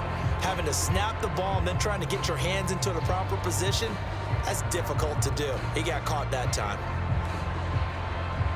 So following the hold, they're in a bit of a hole here with a 1st and 20.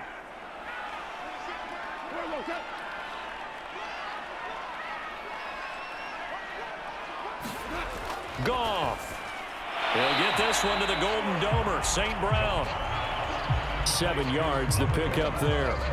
One thing I think that's safe to say defensively, the tackling's been really good. And because of that, it's been very, very hard for them to move the ball because you're not getting the benefits of run after catch. They're tackling them almost on the spot. That means you have to run extra plays, harder to move it.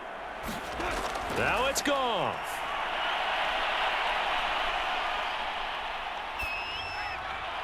He's got the first down inside the 10. And finally wrestled down at the 11. Of course, remember, you need a touchdown here and a field goal. Doesn't matter the order, but they have to get it done and get it done fast.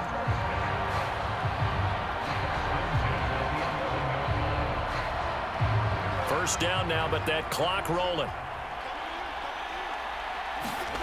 Now Goff. And oh, what a catch! The Lions will use the first of their timeouts as they'll stop it with a little over 30 ticks to go in the football game.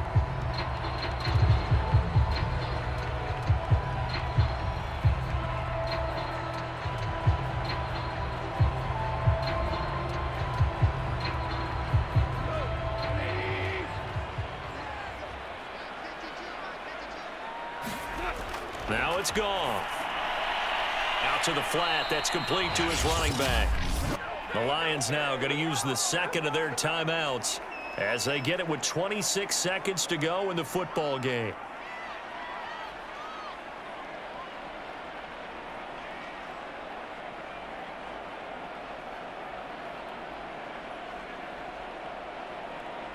Now from the 9, here's 2nd and goal.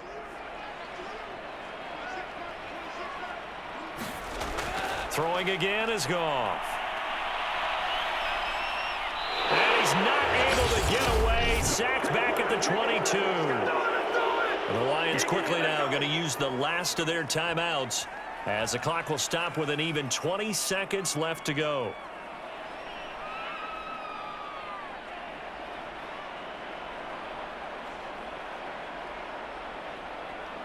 Third and goal, and keep in mind, very possibly 4-down territory. Play action. It's Goff. He's going to go up top for the end zone. And oh no, it's incomplete. Well, it's a touchdown if he holds on, but somehow took his eyes off of it, falls to the ground, and brings up 4th down.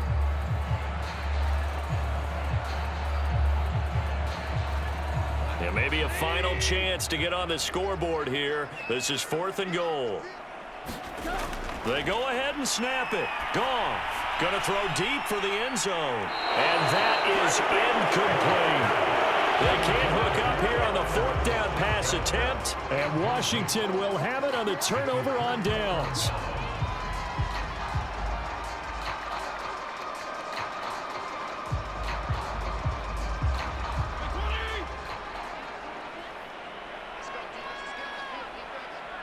To a knee goes Fitzpatrick, and that should just about do it.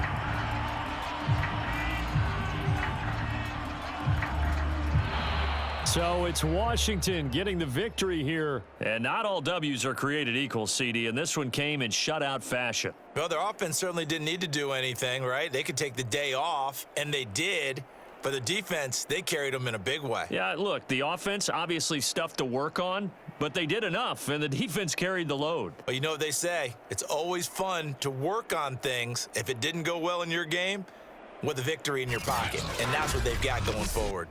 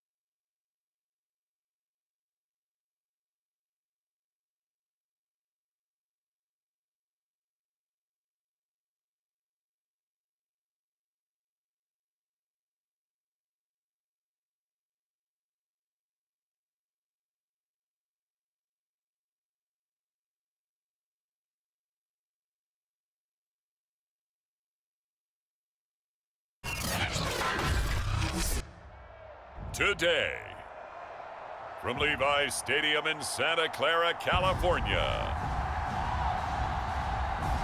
this is the National Football League.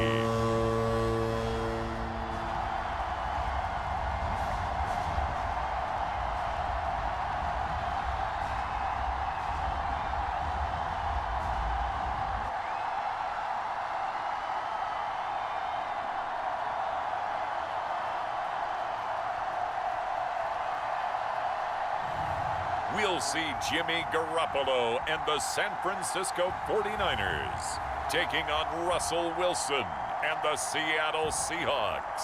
EA Sports coverage of the NFL brings us to the so-called Silicon Valley and Levi's Stadium in Santa Clara.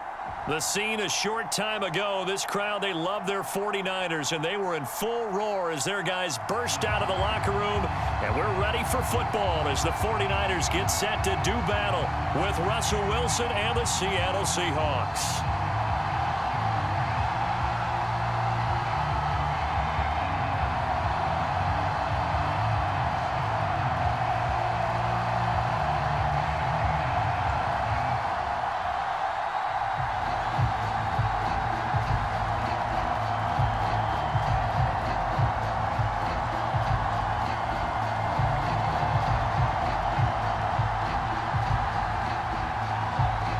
Here's the kicker, Jason Myers, to get this one started. And we are underway from Santa Clara. No run back here on the opening kickoff as we'll start at the 25. Out comes the San Francisco offense as they are led out by their quarterback, the man known as Jimmy G. That's Jimmy Garoppolo. And Jimmy Garoppolo has shown that he can be a Super Bowl quarterback, but his biggest problem, his ability to stay healthy and remain on the field. When able, he's a capable quarterback prone to winning games both in the regular and postseason.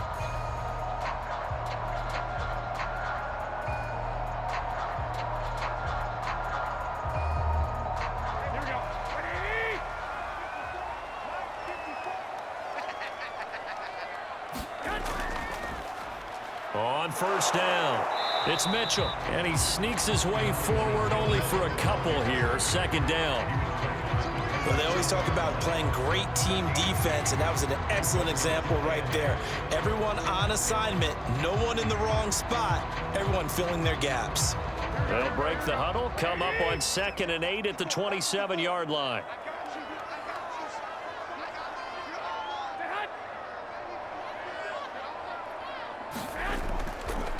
Now a handoff here to his running back.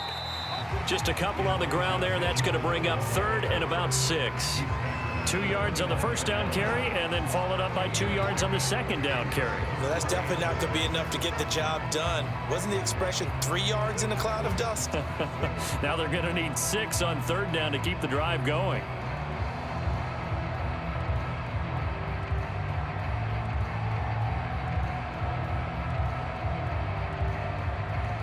This defense looking for an early stop. This is 3rd down and 6. Garoppolo now. And he'll be taken down, but not before they work it across midfield. Well, a lot of times when you get a manageable 3rd down situation like this, you have to think about your tight end, and he comes through for him, picking up the 1st down.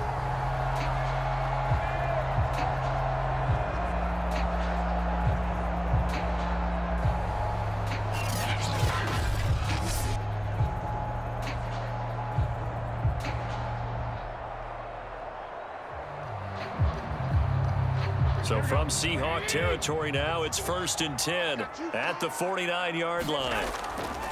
They'll try the left side. It's Mitchell. 3 yards on the pickup there, and it'll be 2nd down. Give credit to the defense for stringing that play out, and they gave up no cutback angle. You know he was trying to dart through.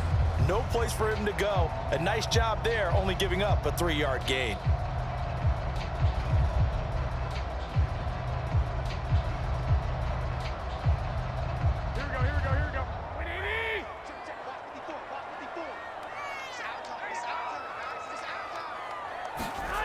On 2nd and 7, Garoppolo. That's complete. It's Brandon Ayuk.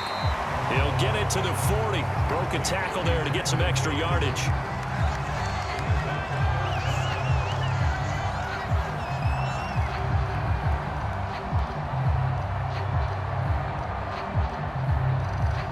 Could be 4-down territory even if they don't get this, but they need just a few inches here on 3rd. There's Garoppolo to throw. And this is caught off a deflection. And he is going to have a Niners 1st down. At least it would appear that way. He didn't get it by much, but yes, they do get the conversion on 3rd and 1. Well, sure looked pretty coming off of his hand, but sometimes you might have to take a little bit off of it. That one looked a little too hot to handle. Yeah, but off the tip, hey, they still got the catch, right? It's amazing, isn't it? Even when it goes wrong, it turns out right.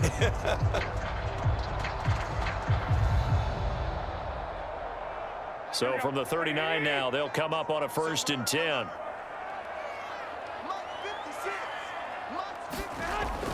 They'll run on 1st down. It's Mitchell. And he's going to get a solid gain of 9 before being brought down. 2nd and right at a yard. If these kinds of lanes are available, you have to feel like he's going to have a pretty big game on the ground. Yeah, you can tell early on he's got a little burst in his step, and that's a big pickup right there on 1st down. And just a yard to go here on 2nd down.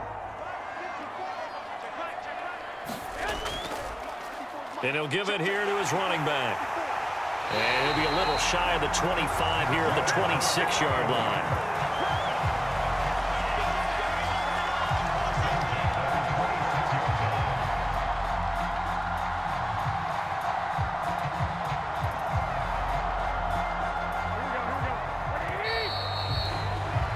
We're scoreless after 1. The 49ers with the football here to begin the 2nd quarter as they've got it with a 1st and 10.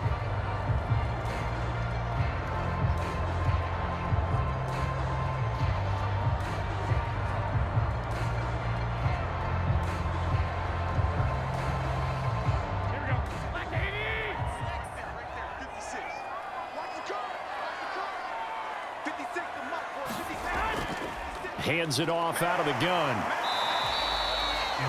Jordan Brooks on the tackle. Oh, that's a real nice job there by the defensive front. They just engaged and held their ground. But how about the guy who made the play? We often talk about whether they take a good first step or not. Many times you just don't take any step. Just get your feet moving, get your body going, and then once he made the read, he was able to make the play.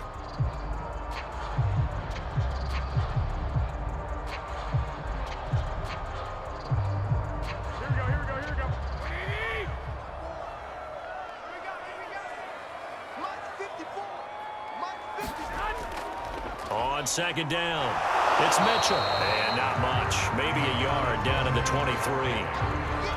When we talk about defenders, specifically linebackers, keeping their eyes in the right spot. He had that eye down the entire time. And you know that's not easily done because they throw a lot of misdirection at you. They try and fool you. and get your eyes in the wrong place. But you're right about that one. He correctly figured that one out and made a really nice play. And able to haul it in is Kittle. And he is going to have the 49ers first down as they're able to get the third down conversion. And the pocket's been protected pretty good here so far in the opening drive. We always talk about confidence in runners and catchers and quarterbacks. How about the protection detail? They're not allowing anyone near the guy throwing the football.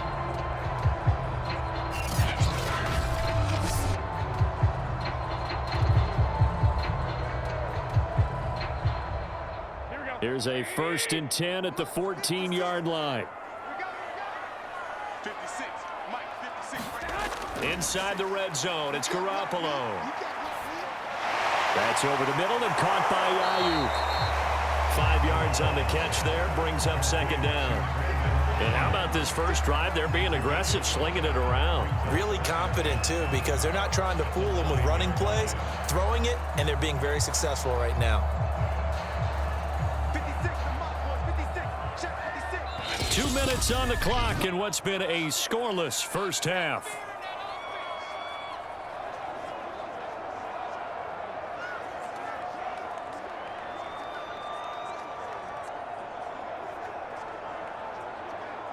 Here we go. 180. Let's go, defense. On 2nd down now, it's Mitchell. And he'll be brought down right on the edge of the goal line at about the 1-yard line. The impressive opening drive continues and just space being created by those guys up front. We're seeing this the same way, aren't we? We are seeing an offensive line, as this game gets started, as it starts to unfold, that they are dominating the line of scrimmage.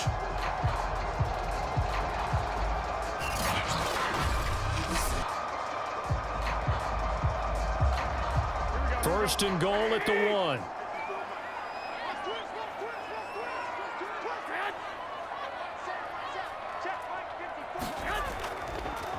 They'll try to run this one in. And he's going to take it in. Touchdown, San Francisco. Elijah Mitchell punching it in from a yard away. And the 49ers drive right down the field and score on the opening drive. And they do exactly what they wanted to. Opening drive, they get into the end zone. They do it on the ground. And not only is the person lugging the ball happy, of course, because he got it into the end zone. How about the offensive linemen and receivers who are blocking for him? They have to feel great about themselves, sticking it in the end zone on a running play. Robbie Gould on for the extra point.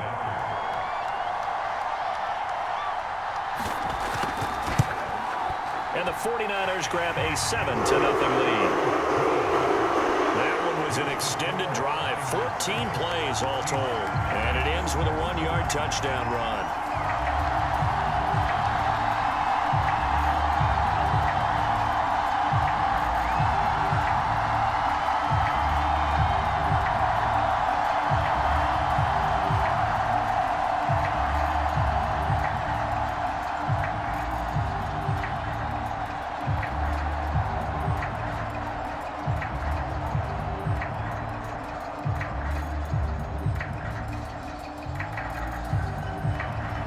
After the touchdown, it's Robbie Gould now to kick it away.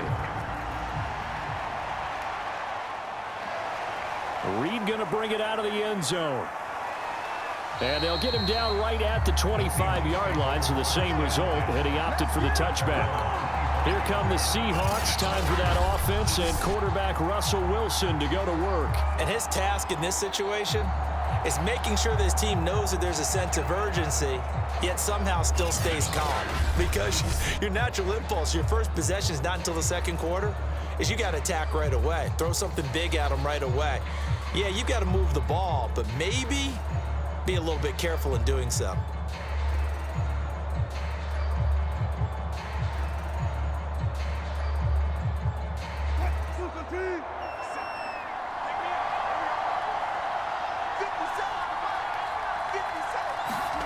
They'll throw on first down with Wilson. Leaves it for Penny. And he'll get this up past the 25 before he's out of bounds. 3 yards the gain there, second down. Brandon, to me, what's important right here on this drive is for them to get at least 2 first downs. They've got to give their defense a chance to settle down, catch their breath a little bit after they give up a touchdown on the opening drive.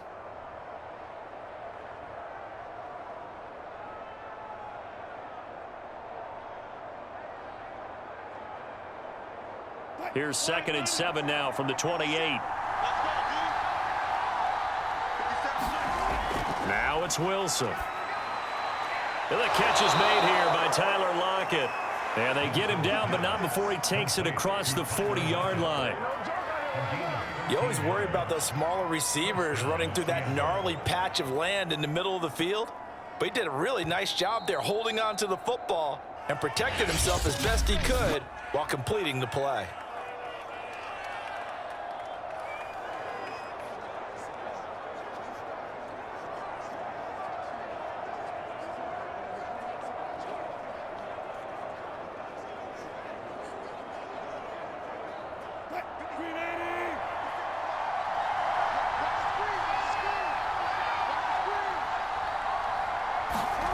On first down, Wilson. That's caught by his tight end, Gerald Everett. Now the Seahawks call the second of their 3 timeouts, as the stoppage will come with a little under a minute to go in this first half.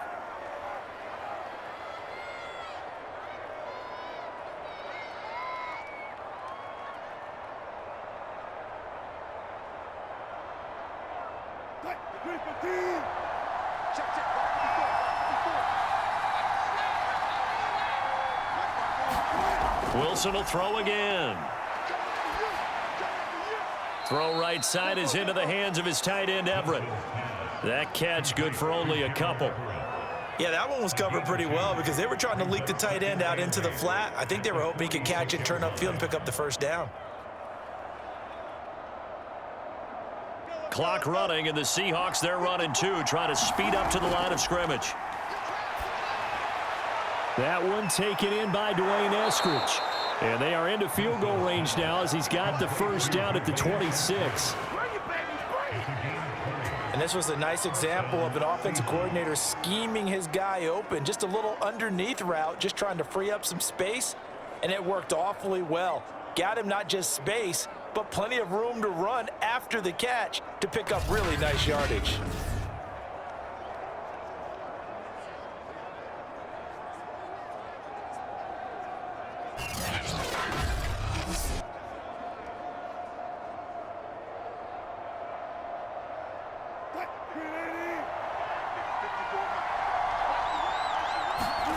Throwing now, Wilson on first down. And this will go to Carson out wide. And we're going to get a timeout with 2 seconds remaining in the second quarter.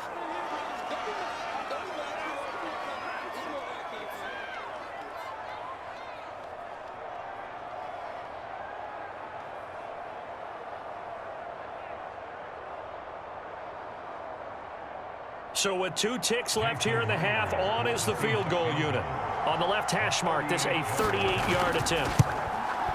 Myers' kick is good, and that will do it for this first half. So we've hit halftime here in Santa Clara with the 49ers out in front, as we'll send you eastward to Orlando. Standing by with that EA Sports halftime report now is Jonathan Coachman. Take it away, Coach. All right, Brandon, thanks very much. Welcome, everybody, to our abbreviated version of the EA Sports halftime report.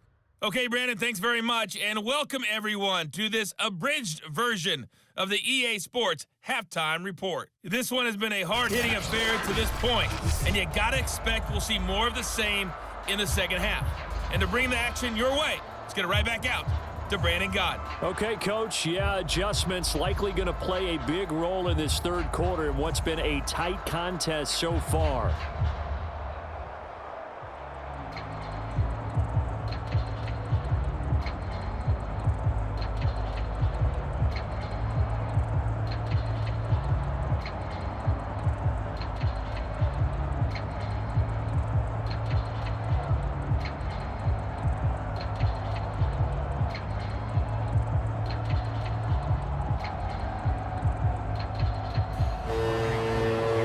Seahawks trailing, but they will have possession first here as we resume action in the third quarter. This is DJ Reed returning. And up to about the 26-yard line, just across the 25. Seattle's offense coming back onto the field, ready for their second drive. And they do trail, but they have a chance to possess the football first to try and do something about it. And that certainly makes it something of an important drive for them, because is it going to win the game? No, but you have to do something to bring some life to your sideline.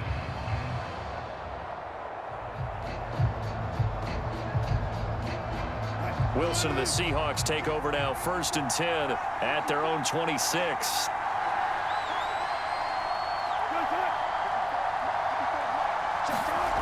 Throwing to start the drive. Wilson, he'll find Metcalf. And this will be a gain of 5 as he gets it to the 30. They'd love to just strike back with a touchdown right here, and if it's a long play, so be it. But the main goal, get a couple of first downs, run some plays, run some clock, allow their defense to get a chance to catch their breath, settle down, and relax a little bit after they just gave up a score.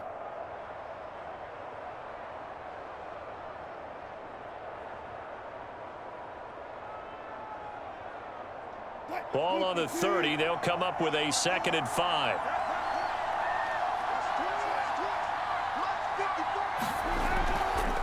This is the Oklahoma State alum, Chris Carson. And he'll be upended at the 33 following a gain of 3. And guess what? It brings up 3rd down. That play reminded me a lot of a former teammate of mine. We used to call him the trash man. His ability to sift through traffic and make plays was uncanny. And that's exactly what you want from your Mike linebacker.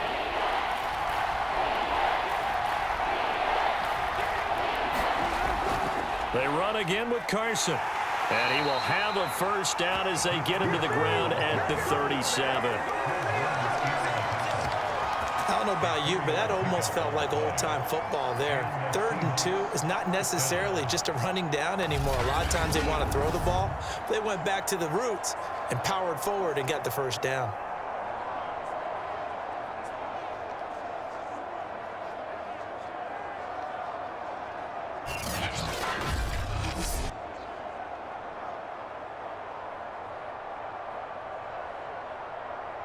Line of scrimmage, the 37 on 1st and 10.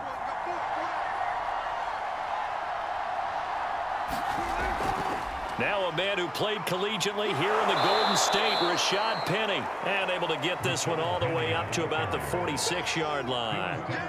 A gain of 4 last play. They double that here and get 8. Good yardage there on 1st down. Exactly what you want. Get yourself set up to keep making 1st downs, keep the clock running. And if they're smart, you're starting to milk the clock.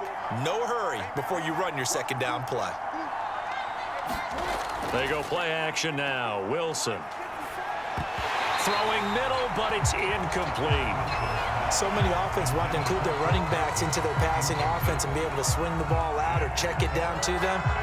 But sometimes those guys are just not as comfortable catching the ball as they are running it.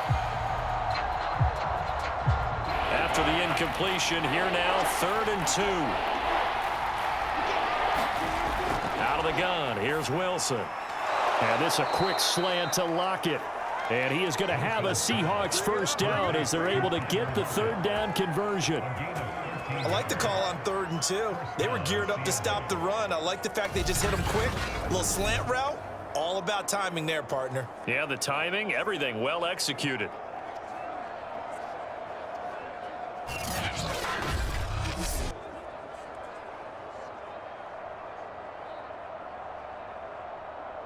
Still in search of their 1st touchdown of the game, but they're on the move. 1st and 10.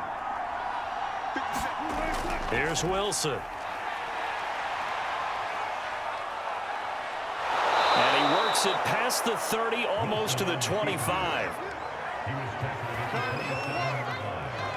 Man, defensively, that hurts. They got him out of his rhythm. They had him hemmed in, but somehow he was able to tuck it away and get away for a gain.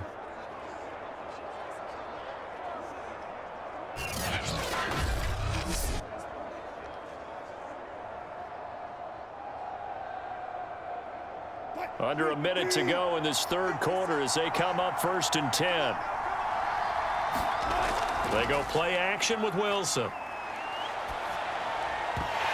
And that's going to be incomplete. Too tough to hold on to that one. It's second down. We saw this a lot in the first half, and it continues. These receivers just not able to get much separation. So that means they have to win the 50-50 balls. They've got to go up with the defender and find a way to start coming down with them. And this time, contact and another incomplete pass. Third quarter of a tight football game as we come up on a 2nd and 10. From the gun, it's Wilson. And he's going to have to eat this one as down he goes. It was Eric Armstead fighting his way through that time to record the sack. Well, we've seen how this quarterback can beat you with his legs. Saw it earlier on this drive, as a matter of fact. But that time, they had him covered. They really gave him no place to escape because oftentimes they're able to find a crack, a sliver, anything that can get them upfield. On that occasion, nothing open at all, and they swarmed him.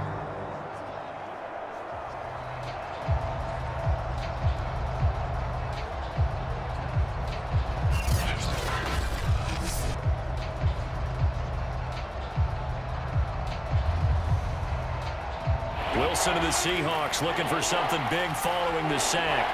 It's 3rd and long here. Now it's Wilson. That's going to be complete to his tight end, Everett. And they'll get this down to the 10.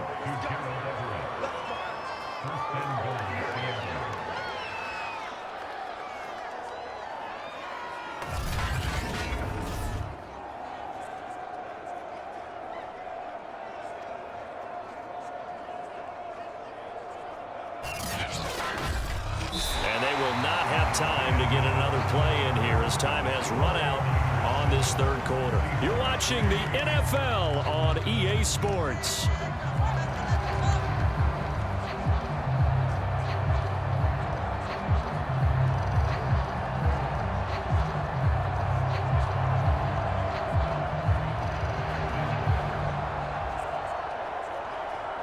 Only way to get the lead here, of course, with a touchdown, and that's what they're gunning for on 1st and goal.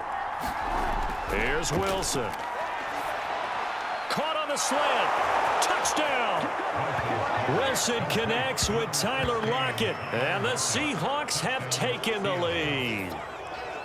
Plenty of scoring here of late, and our lead changes hands now in the 4th quarter. Yeah, they just gave up a touchdown the other end, so they knew that with time getting short, they had to put something together here, and they were able to do so and retake the lead right back.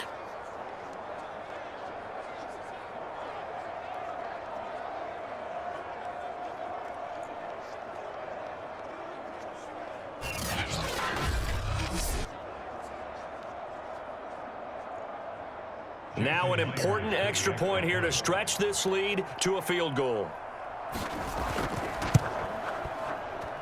He's got it, and this is indeed up to a 3-point lead.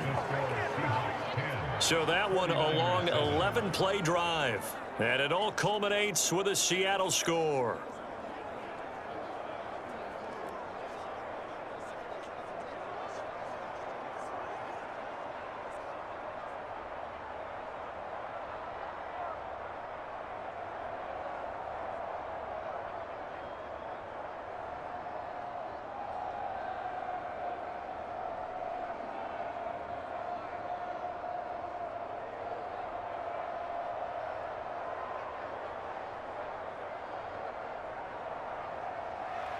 And after the touchdown, here's Myers to boot it away. Taken at the goal line. And he'll be tackled just shy of the 25.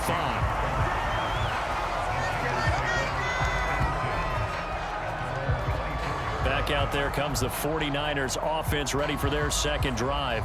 And they will be looking to answer the touchdown their defense just surrendered. Still a good chunk of time remaining here in the 4th quarter and a chance to regain the lead in a tight one.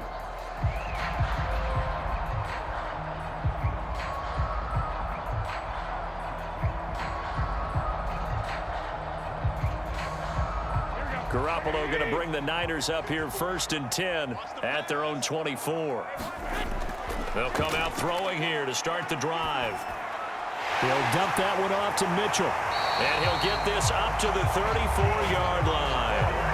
This defense has certainly had an outstanding second half, haven't they? I know they just gave up a first down there, and for the offense, they're hoping that that's something that they can jumpstart with and maybe start to move the ball a little bit better. But it's been tough sledding for them here the entire second half. From the 34 now, here's 1st and 10. To throw is Garoppolo. He'll get this into the hands of Ayuk. And this will leave him a yard short. Nice pickup of 9 yards on 1st down.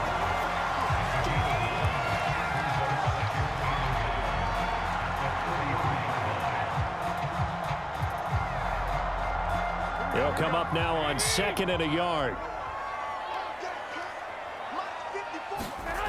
Throwing now is Garoppolo. Complete to the tight end Kittle over the middle of the field. And that'll wind up moving the chains again as the tackle's going to be made at the Seahawks 37. For many teams, the evaluation of tight ends has really changed. We used to wonder about how they would block first and foremost. Now we want to know how these guys can run because we envision them in offenses. Catch the ball. How much yardage can they gain after that? And that on display there for a good pickup.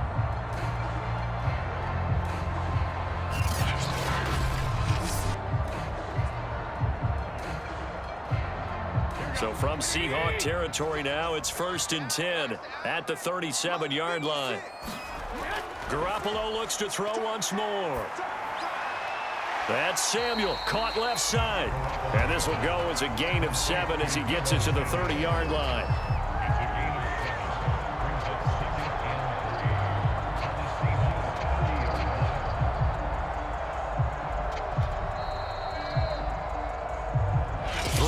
Separating these two sides with 2 minutes left to go in the 4th.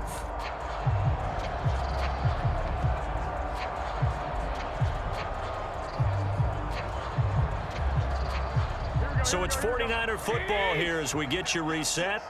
They come up on a 2nd down now in a game that looks like it's going to go down to the wire.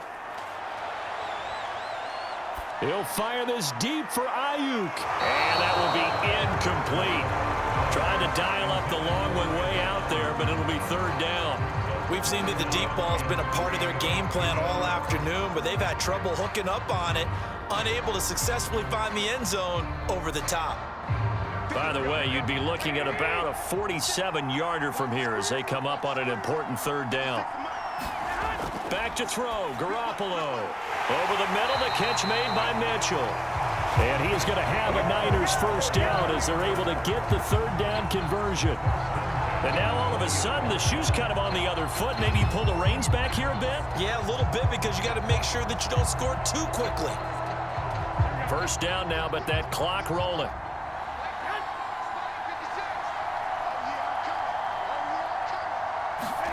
Now Garoppolo. Back of the end zone. Could he get his feet down? No, it's incomplete.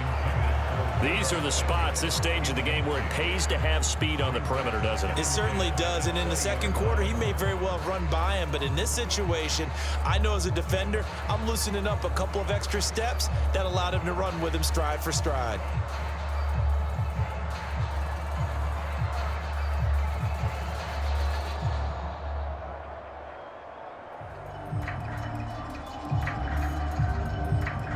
Here's 2nd and 10.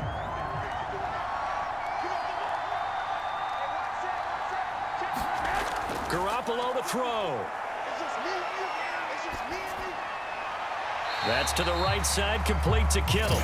And he'll go out of bounds in the red zone just inside the 20. Unnecessary roughness. Defense. Well, when you're leading in the 4th quarter, that's not the penalty you want. Not at all, and now your discipline comes into question. Having poise this stage of the game, you can't have those kind of plays.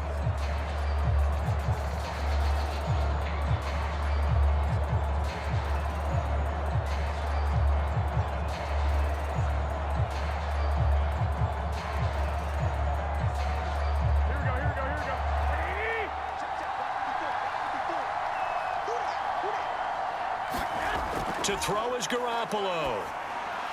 To the right side, it's caught by Mitchell. And inside the 5 here before he's out of bounds right at the 3. That's good for a gain of 6, 2nd and goal. That's a nice design there, but sometimes, though, you get so many blockers out ahead of you, they kind of slow you down and force you to adjust. You always appreciate guys trying to help you, but maybe one less there could have turned this into a bigger gain. So the ball position now at the 3. Here's 2nd and goal. Back to throw.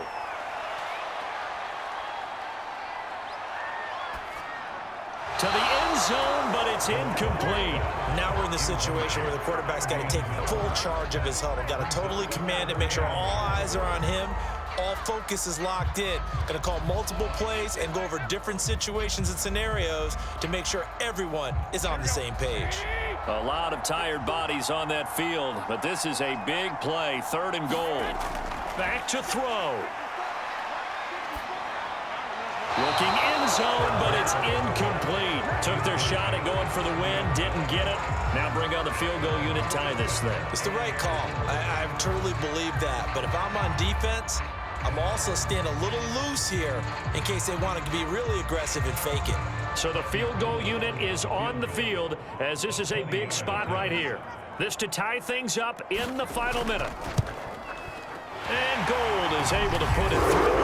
And that will tie this game here in the final minute of play. Well, he was a spectator for much of this game. This is his first field goal opportunity of the entire contest, but he's able to connect. Yeah, he had a pretty good seat to this one, didn't he? But let's face it, all kickers that you and I know, they want to contribute. They want their opportunity, and he seized his.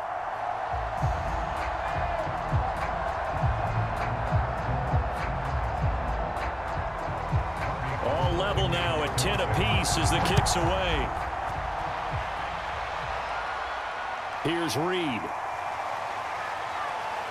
And not much happening on the return as he'll get this to about the 23.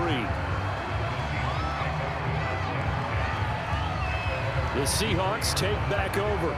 They'd like to avoid overtime here, so maybe they can work the sidelines, but then defensively, how do they adjust to that if they do work the sideline? It's the old leverage game, and we usually talk about leverage at the line of scrimmage, right? Who's going to win with the low blocking and everything that goes along with that. But in this case, you're trying as a defender to leverage them towards the middle of the field, not let them get to the sidelines and try and tackle them in bounds in order to run the clock out. Chess match here late. Here's Wilson. And the timing a bit off that time as that one falls to the ground. Gerald Everett is tight end, the intended receiver, but it'll be 2nd down.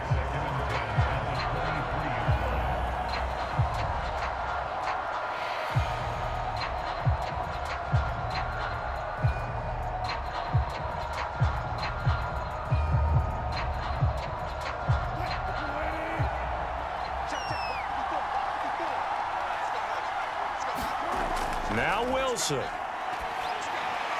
And he finds Penny. And he'll be corralled right around the 34. Well, that answers the question in my head. They're going to go for the win right now. I think you're absolutely right. They're not content with going to OT.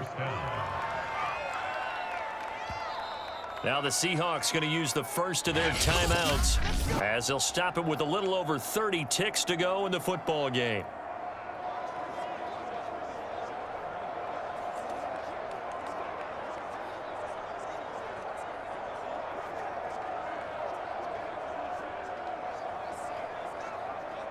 From the 34 now, here's 1st and 10.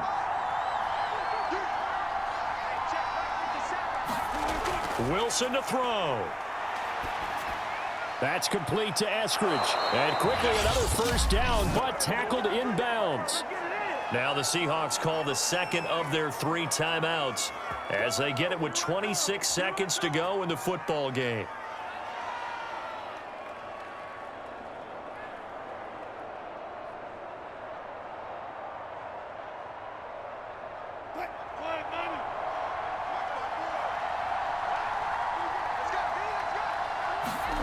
Throwing now is Wilson. Working the middle here. That's complete to Everett, the tight end.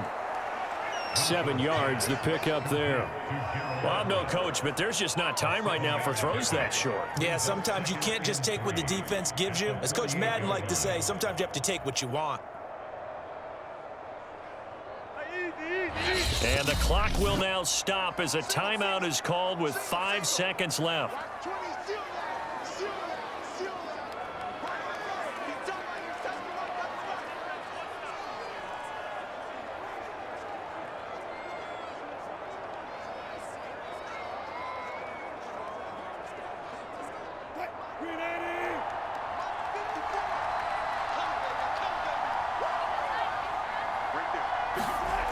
Again, Wilson. Out left, he's got it to Everett. And this will move the chains again as the tackle's going to be made at the 49ers' 38-yard line. It's a little teaching moment here. Overtime rules. Remind us how this goes, partner. Okay, so in the past, we had sudden death. First team to score wins, but no longer. Now, if the team receives the ball, scores a touchdown, they win the game. If they kick a field goal, though, or don't score, the other team gets a possession. And after both teams get a possession, then we're into sudden death. First team to score wins the game.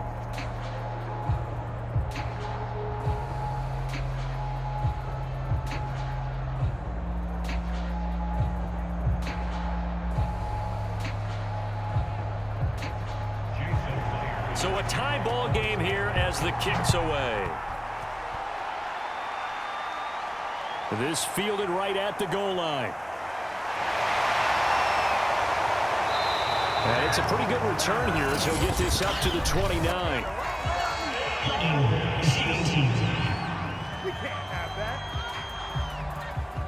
They were trying to create some space to run. They created the penalty.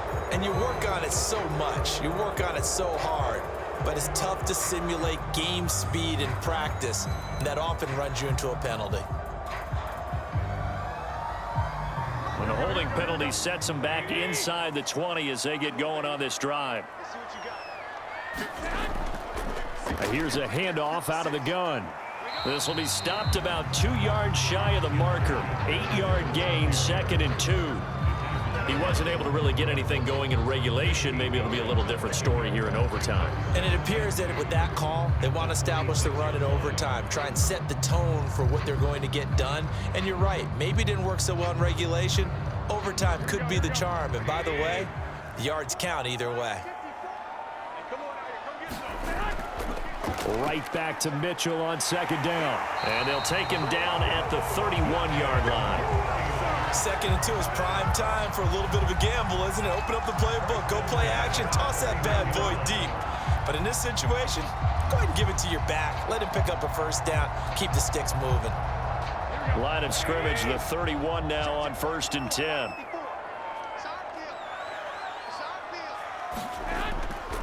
They'll try the left side. Mitchell. And not much of an opening there as he's only going to get this to about the 32. Just a yard on the pickup there, and it'll bring up a 2nd and 9. You know, it's not just all athleticism from defensive linemen. Let's give them a little credit for their football intelligence as well.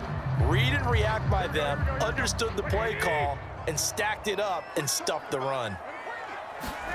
First throw of OT for Garoppolo. Throwing over the middle, but it's incomplete. Another nice job there defensively. They've really stymied their passing attempts, and it continues in overtime. And for them to do that, that means they've had to be cohesive on defense. Pressure in the quarterback's face, good coverage of not just the wide receivers, but the tight end, the running backs when they try and slip out, and making sure they're at the point of attack. When the ball's in the air, they get there and help force some of those incompletions. This one complete to Mohamed Sanu. And he gets this up across the 35 before he's out of bounds. Just a 5-yard pickup, and it leads to 4th down. I know they may want to go for this, but the smart play probably to punt it, even given the field position, right? In a sense, you honor what they've done all game. And this is a defense that's held the score down, kept it tight, kept you right in it, and they're really jonesing for one more shot. Give it to them. Let them play defense for you and give you a better chance to win the game. And this is going to hit the goal line and continue on into the end zone for a touchback. The Seahawks offense now, they get set to go back to work. Their defense did its job, got the stop. All they need is 3, and this is over. Couldn't have done much else other than score themselves and end it. But they turned it back over to him, and now all they need is a field goal to win the game. An excellent job by the defense. Can the offense finish things off? Yeah, part 1 is done, now part 2. Wilson and the Seahawks take over now, 1st and 10 at their own 20-yard line. He gives it off to Carson. Gets this to the 24 for a gain of 4. I feel like I could see what he was thinking on that carry. Wanted to follow that big tackle through the hole. Ended up only getting 4 yards on the carry. I think he had designs on that one being bigger. They'll come up 2nd and 6 now from the 24. Now what can Wilson do here in the OT? That's complete to the tight end, Everett. Now he'll get this one way up just shy of the 45-yard line. But when you hit him on the move like that, and he's able to get into open field with a full head of steam, oh boy, it's going to be tough to get him down. Yeah, there was a big window. They're lucky they did get him down.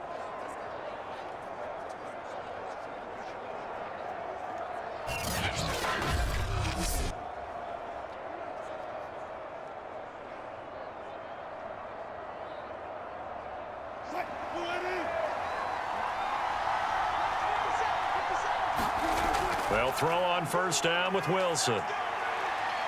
Steps away to his left. And smartly going into the slide there, Wilson has enough for the 1st. Partner, it's often the man coverage is easier for a quarterback to run against. You get your receivers going downfield. Those guys are staying with them, and oftentimes they have their back to the quarterback, which opens up a lot of space and room, and they don't even know that he's taken off with it. What a big-time pickup on that play.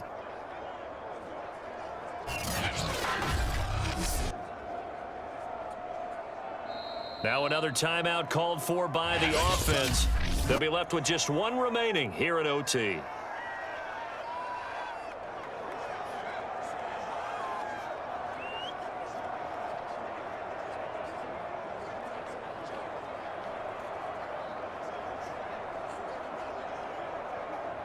So 1st and 10 now from the 30. Here's Wilson to throw. And nowhere to fit that football in. It's knocked away and incomplete. Certainly looked like someone was very confident in his ability to fit that one in. I would say he was overconfident because there wasn't a whole lot of separation there. Had that one covered pretty well downfield and knocked it away. 2nd and 10.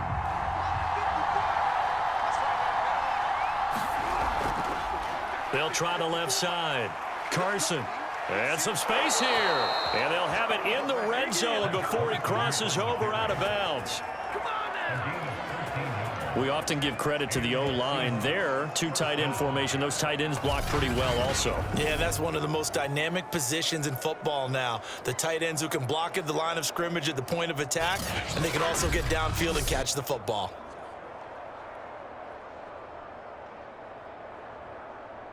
So from the 17 now, here's a 1st and 10.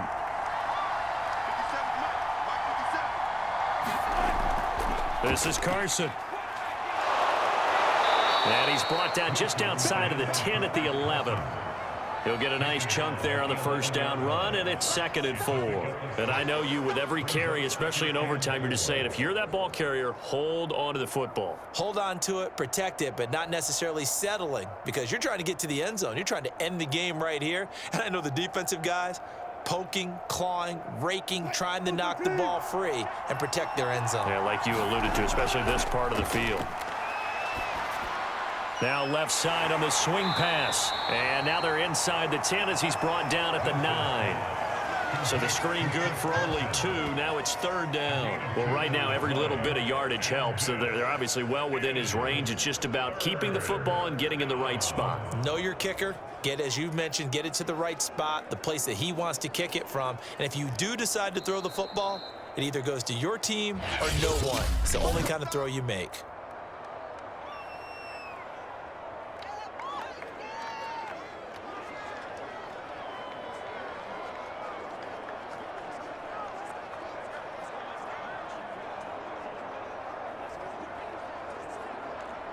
Trying to keep the drive going here. This is play number 7 on 3rd and 2. To throw is Wilson. And he's got his big tight end here. And it looks like he'll be just a yard shy of the 5 here as he's out at the 6. A lot of efficiency here on this drive. Heck, this may be their best drive of the game. Yeah, if they'd moved it like this throughout the entire game, we probably wouldn't be here in overtime. But right now, what you just said was the key word, efficiency. Taking care of the ball, move it downfield, get themselves in a position to score and win this game. They'll try and run for it on 1st and goal. And the hole closes quickly here. He can fight only to about the 4. Only a yard on the pickup there. 2nd and goal. One overtime. How about 2? We need another. We're still even. We'll switch sides and have that 2nd overtime in just a moment.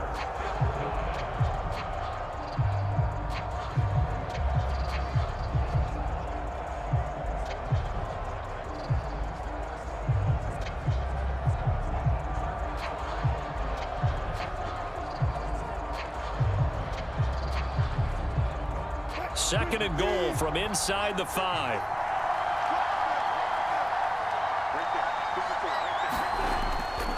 Carson again. And he is met in his tracks behind the line of scrimmage.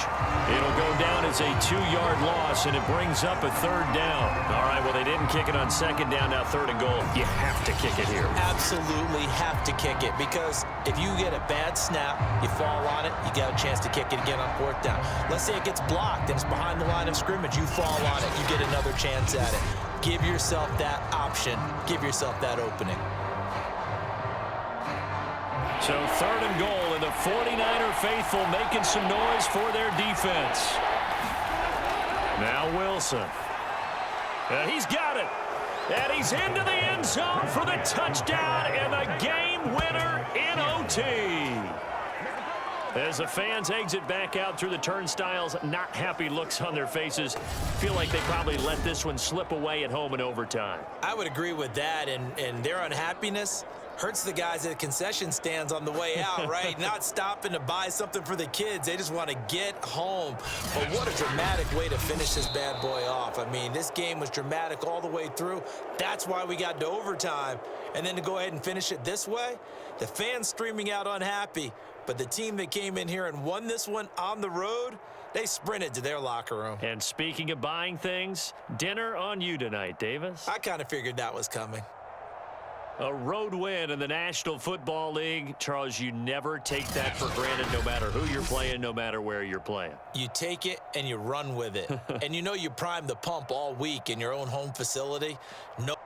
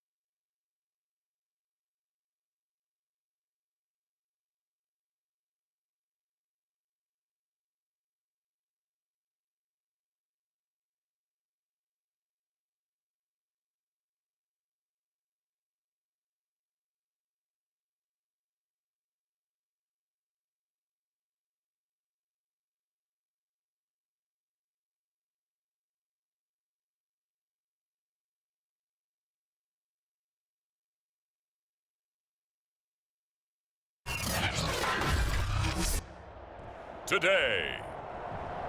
From SoFi Stadium in Inglewood, California,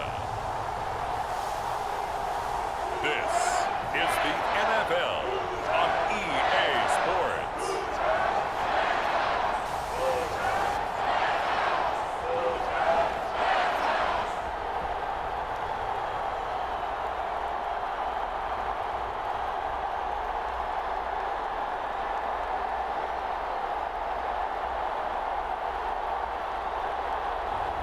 We'll see Matthew Stafford and the Los Angeles Rams taking on Matt Ryan and the Atlanta Falcons.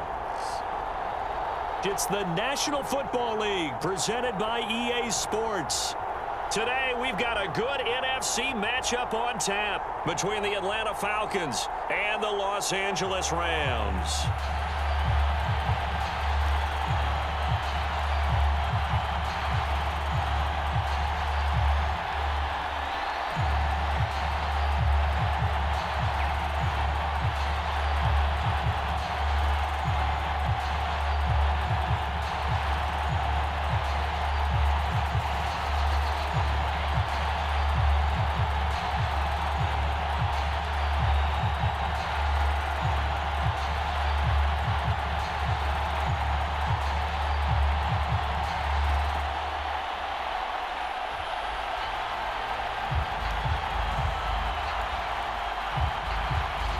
And off we go from SoFi Stadium. From the end zone, here comes Brandon Powell. And ultimately, he stopped right where he would have been if he had simply gone down to a knee at the 25. So out come the Rams now for their first possession. They'll be led out by a longtime starter in the NFL, a former #1 overall pick way back in 2009. It's Matthew Stafford. And Matthew Stafford was taken first overall in the 2009 draft, and he certainly played like a top pick. Throughout his career, he's been one of the most prolific passers in the league, and there's no reason to believe he's going to slow down his production anytime soon. Not only that, he's also one of the tougher quarterbacks in the league as well.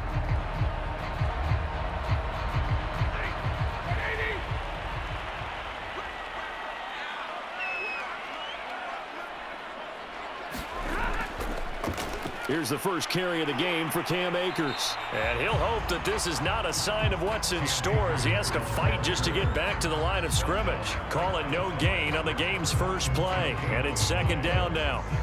I know that speed is the hallmark of today's NFL game, but the key to good rushing defense is still having your linebackers set the edge. Officially nothing on that last run. They'll try again, 2nd and 10. Stafford. And that is incomplete.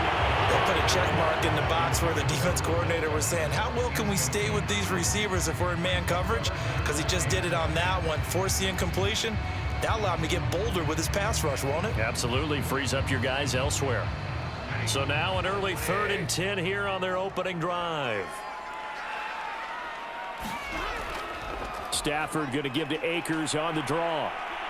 And they're able to get this one across the 35. Defense had a chance to get off the field here in the opening drive, couldn't do it. I know that we go into these meetings with coaches, and sometimes maybe we can get, a little bit numb because they're always going to talk about how important 3rd down is, aren't they? Offense and defense. In this case, one capitalized, and the other, as you said, had a chance to get off the field and didn't get it done.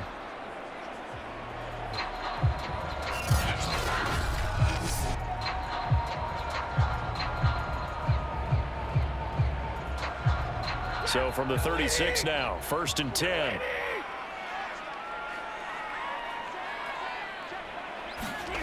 Back to throw, Stafford. And this one almost intercepted. Not a good throw there, nearly an opening drive INT. From the snap, he certainly looked like he knew where he wanted to go with the ball, but surprise, that guy was covered. So that took his attention elsewhere to no avail. An incomplete pass on 1st down. That leads to a 2nd and 10. Stafford now to throw. That's out to the flat for Akers. 4 yards the gain, and it'll bring up a 3rd down. And they're getting him involved early. You feel like they saw something on tape or they just have a sense with him because he's had a good week of practice or something in that area that they want him involved. Just as you said, they want him to touch it either in the running game or the passing game, but they must like the matchups they're getting. Throwing on third down, Stafford. Finding some room at midfield. And he takes it across the 50 to the 46-yard line. And that's well executed there on third down, and I love the confidence that they had to let their tight end try and find some space in the middle of the field, right in their quarterback's line of vision. And QBs love to make that easy throw, and they hooked up there for a first down.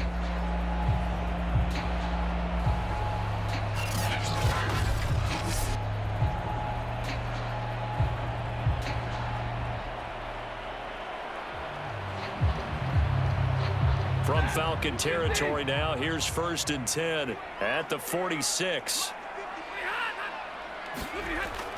Stafford going to give this to Akers. And he can only manage to get a couple. 2nd and 8 coming up. Now, that's a mountain of a man that just made that stop, isn't it? But he's more than that. This guy's nimble and quick. More than a space eater. He just made a great play there. 2nd and 8. Stafford.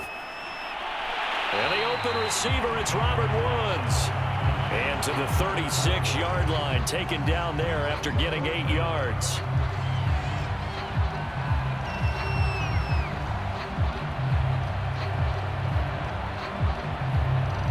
And this will be play number 8 of the opening drive. It's 3rd and short.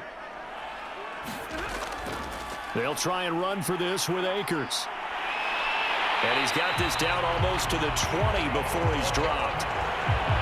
Relatively small sample size, but that's his longest run of the first quarter. Bounced it out to the outside to make it successful. And to get there, you actually need some help. It's not just your pure speed getting to the corner, making sure that the blocking is taken care of inside so the pursuit doesn't get you. And oftentimes, those wide receivers, tight ends that might be flexed out, they've got to control the edge and make sure no one from the outside can spill the play before he gets there.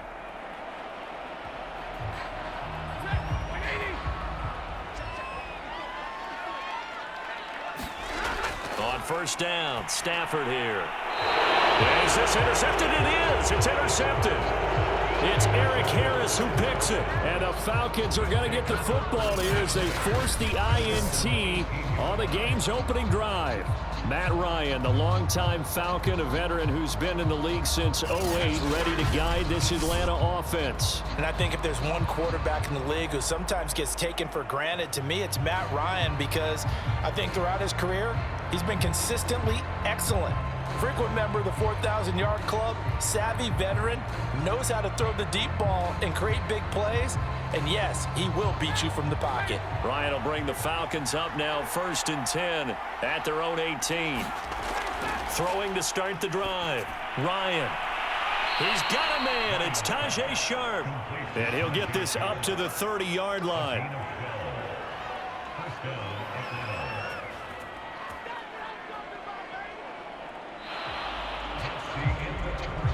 No score after 1 on EA Sports.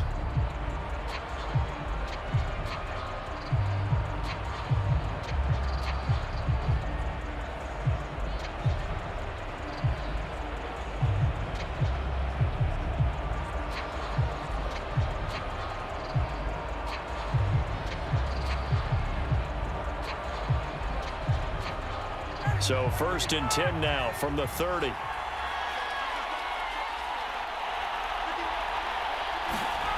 From the shotgun, Ryan.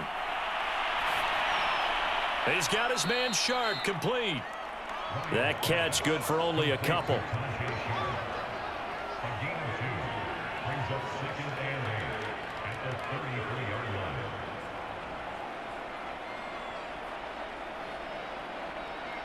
Eight yards to go on 2nd down.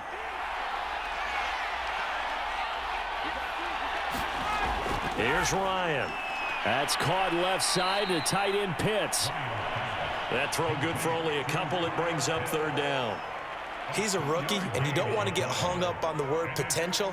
But when you see him make catches like that, you keep thinking to yourself, he's good now. He's got a chance to be great with plenty of work.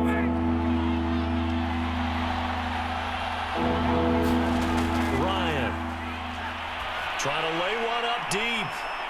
And unable to connect. Incomplete. I'll give them credit. They took their shot, but it's going to bring up 4th down. So 1 first down on that drive, and that's it. Forced to take the deep shot on 3rd down and couldn't hit it. Now they have to punt this one away.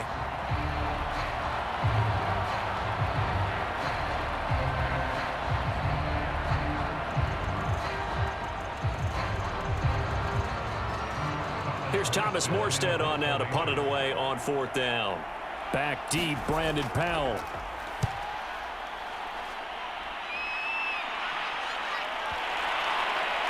And a nice job here on special teams. This will be down inside the 10 at the 8-yard line. Absolutely love the flexibility of these punters. Their leg drive, able to get it way up in the air, and that allows their punt team to get down there and down it inside the 10 because they've had some time. So the Rams coming back onto the field, their 2nd drive of the game. Now, they were intercepted the first time they had the football, but now they get it back, and it's still 0-0. And because of that, you know what the thought process is? Interception. What interception? It didn't really happen because they gave up no points. So back on the attack. Go back and run the offense you believe will be successful. Find your playmakers and give them the football. They go back to the air here after the INT on the last drive. Now he's tackled a yard short of the marker. Good gain of 9 on 1st down.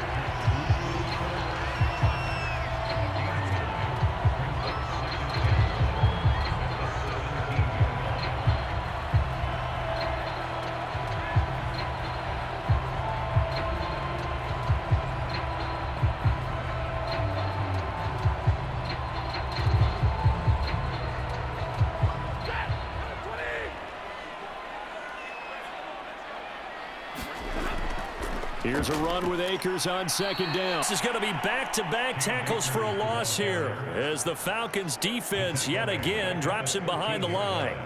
That 2nd down play nets a -4. Well, I would have figured after the 9-yard run on the previous play, getting 1 more yard wouldn't have been much of a problem. But apparently it was, and now it's 3rd down.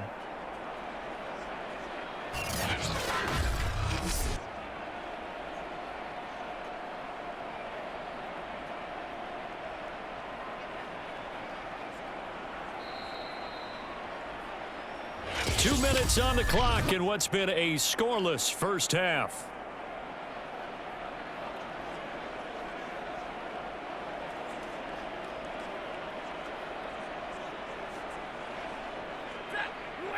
A reminder coming up at halftime, we'll check in with our Jonathan Coachman. He'll have highlights and analysis of the first half, and our highlights will likely be on the defensive side of the football here. Scoreless game. And he'll be taken down, but they've got this one up to the 35-yard line.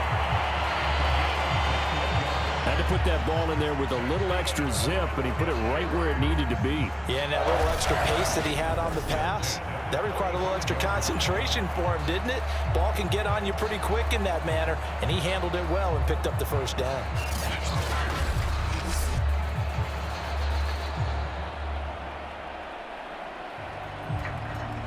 Ball up to the 35 now as they come up on 1st and 10. Now Stafford.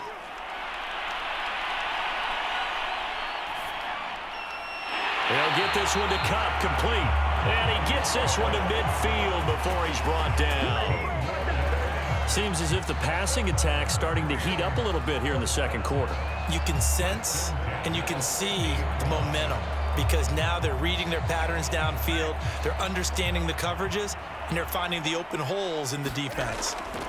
From the 50, it's Stafford.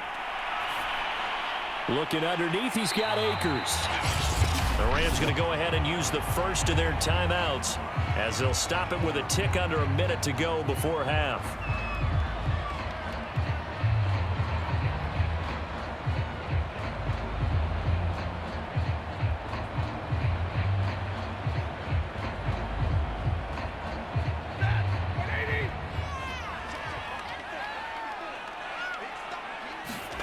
Throwing again on 2nd down.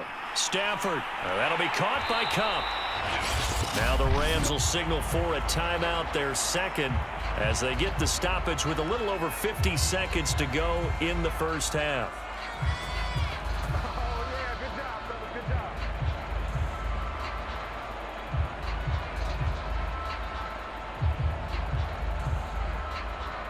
Could we get a touchdown in this first half after all? It's 1st and 10.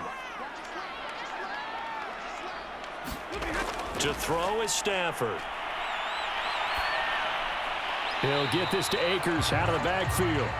He'll be hit down at the 33, 5 yards on the play. All defenses worry that whenever anyone catches the ball and has a head of steam come out of the backfield, it can turn into a big play with missed tackles or he runs through people. But they were right there waiting, and they stopped him for a minimal gain. Again, it's Stafford. And that is incomplete. Down to 15 seconds now. He did a fine job there of not hitting him before the ball arrived, and I've got to tell you, you can often mistime that play because of the angles of approach. When you're going to get him, sometimes you panic as well and think, I've got to be there right now. Instead, in this case, timed it perfectly and knocked it free. Throwing is Stafford. Looking left side, and he's got a man. That's Woods. And he is out of bounds inside the 30. I don't care how many times we see it. I still get a kick out of watching quarterbacks and receivers do the pass tree in pregame warm-up.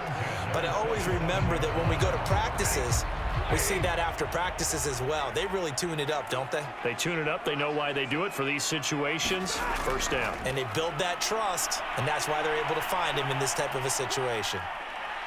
And he's going to go down. They get to him back at the 40. And with just 4 seconds left in this first half, a timeout call.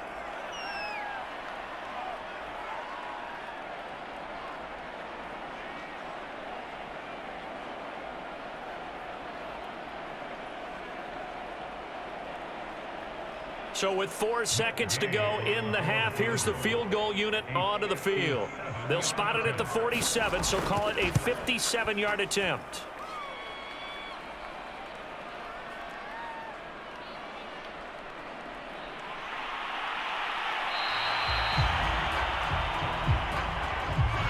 So plenty of action on the field, but no action right now on the scoreboard, at least as of yet. 0-0 is our score. As we send you to Orlando to check in with Jonathan Coachman at our EA Sports Halftime Report. Coach? Okay, Brandon, thanks very much. And welcome in, everyone, to an abbreviated version of the EA Sports Halftime Report.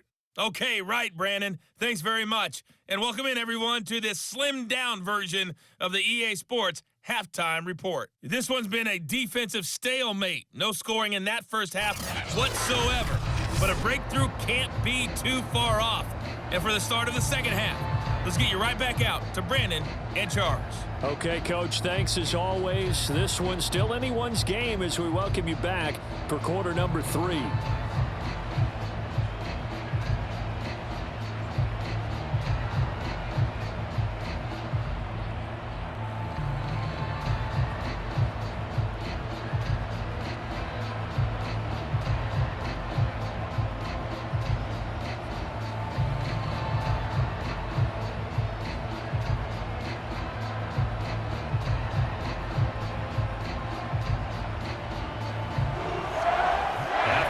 Scoreless first half. These teams now just looking for something as the second half gets underway. And the half will begin with a touchback. The Falcons ready to go back to work to start the third quarter. And Charles, a scoreless first half. How does that change how you assess things here moving forward? Well, it doesn't change it a whole lot because, remember, it's still scoreless, which means you're starting from 0 again, so you just have one half to play instead of 2. What I would look at my play sheet, though, and see is something that maybe loosens things up for my guys, gets a smile on their faces, and gets them going to begin the second half. Ryan and the Falcons now come up 1st and 10 at their 25-yard line. The first play of the drive there is incomplete. So much for the best laid plans and best designed plays. That was good coverage along the sidelines. No place for that one to get in there. It sails incomplete.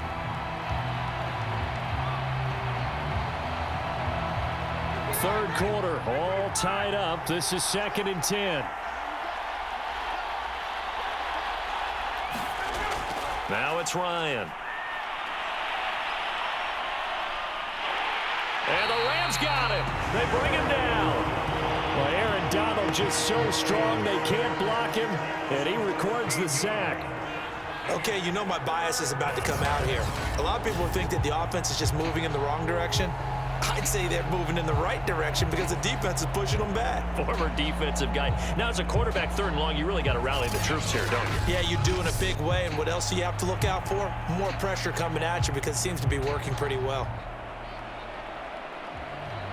After the sack, they'll come up now 3rd and long. Yeah, I wouldn't be surprised to see them run the ball here just to try and get some space. Now on 3rd and long, they'll look to throw. Got a man. It's Patterson, complete.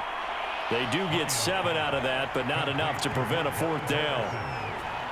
Caught that look from you there, partner. I think we're on the same page on that one. Just his first catch, I think we both thought he'd be a little more active in the passing game. Let's see if that's the start of them trying to get the ball to him a little bit more here in the second half.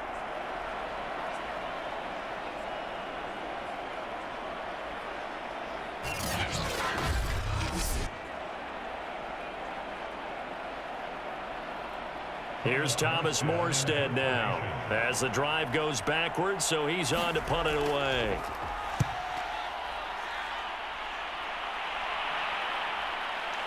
Fights through him. Oh, some strong running. It's a 49-yard punt, but subtract 9 there for the return. And the Rams will go on offense here with a 1st and 10. Now we take a glance at the offense as they work their way back out for their first possession of the second half. And they had compiled a pretty long drive last time. Unfortunately, though, it ended with no points after the missed field goal. And that can hurt the psyche of a team because as they drove downfield, you know you're never supposed to count points in your mind until they go up on the board. But let's face it, we've been there. We've seen teams before. They were counting on those points. They didn't get them. Can they come back now, start over again, and grind it out? Meanwhile, Stafford's throw, it's complete into the hands of Higbee. And he slips up past the 45 before being tackled. Many different ways to create space, but on that play, he did it with that big, wide body of his. Didn't get a whole lot of yardage on the play, but it did what it was supposed to. Pick up a 1st down.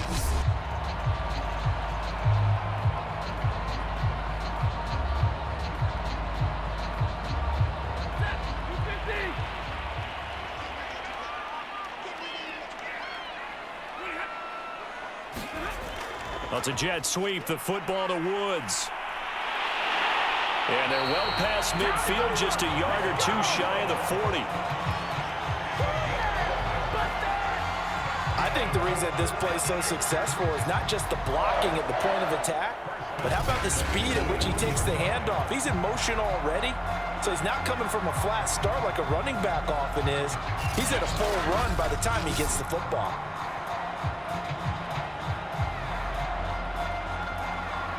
Still in search of their first touchdown of the game, but they're on the move. 1st and 10.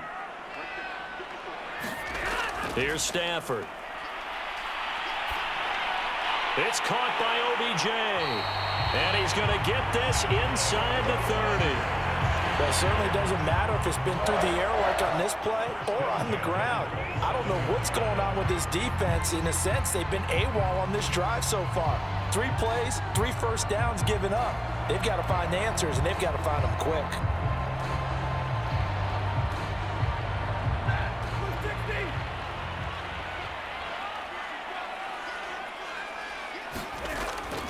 They'll run on 1st down with Akers. And he went backwards. He'll be down at the 30.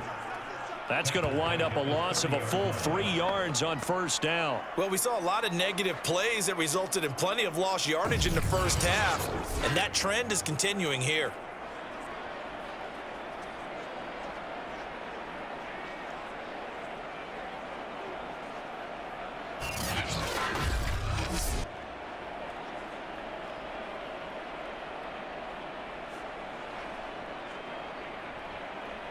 After the loss, they'll come up 2nd and 13.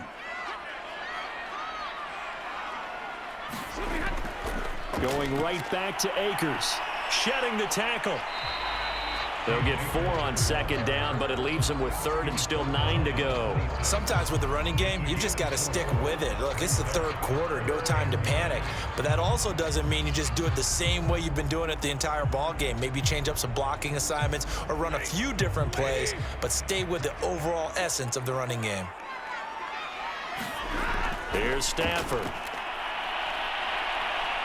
And he is going to be taken down. And that should be the final play of this third quarter. Foyesade Aluakin Drops him for a loss of 12, and it also brings up fourth down.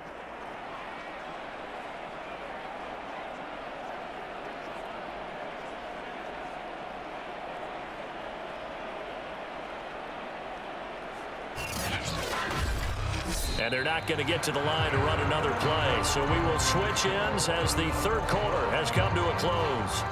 This is the National Football League on EA Sports.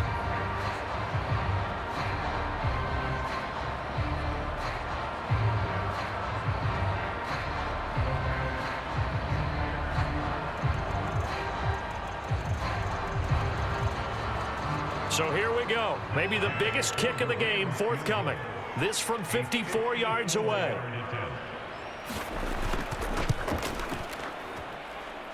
And that is no good. He gave it a good run. That wasn't more than a foot or so wide to the left. And still nothing on the scoreboard. It remains a scoreless tie.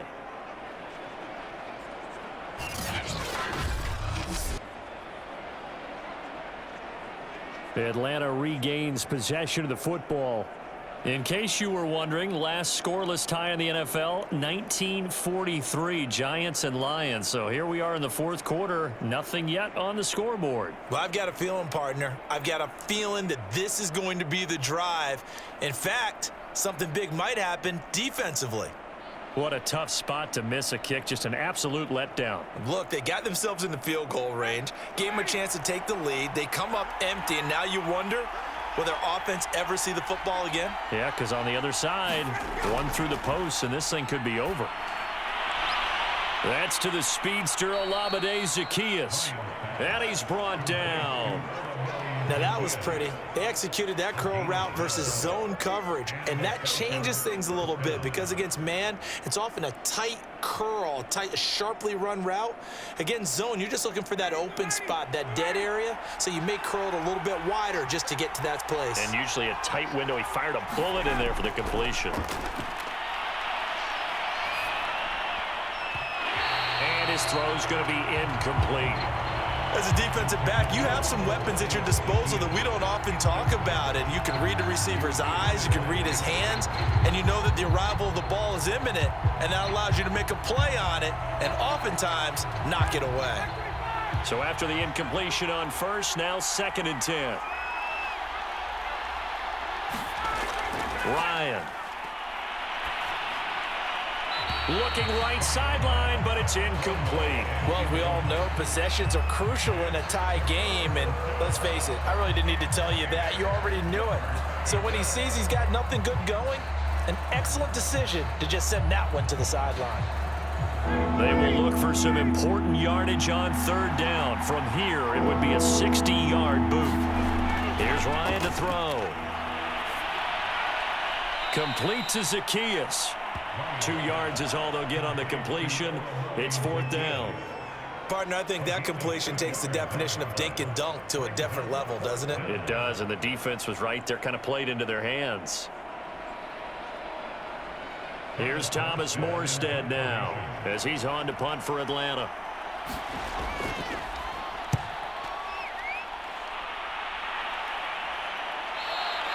And not what he was hoping for there, as this will hit in the end zone for a touchback. L.A. set to take over again on offense. Excellent job by their defense to force the punt and provide them with this opportunity, all tied in the 4th quarter.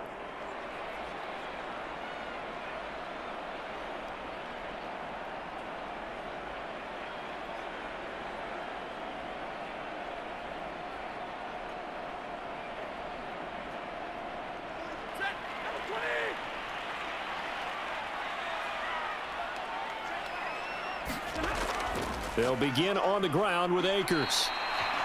And they give him 4 yards there. It'll be 2nd and 6. He continues to struggle to find a crease to break off a big one and might need to just put that aside and just try and ram his way forward and get what he can. They'll come up 2nd and 6 now from the 24.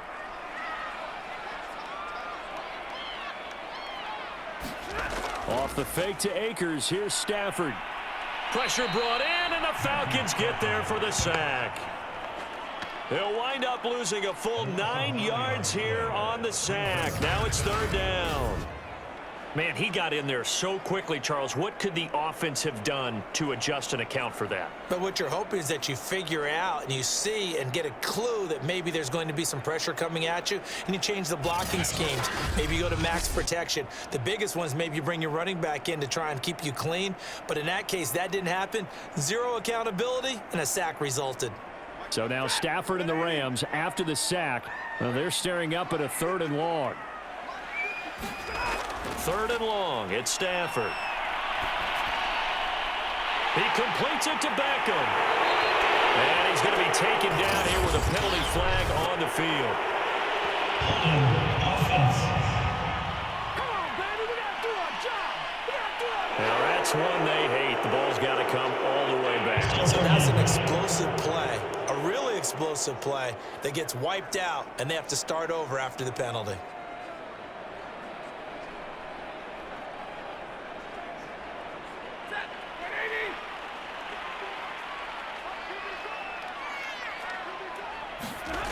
Now it's Stafford. Throw left side, complete to Cup. And he's going to be out of bounds right at midfield. And partner, in a tie game in the 4th quarter, you and I both know in the NFL, that's when you lean on your stars, and he came through with a nice catch right there.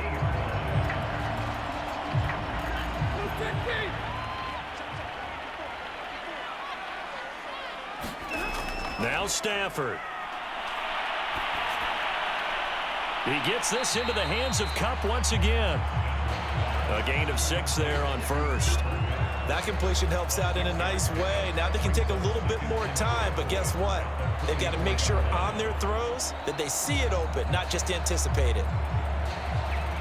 The clock still runs. We're at 90 seconds now. Stafford now to throw. He's going to air it out deep for Woods. And that ball incomplete. He couldn't work free from his defender, and now it's 3rd down. That would have been a tough catch, but in this 2-minute drill, those are the ones you really hope your guys come up with. Yeah, you don't want your guy to be able to take the out because it was a tough catch. You needed him to come up with that one, because if he does, it alters the perspective of this 2-minute drill, doesn't it?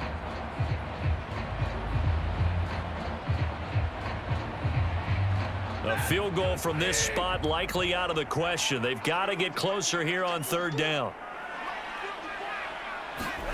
Stafford. And he's caught on the sideline, but he's not going to have a 1st down. They say he was out of bounds, so a big call there that brings up 4th. Oh, boy, this sets up for a huge call now on 4th down, because you can try the long field goal, you could go for it, or you could punt and play for overtime. I am so glad, partner, that I don't have to make those kind of decisions. Let's see what they decide.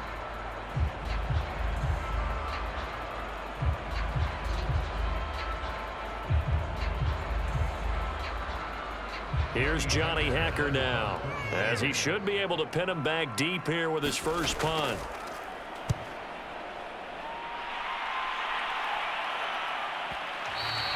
And that is much too long. That's into the end zone for a touchback. Here comes the Atlanta offense now ready to take over here. And a tight game after punting last time. See if they can get something going on this drive. As they head to the field now, with the game this close, you've got to feel there's a sense of urgency for them going on offense right now. But they have to do it without letting panic creep in and affect their play.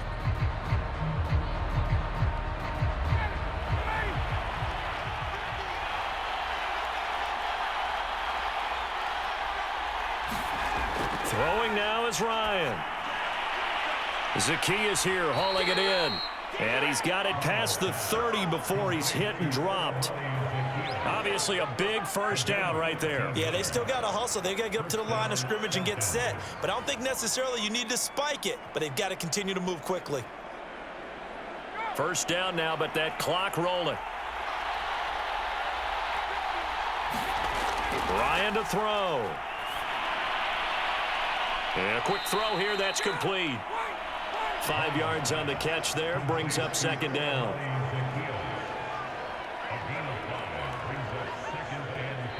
Now the Falcons going to use one of their timeouts as they'll stop it with a little over 30 ticks to go in the football game.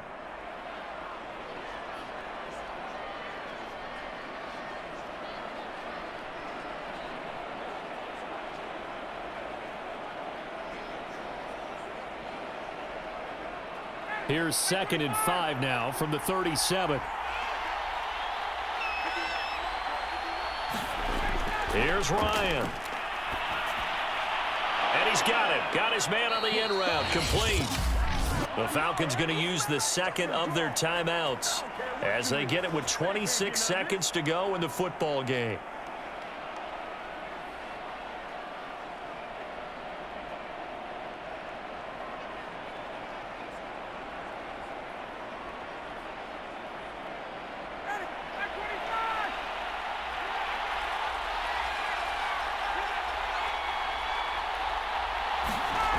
Now Ryan. And he'll complete this one to Patterson. 3 yards the gain there, second down. Gosh, given the time in the short game, would he have been better off just dropping that? Yeah, when you look at the clock, you think so. But it's hard to get a receiver to drop a football. They're trained to catch everything. And the clock will now stop as a timeout is called with 5 seconds left.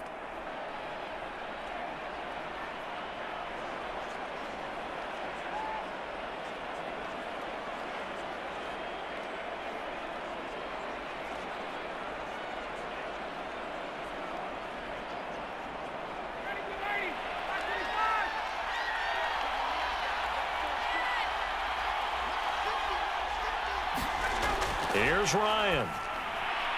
And this is incomplete with a clock showing just 3 seconds left. Well, this at least is the right idea. I think they've got to get the tight end more involved. He had just 1 target in the first half, incomplete. Now incomplete here with the first target of the second half. Yeah, should not stop them at all from going back to him, though. Find him. Find him.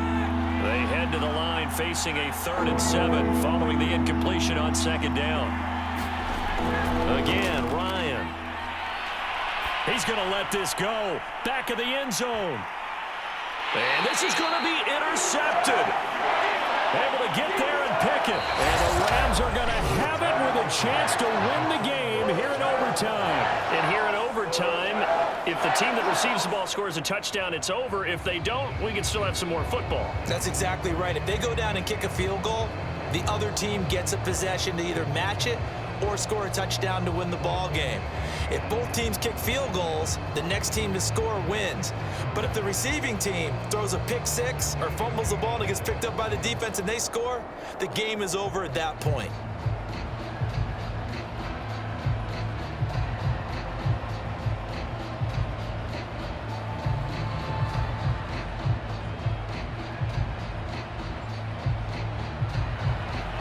Nothing between these two teams for 4 quarters. Here we go to begin overtime. On the return, here's the dangerous Cordero Patterson. And they'll get him down inside the 30 at the 27.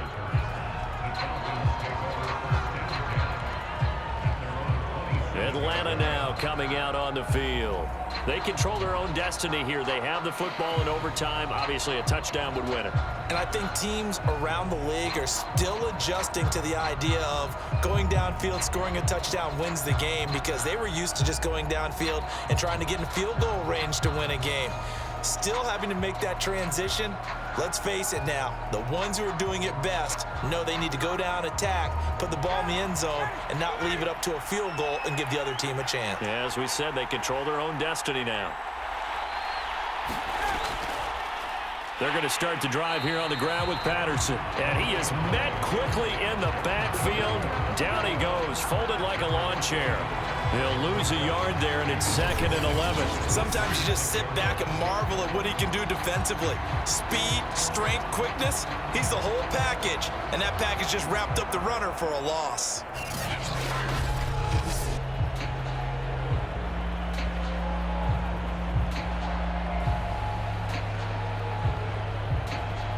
After the loss to start out, here's 2nd and 11. First throw in overtime now for Ryan. This one left side caught by Patterson. And he gets this up to the 34 out of bounds there. Partner, I like the play call coming right after a tackle for a loss because this is an obvious passing situation, but instead they fooled him a little bit with the screen. And they wound up getting back what they lost, and then a little bit more. So a big play in this opening drive of overtime. Now looking at a 3rd and 3. They'll try the left side. Patterson, not at all what they envisioned on 3rd down. 3 yards in the wrong direction. The temptation to go for it probably there. Always is, especially in overtime. Gotta punt it, though. I think you're right. I think that you absolutely have to punt it away and trust your defense, especially play a little field position here. But you're so right about the temptation. Another way to satisfy that, though, line up in punt formation and fake it. That's another way to get it done. Here's Thomas Morstead now. On for a very important punt here in overtime. Averaging 50 yards a boot so far as this one's away. And that hits at the 6 and carries into the end zone for a touchback. L.A. readies for its next possession. And hoping to do better than they did their last possession when they punted the football. Appeal to the vanity of your offensive line. Tell them that they control your fate. Leverage guys. Win the line of scrimmage. If you do that, you start to win 1st down. You win 2nd down. And guess what? You start accumulating 1st downs. And that's what they need in order to not punt the ball again.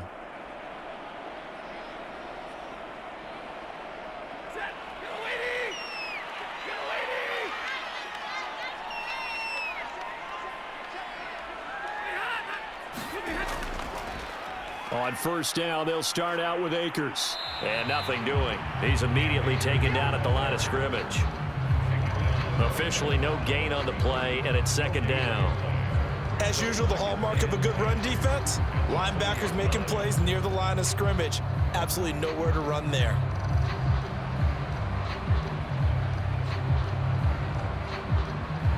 So after the run for no gain, here's 2nd and 10. Now Stafford with his first throw of OT. Throw right side, going to be caught by Higbee.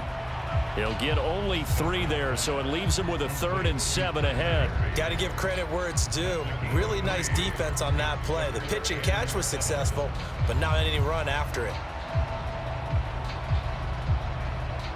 5 men in the secondary now for the Falcons on 3rd down. Stafford now to throw. And that is incomplete. Not sure what happened out there, but it looked like the timing was a little off on that throw. Well, you know I'm a defender, so what am I going to say? Great defense. Darn right. They did something to disrupt that timing.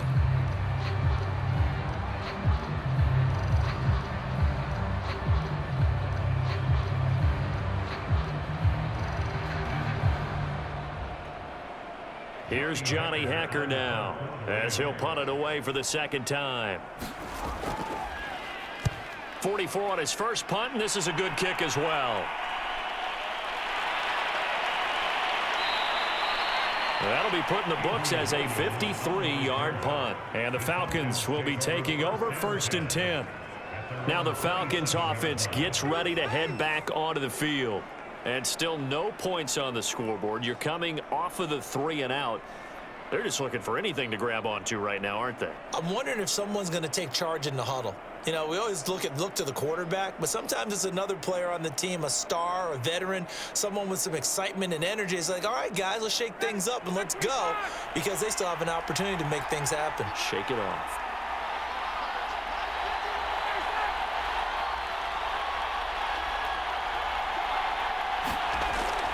On 1st down, it's Patterson.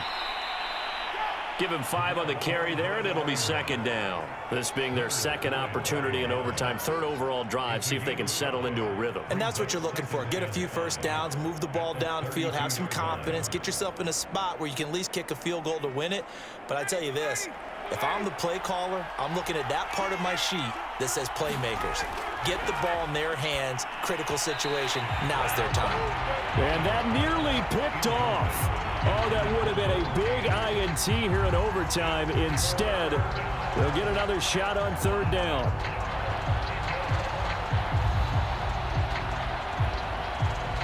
They come up now 3rd and 5 following the incomplete pass.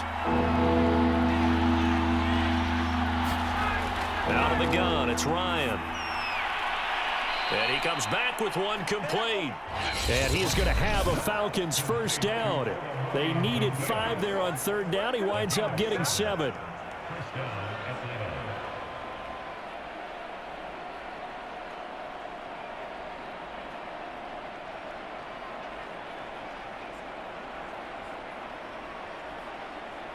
So from the 39 now, they'll come up on a 1st and 10. Now Ryan. That's caught by Pitts. And he'll be taken down, but not before he works it past the 50. Back-to-back completions, and that puts them in enemy territory. And we're always looking for that elusive term, momentum, aren't we? And I think they're building it with the back-to-back completions. Now they feel like they can either take a shot or continue to build it the way that they're doing now. Safe throws, get it to their playmakers, and see what happens. They'll run on first down. Patterson, and he's corralled at the 40, but not before picking up 8. And that looked like some pretty easy yardage there right up the gut. And he's a guy that has some height to him, so when you don't have to drop a shoulder or create or get through contact or trash, it makes it a lot easier to stay upright, see the field, and make a run as we just saw there.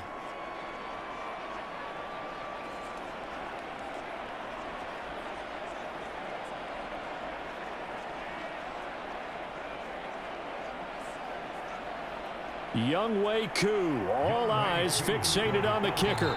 This to win it in overtime. And the Rams are going to go ahead and take another timeout. They'll be down to just 1 remaining as we step aside here in overtime.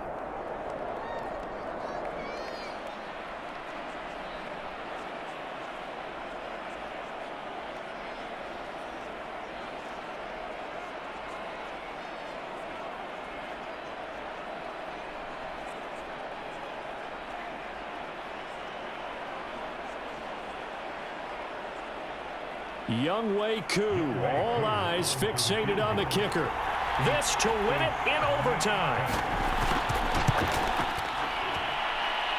And this is off the left upright. And it comes back. It's no good. And we will play on here in overtime.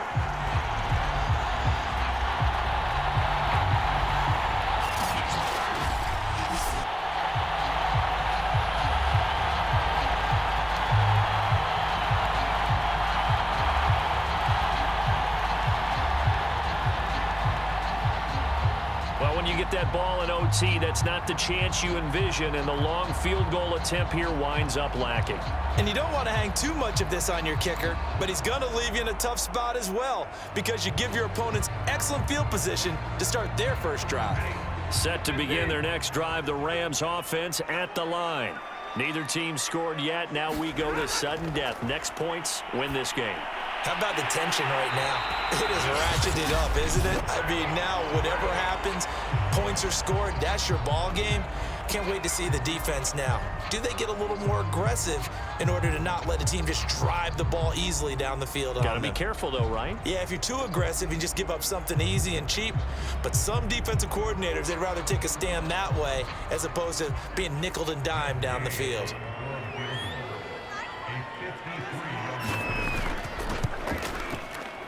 And he got it. The kick is good in overtime. He's able to split the uprights. And the Rams have the first points here. It's 3-0. So as it turns out, a 2-play drive resulting in the field goal. The storyline in this one, Charles, no doubt the number 0. Zilch, nada. A shutout so hard to do in the NFL. It really is, and what an accomplishment, because you feel that not just on the defensive side, but as a full team. There's a lot of pride that goes into shutting out an opponent. And how about that 0 on the scoreboard for them, going along with those zeros in the time column too. That'll do it for us. For Charles Davis and all our hardworking crew, I'm Brandon Gaudin. You've been watching the NFL on EA Sports. For more, find us on Twitter at EA Madden NFL. From Los Angeles,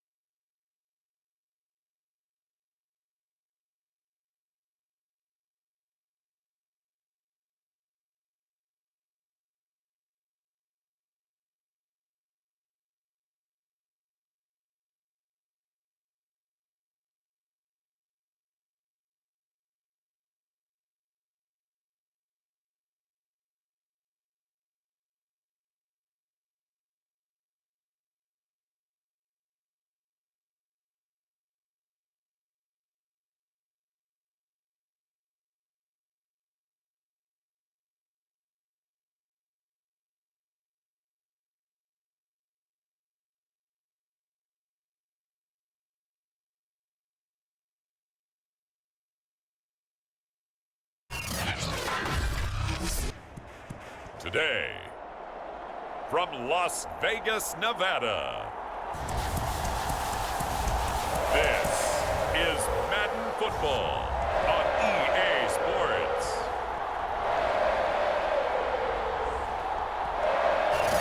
NFL football has come to Southern Nevada as we are in the menacing new Allegiant Stadium here in Las Vegas. coming up, we've got a good matchup on tap between the Arizona Cardinals and the Las Vegas Raiders. And we are underway at Allegiant Stadium.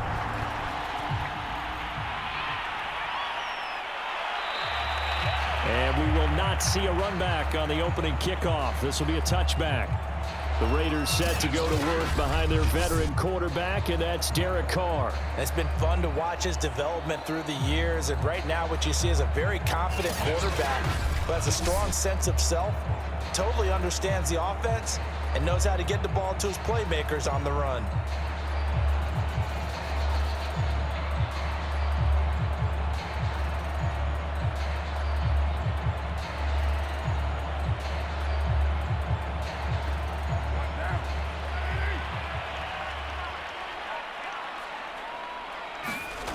Throwing on first down is Carr. Throw right side going to be caught by Waller. And he'll be pulled down as a penalty flag will rein in as well, and that would appear to be a face mask. Defense. Hey, man, let's play our game. So they'll take the yardage and tack on 15 more for the face mask. Talk about a play that absolutely costs you in the end. Just trying to do your job, right? Trying to get him on the ground. Next thing you know, they'll march off another 15 against your squad.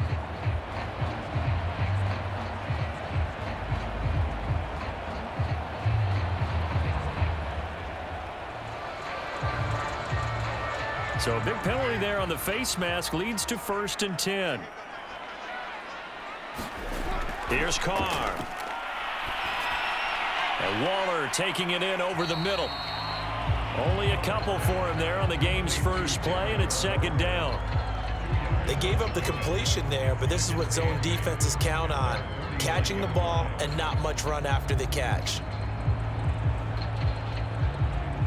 2nd down and 8.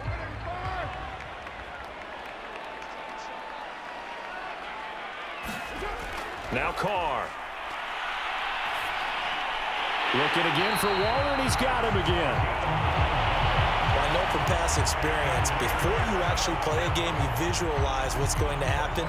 And I don't know anyone who doesn't visualize themselves being in the center of what's going on. That's 3 catches for him here in the early going. He's got to like the way this is starting. Absolutely. 3 catches on any drive is good. Opening drive, that's a tone setter. First rep of the game for Josh Jacobs. And some space to move right away as he's all the way up to the 30. Well, there's plenty of real estate for him to maneuver on that run, and let's face it, it shouldn't be a surprise. He's one of the better backs in the league. Had to come into this game with the idea, slow him down, otherwise it's going to be a long afternoon.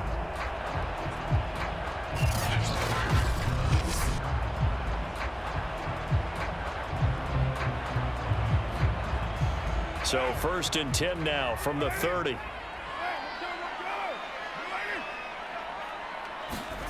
Shotgun now for Carr. He'll find his tight end. That's Waller.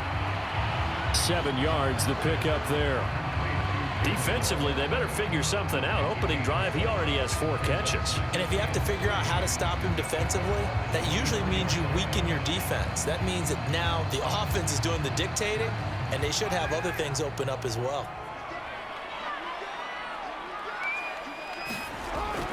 On 2nd down, Jacobs. And he'll fight forward maybe to the line of scrimmage, but that's all. Call it no gain that time as it's going to leave him with a 3rd and about 3 to go. All right, quick observation, Brandon, because early on in this game, I'm seeing linebackers playing with their noses close to the line of scrimmage. And my guess is the wheels are turning on that other sideline. As a play caller, you're filing that away right now, aren't you? Yeah, you're trying to find that opportunity later on when you can play action them or stick something to them between the 2nd and the 3rd level. And this effort won't be enough as they rally up to stop him a couple of yards short. Just a yard on the run there, and that's going to bring us to a 4th down.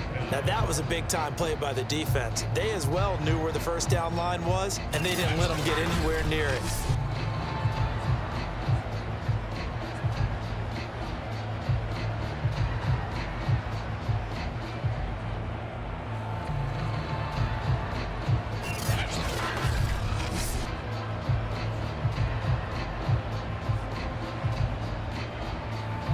So Carr exits on 4th down, and on comes Daniel Carlson for the field goal try. It's a 39-yard attempt, right hash. The kick by Carlson is good. And the Raiders jump out to a 3-0 advantage.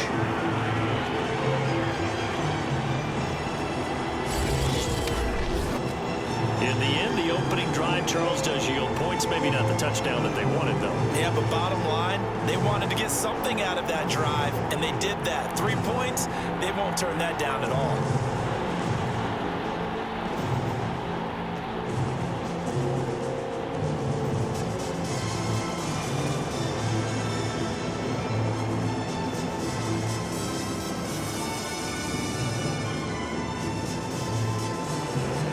After the made field goal, Carlson now sets up to kick this away. Moore now to return. And a good return as he'll be stopped just shy of the 30-yard line. Here come the Cardinals, and it is Kyler Murray from Oklahoma who leads them out. And when you have a guy like Kyler Murray under center, it not only opens up your playbook, it allows you to draw up even more plays because he's among the best dual threat quarterbacks in the league and a true playmaker. If flushed out of the pocket, he might even be more dangerous. The next step for him, being able to throw on rhythm and deliver from the pocket.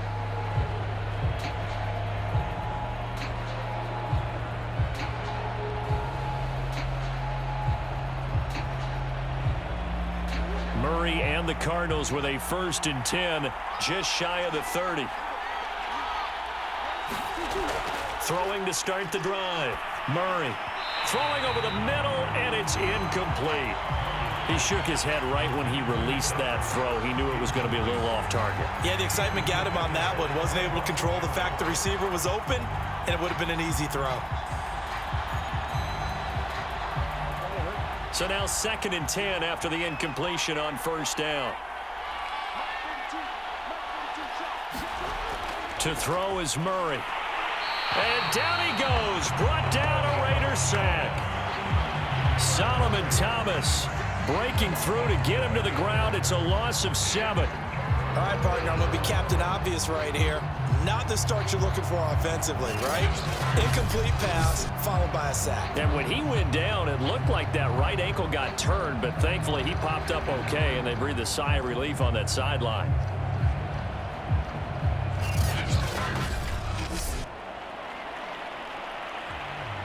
Well, that last sack puts Murray and the Cards in a tough spot, 3rd and long.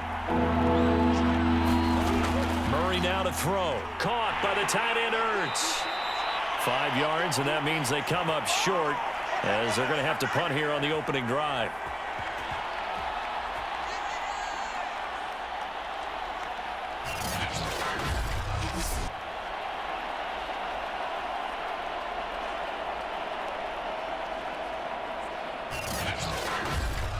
Three 3-0 after one on EA Sports.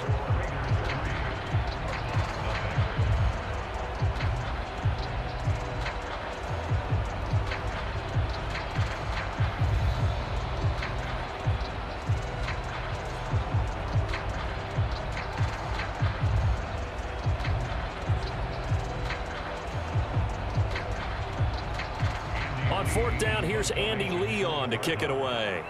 Hunter Renfrow deep to return for the Raiders.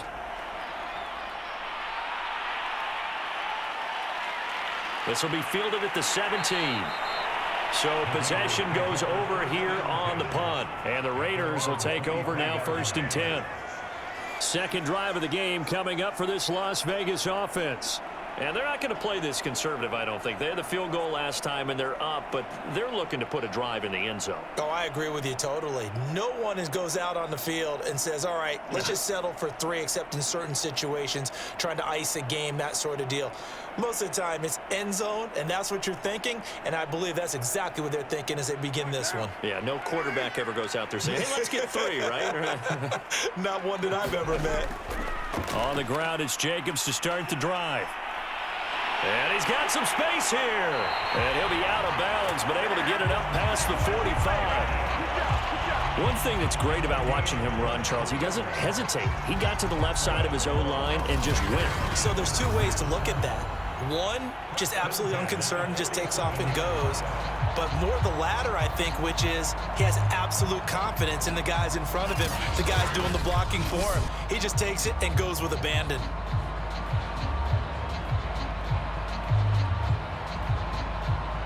A big hitter to start the drive has him up near midfield here for 1st and 10. Jacobs now. And he'll get it across midfield and down into Cardinal territory. 5 yards on the carry. Good pickup on 1st down. I think we can safely say that those types of players are the backbone of this offense. We know not every run's going to be a big hitter, but you know they'll take that type of result on each and every attempt.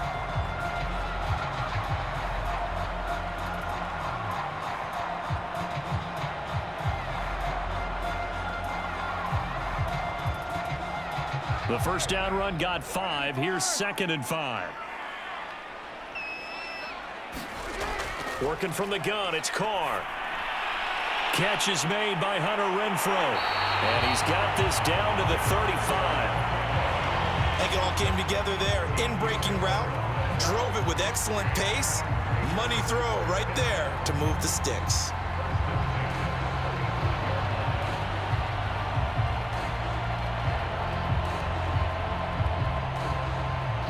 Ball up to the 35 now as they come up on 1st and 10. Carr. The Cards get to him here. He's brought down for a sack. That was J.J. Watt getting in there and getting him to the ground. Well, here's where having mobility sometimes can work against you as a quarterback. He thinks he can retreat and outrun the pressure. But that time, they zeroed in on him and took him down for a big loss, partner. A really big loss.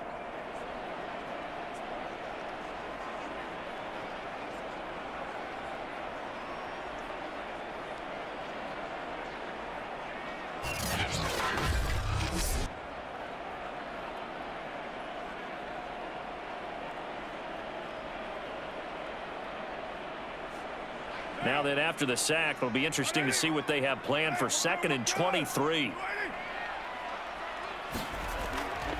On the draw, Richard. And he's corralled at the 40, but not before picking up 8. 1:57 to go in this 1st half on EA Sports.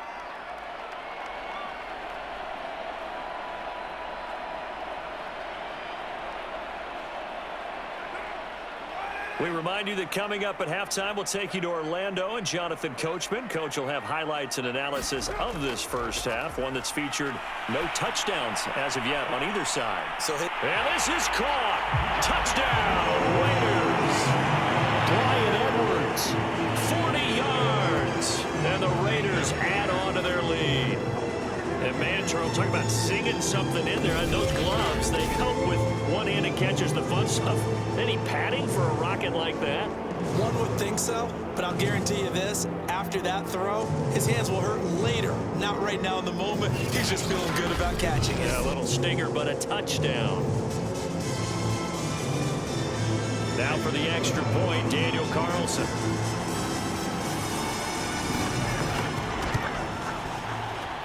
It's up and good, and that'll increase their lead to 10-zip. A drive that time of 6 plays, and it ends with a Las Vegas touchdown.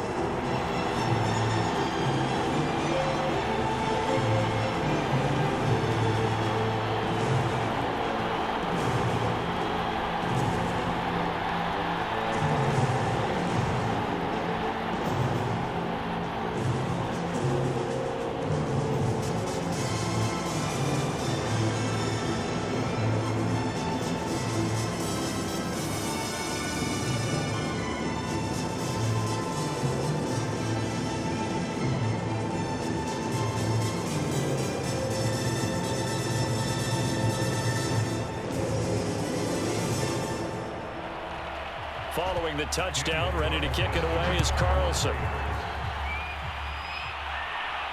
Moore now on the return. And he'll take it up past the 25 to the 26-yard line.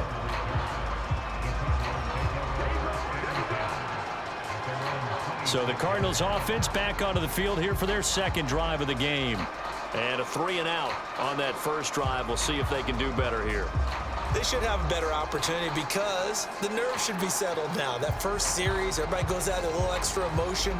So now they get a chance to go back out and say, okay, now we're into the game. Let's go play and play as best we can. You almost get a mulligan then on that first drive? Sometimes it absolutely serves that way. You get a second opportunity. Nothing big happened. But then again, you didn't commit any mistakes either. Off you go. Throwing on first down is Murray. Now a loose football. The ball comes out. And the defense not able to get it. From a defensive perspective, what's that moment like when you realize the ball is